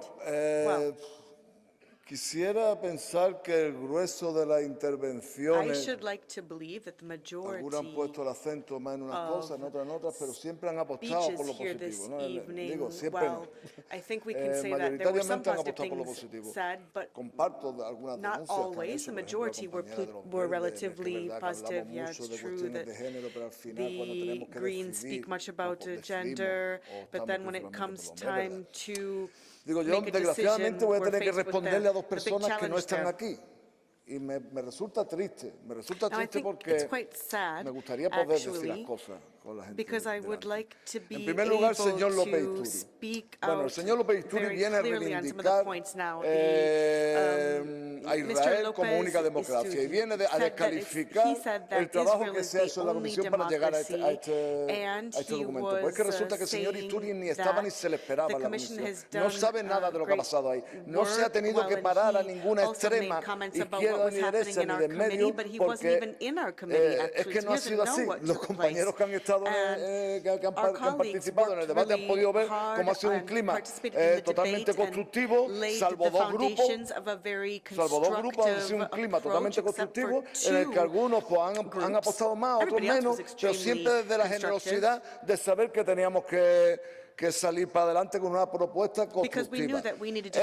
Y decir que Israel es la única democracia de la zona, bueno, yo no sé, cada uno que llame democracia lo que quiera. Estar asesinando niños constantemente no es democracia. Está bombardeando constantemente la franja de Gaza no es democracia. Está bombardeando Siria no es democracia. Está utilizando la franja de Gaza como un laboratorio de pruebas armamentísticas no es democracia. Eso, en mi opinión, y no lo digo ahora como reportero, como se llame la figura que tengo ahora, sino lo digo como Manu Pineda, eso se llama terrorismo.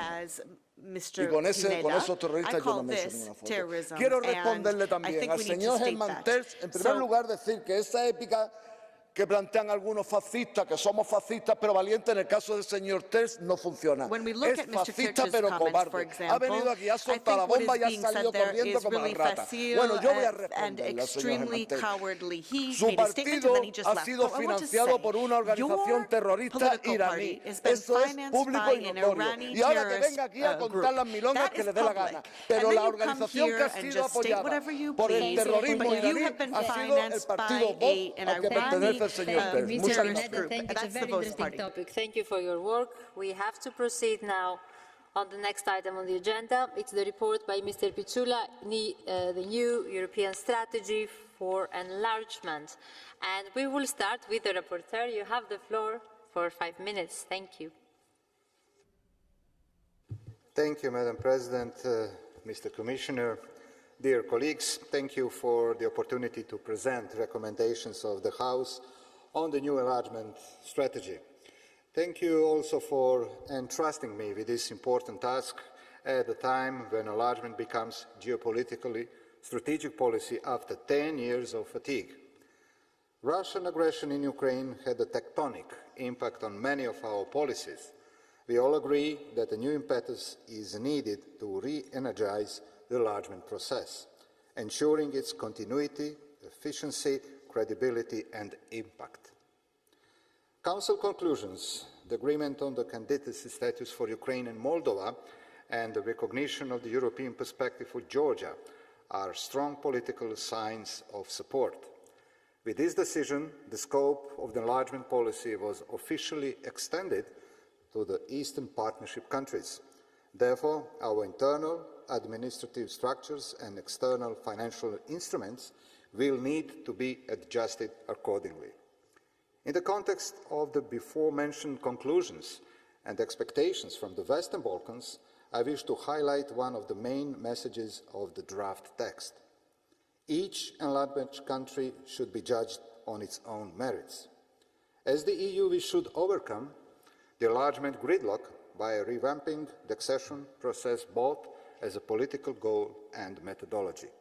For that, we believe we need a new EU strategy for enlargement in which we have to define clear and transparent policy objectives and implement the necessary and timely institutional reforms. The reform processes of the enlargement policy and internal reforms of the EU should go hand in hand. In fact, the enlargement process can encourage much-awaited EU reforms. The rule of law should be at the center of the process. We should strategically apply targeted, conditionally based on clear progress benchmarks. That means timely rewarding reforms and reacting on the regression on persistent lack of progress. In the same context, we must emphasize the alignment of accession countries with the EU common foreign and security policy. EU membership means more than just EU funds and transport corridors. Before anything, it represents a set of values and principles to share and respect. I would also like to briefly present several novelties that are proposed in this document. Clear deadlines for concluding negotiations with accession countries, and these negotiations should finish by end of this decade. Qualified majority decision on the start of the negotiations and opening and closing of individual chapters.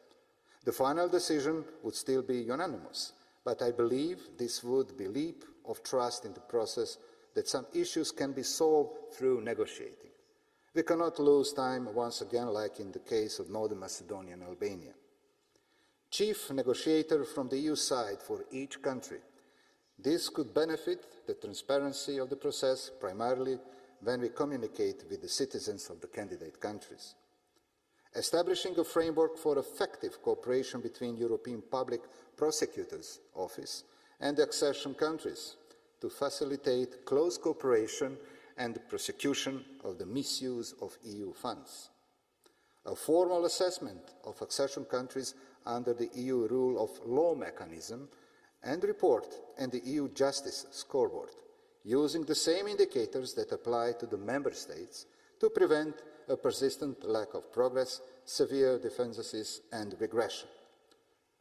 The creation of special dedicated rule of law task force to be entrusted with developing more substantial and effective support to candidate and potential candidate countries.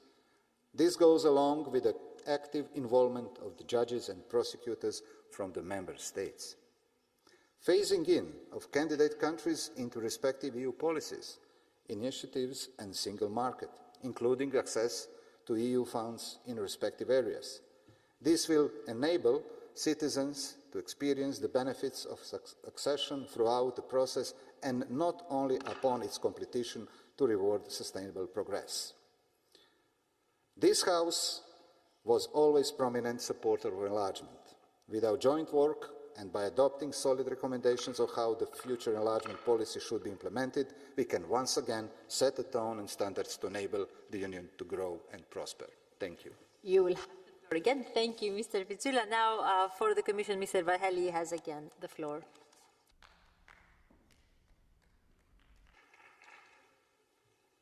Dear Madam President, Honourable Rapporteur, Honourable Members, first I would like to thank the Rapporteur, Tonino Pizzula, for his report and this House for your continuous interest and support for our enlargement policy. The report addresses important challenges but also confirms enlargement being, and I quote, the most effective EU foreign policy instrument. The report also points out enlargement, and I quote, remains a strategic investment in stability and prosperity on the European continent, end of quote, and I couldn't agree more. Therefore, an enlargement policy based on clear criteria and standards and the own merits principle remains in our geostrategic interest. Before replying to your questions, let me quickly summarize important decisions taken in the past few months to frame our discussion today. In June, EU leaders recognized the European perspective of Ukraine, the Republic of Moldova and Georgia. They granted the candidate status to Ukraine and Moldova and affirmed they would grant candidate status to Georgia once the priorities specified in the Commission's opinion have been addressed. At the same time, EU leaders also reconfirmed the full and unequivocal commitment to the EU membership perspective of the Western Balkans. The European Council called for acceleration of the accession process and for further advancement of the gradual integration between the EU and the Western Balkans. In July, we held the first intergovernmental conferences with Albania and North Macedonia. This was a major and long-awaited breakthrough. We immediately started the explanatory screening process, which is well on track. 2 weeks ago, we started the bilateral screening with both countries. To continue the list of major decisions, one of the most important elements of this year's enlargement package is the Commission's recommendation to grant candidate status to Bosnia and Herzegovina. The Commission recommends granting candidate status on the understanding that the critical set of reforms from the 14 key priorities are made. The proposal is the same formula as it was followed in the case of Ukraine and Moldova. This recommendation is an important opportunity, demonstrating our commitment to the European perspective of Bosnia and Herzegovina, and above all, a message to its citizens. Next week, I will be traveling to Bosnia and Herzegovina to discuss the EU reforms and the next steps. Further, Europe has responded with strength and unity to Russia's invasion of Ukraine, but we need the mutual support of our closest allies, our neighbors. The CFSP has become more important following the war. However, according to our enlargement methodology and negotiating frameworks, the speed of the accession negotiations and the financial support to our regions remain based on progress in the fundamentals. It depends on the progress our partners make. Therefore, we certainly believe that more and not less engagement is needed. Finally, the Berlin Process Summit that took place in the beginning of this month, we announced a substantial energy support package of €1 billion for the Western Balkans.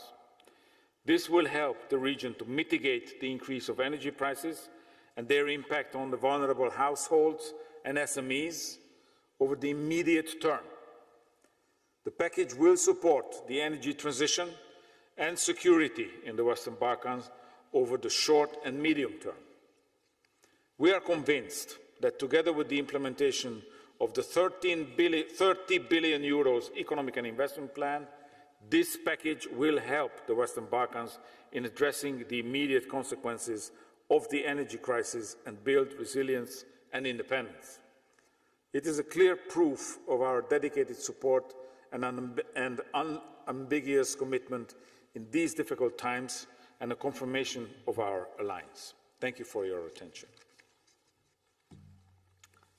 Thank you, Mr. Commissioner. And now we start from the EPP. Mr. Kubilius has the floor for 1.5 minutes.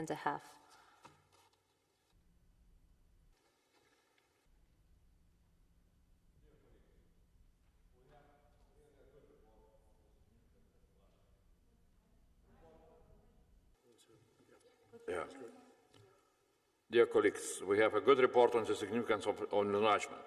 The report is very clear in its most important message. Enlargement is the most effective EU foreign policy instrument, and enlargement should be brought back to an ambitious and dynamic track, like it was with enlargement towards Central Europe. The later so-called enlargement fatigue, especially to Eastern Partnership region, was a big mistake, and one of the reasons why Putin decided that he can start the war against Ukraine. It's good that EU leadership started to learn the lessons from the mistakes of the past. Josep Borrell recently in this House openly recognized that till the war, EU had no proper policy towards Ukraine because that policy was subordinated to the policy towards Russia, and policy towards Russia was absent because the EU was very heavily dependent on Russian gas. Now this dependency is gone. It's good that recently we have heard ambitious statements about enlargement towards Ukraine, Moldova and Western Balkans made by Ursula von der Leyen, Josep Borrell, Olaf Scholz. It would be even better if such ambition would be demonstrated also by EU institutions and by member states. I don't understand the reasons why EU couldn't start negotiations with Ukraine and Moldova in the middle of next year. Let's bring back the hope to our neighbors, that the EU is able to wake up from its geopolitical laziness, and I'm absolutely sure that those neighbors will deliver major reforms of their countries. That is how enlargement can bring peace and prosperity for the whole European continent. Thank you. Now Mr. Sieder from SD has the floor. Dankeschön, Frau Präsidentin, Herr Kommissar, werte Kolleginnen und Kollegen.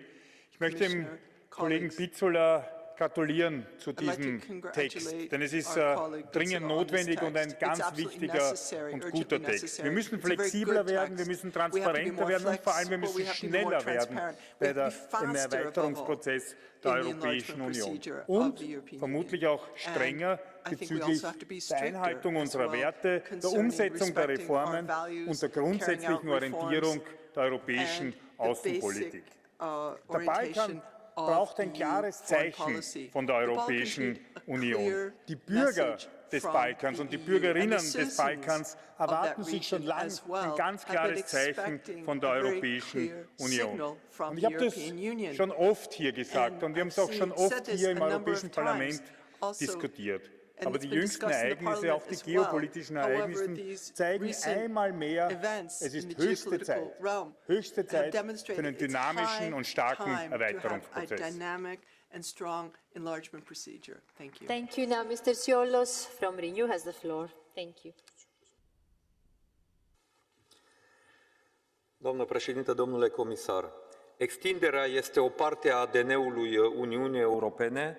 Uniunea este ceea ce este astăzi și datorită politicii de extindere, datorită viziunii, ambiției și hotărârii generațiilor trecute de politicieni europeni. Statele europene sunt mai puternice astăzi, mai stabile și mai prospere datorită apartenenței la Uniunea Europeană. Însă de mai bine de 10 ani, politica de extindere a fost, din păcate, pusă pe hold. În contextul geopolitic actual, cu crize succesive, interesul unor state partenere din Balcan și din vecinătatea estică de a deveni membre ai Uniunii Europene a crescut.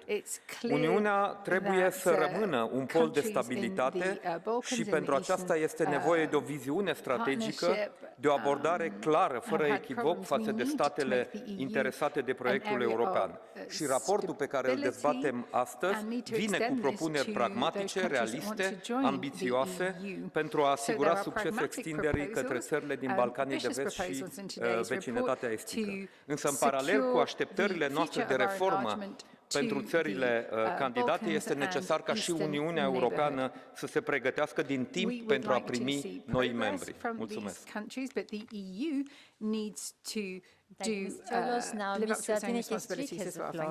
From the Greens, thank you. Dear Chair, dear Commissioner, the Russian aggression has led to a revived appetite to enlargement, and rightfully so. Without our neighboring countries, we will not achieve strategic autonomy and regional stability. But the region has been neglected for too long. Promises have been broken, in particular towards the Western Balkans. The Parliament has now made a strong proposal, and I thank the rapporteur and my co-shadows. I invite the Council and Commission to take this report as a basis for a renewed approach, and I mark 3 points here. First, put the rule of law, democracy and fundamental rights at the core of the enlargement process, as they form the foundations of our union. Make funding conditional and increase assistance for those reforms. And that also means a critical stance on Serbia, as long as President Vučić refuses to condemn Russia and to protect the rights of LGBTIQ people in his country. Second, enhance the EU's credibility by ensuring that assessments are merit-based and not polluted by bilateral issues. And that means an end to the vetoes on interim decisions. And third, we need to find ways to intensify our cooperation while the accession process is still ongoing. More benefits and more involvement will stimulate the process. Chair, it's time to start delivering our promises for our own stability, but first and foremost, as you also said, Commissioner, because the citizens deserve the required reforms and concrete perspective to accession. Thank you. Thank you. Now, Mr. Olivier has the floor from ID for a minute and a half. Chers collègues, Ce débat sur l'élargissement traduit votre incapacité à tenir compte du réel et à évaluer les politiques que vous mettez en œuvre. Vous n'arrivez pas à travailler à 27 et vous voulez encore élargir. Vous êtes dans une fuite en avant. Avec Schengen que vous voulez étendre, vous avez fait de l'Europe un continent passoire qui, de l'agence d'accueil de migrants Frontex à l'Ocean Viking, montre chaque jour des défaillances dans le contrôle des flux migratoires. L'extension que vous nous proposez est une extension sans fin, caractéristique d'un empire qui a pour nom l'Union européenne. Or, qui dit empire dit impérialisme, c'est-à-dire l'idée d'une soumission des peuples à un ordre supérieur, à une autorité centrale, un empereur qui est en l'occurrence une nébuleuse technocratique au service d'une idéologie marchande. Mais les promesses d'éternité dont se partent toujours les empires se heurtent immanquablement à l'instinct de survie des peuples. Il en a toujours été ainsi dans l'histoire. L'UE n'échappera pas à cette loi des reins. Je vous remercie. Thank you. Now, Mr. Bielan has the floor from ECR. Thank you. Madam President, Mr. Commissioner, I believe the enlargement process should be accelerated. This is crucial as the loss of credibility of the European Union in the Western Balkans threatens to increase foreign influence in Europe, notably given Russia's and China's interest in the region. In addition, our enlargement policy has become strategically crucial in the face of Russia's aggression against Ukraine and destabilizing actions of non-EU actors, including Russia, in candidate countries. In this context, I welcome the Commission's annual enlargement package presented in October. I also welcome the enlargement in Mr. Pisula's report of the need for the European Union to enhance credibility, effectiveness, and predictability of its enlargement policy. Full alignment with the common foreign and security policy, including sanctions policy, should be considered a priority and should be applied to individual candidates on equal basis. I believe that in a world of fragile alliances, this enlargement could be a further guarantee of proper development, stability and peace on our continent. Thank you. Thank you. Now, Stelios Kouloglou has the floor from the left. Thank you. Είναι πολύ θετικό το γεγονός ότι όλες σχεδόν οι παρατάξεις είναι υπέρ της διεύρυνσης, όπως προτείνει και ο εισηγητής. Υπάρχει και μια εξαίρεση των αντιπεριαλιστών της άκρας δεξιάς, δεν είναι εδώ, έφυγαν τώρα, αλλά οι υπόλοιποι συμφωνούμε ότι πρέπει να προχωρήσουμε με σταθερά τα κριτήρια της Κοπενχάγης και με ανανεωμένη διάθεση να γίνει διεύρυνση. Και πρέπει σε αυτή την προσπάθεια να ξεπεράσουμε τον εθνικισμό, τους εθνικούς εγωισμούς και να προχωρήσουμε όλοι μαζί. Και με την ευκαιρία, κύριε Επίτροπε, θέλω να πω ότι μια συμφωνία σταθμός ήταν η συμφωνία των Πρεσπών ανάμεσα στην Ελλάδα και την Βόρεια Μακεδονία. Και από τη συμφωνία αυτή απομένουν να εγκριθούν 3 μνημόνια παραπέρα συνεργασίας, αλλά η ελληνική κυβέρνηση δεν τα φέρνει για ψήφιση στο Ελληνικό Κοινοβούλιο. Παρακαλώ να τη ζητήσετε να προχωρήσει και να τα φέρει για ψήφιση. Ευχαριστώ. Ευχαριστούμε, κύριε Κούλογλου. Now, Ms. Gall has the floor for 1 minute. Elnök asszony, biztos úr, Európa békéjét veszélyeztető fenyegetések rávilágítanak a bővítés geopolitikai jelentőségére. Az Unió nem késleltetheti tovább a stratégiai jelentőségű nyugat-balkáni bővítési folyamat. Hiteles alternatívát kell kínálnia, ami lehetőség és felelősség is egyben. A térség az energiaellátás hosszú távú biztosítása és migrációs válságok kezelése szempontjából is kulcsrégióvá vált Európa számára. A nyugat-balkáni útvonalon súlyosbodik az illegális migrációs krízis, amit a térség és a kulcsszereplője Szerbia integrációjával lehet megoldani.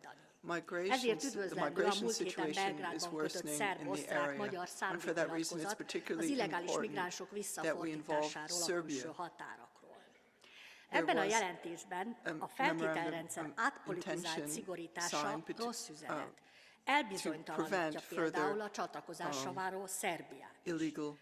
Számunkra ugyanakkor elfogadhatatlan az egyhangúság eltörlésére vonatkozó javaslat, hiszen a többségi döntésekkel a kisebb tagállamok politikai szuverenitása kerülne súlyos veszélybe, különösképpen a politikai döntések. Thank you. Mr. Kovacev, now you have the floor for 1 minute from the APP.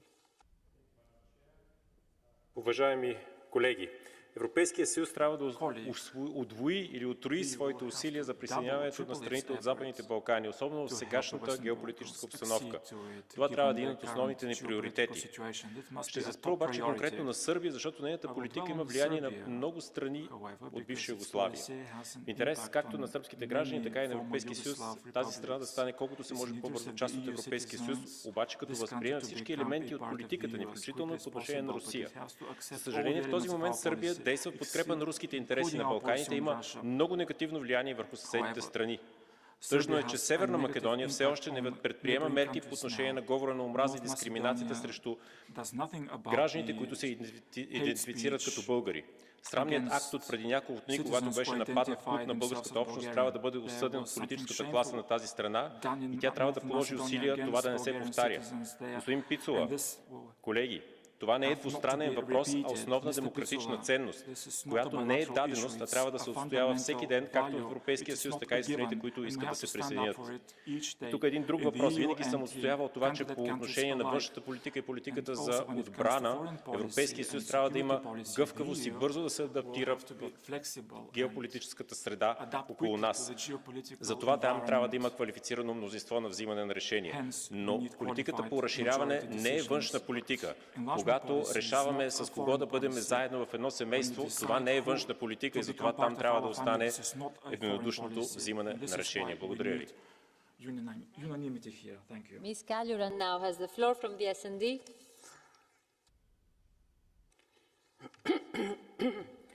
Thank you, Madam President. Commissioner, first of all, I would like to thank and congratulate Rapporteur Tonino Pizzula for this timely and comprehensive report. I fully agree that enlargement is the most effective EU policy instrument and one of the Union's most successful policies. It was so in 2004 when my country, Estonia, acceded to the EU, and is even more today when after Russian aggression, EU membership has become a hope and guarantor of survival and independence for some of our Eastern partners. It is our political and moral duty not to let down the states that see their future in the EU. It does not mean lowering of EU standards. On the contrary, Copenhagen criteria is and should remain the cornerstone of enlargement. But there are steps that we have to take on our part, including comprehensive reflection of enlargement policy, overcoming current political impasse and enlargement fatigue. Only then we can ensure continuity, consistency and credibility of the EU enlargement policy. And that is what our citizens and partners wait. Thank you. Thank you. Now Mr. Kichuk has the floor from Renew.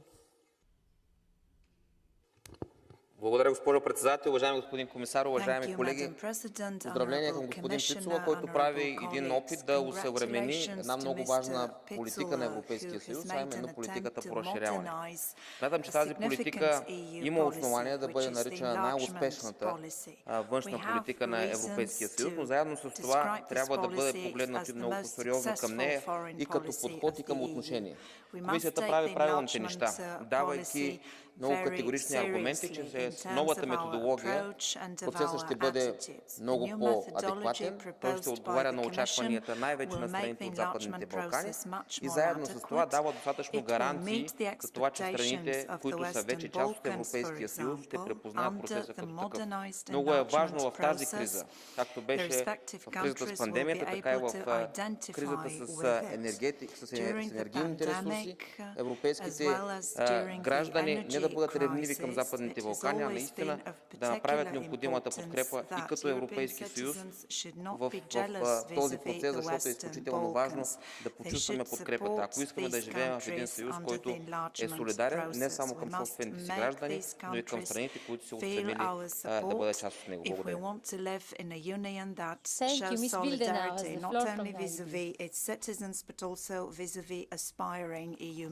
Merci Madame la Présidente. Pas plus qu'au sujet de précédentes vagues d'adhésion, les Français ne seront consultés sur un éventuel élargissement aux Balkans. 59% d'entre eux y sont d'ailleurs opposés et à juste titre. Parlons économie d'abord, puisque le salaire minimum albanais de 250 € est le plus bas d'Europe, avec à la clé un dumping inacceptable.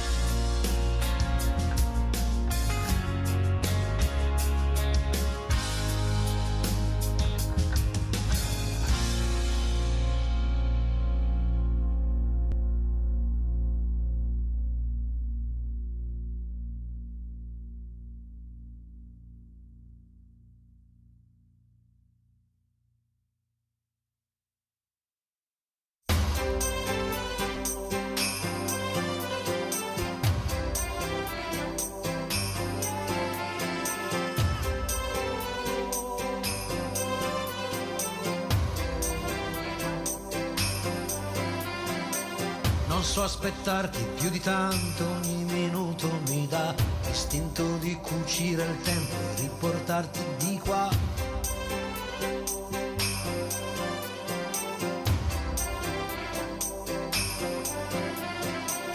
Ho un materasso di parole scritte apposta per te, ti direi spegni la luce che il cielo c'è. Non si vive, mi uccide. Testa dura, testa di rapa, vorrei amarti anche qua, nel cesso di una discoteca, sopra il tavolo di un bar.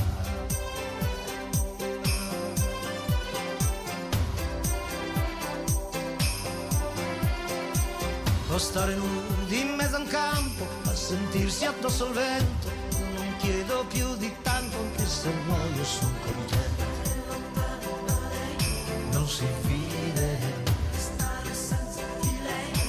uccide. Canzone, cercala se può. Dille che non mi perda mai. Va per le strade tra la gente.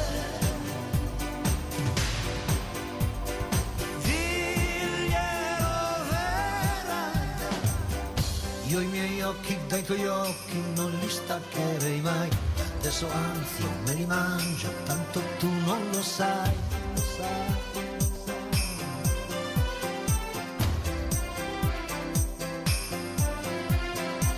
Occhi di mare senza scogli, il mare sbatte su di me. Che ho sempre fatto solo sbagli, ma uno sbaglio poi cos'è? Non si vive, mi uccide. Canzone, cercala se puoi. Dille che non mi lasci mai. Va per le strade tra la gente. Diglielo dolcemente.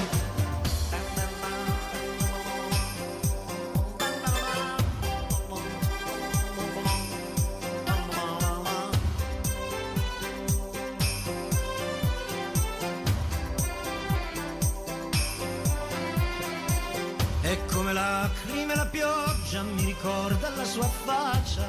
Io la vedo in ogni goccia che mi cade sulla giacca. Non si vive, mi uccide. Canzone, trovala se puoi. Dille che l'amo e se lo vuoi. Va per le strade tra la gente. Diglielo veramente, non può restare indifferente. E se rimane indifferente non è lei. Non si vive, stare senza di lei mi uccide. Non si vive, stare senza di lei mi uccide.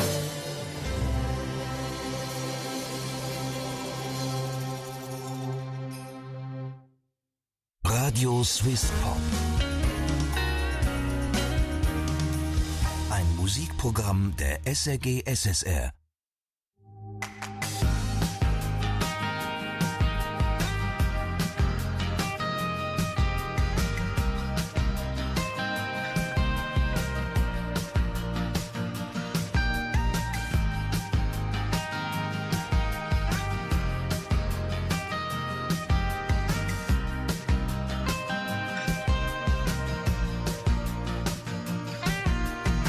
I know I'm not awaited. Let's have a little talk. Nothing sophisticated. Just wanna take a walk. Just wanna be close to you. No, you say you don't need flowers. Don't need to dance all night. Don't need to kiss for hours. Don't worry, it's alright. 'Cause I just want one thing from you. You don't have to change your ways for me. I don't need your heart necessarily.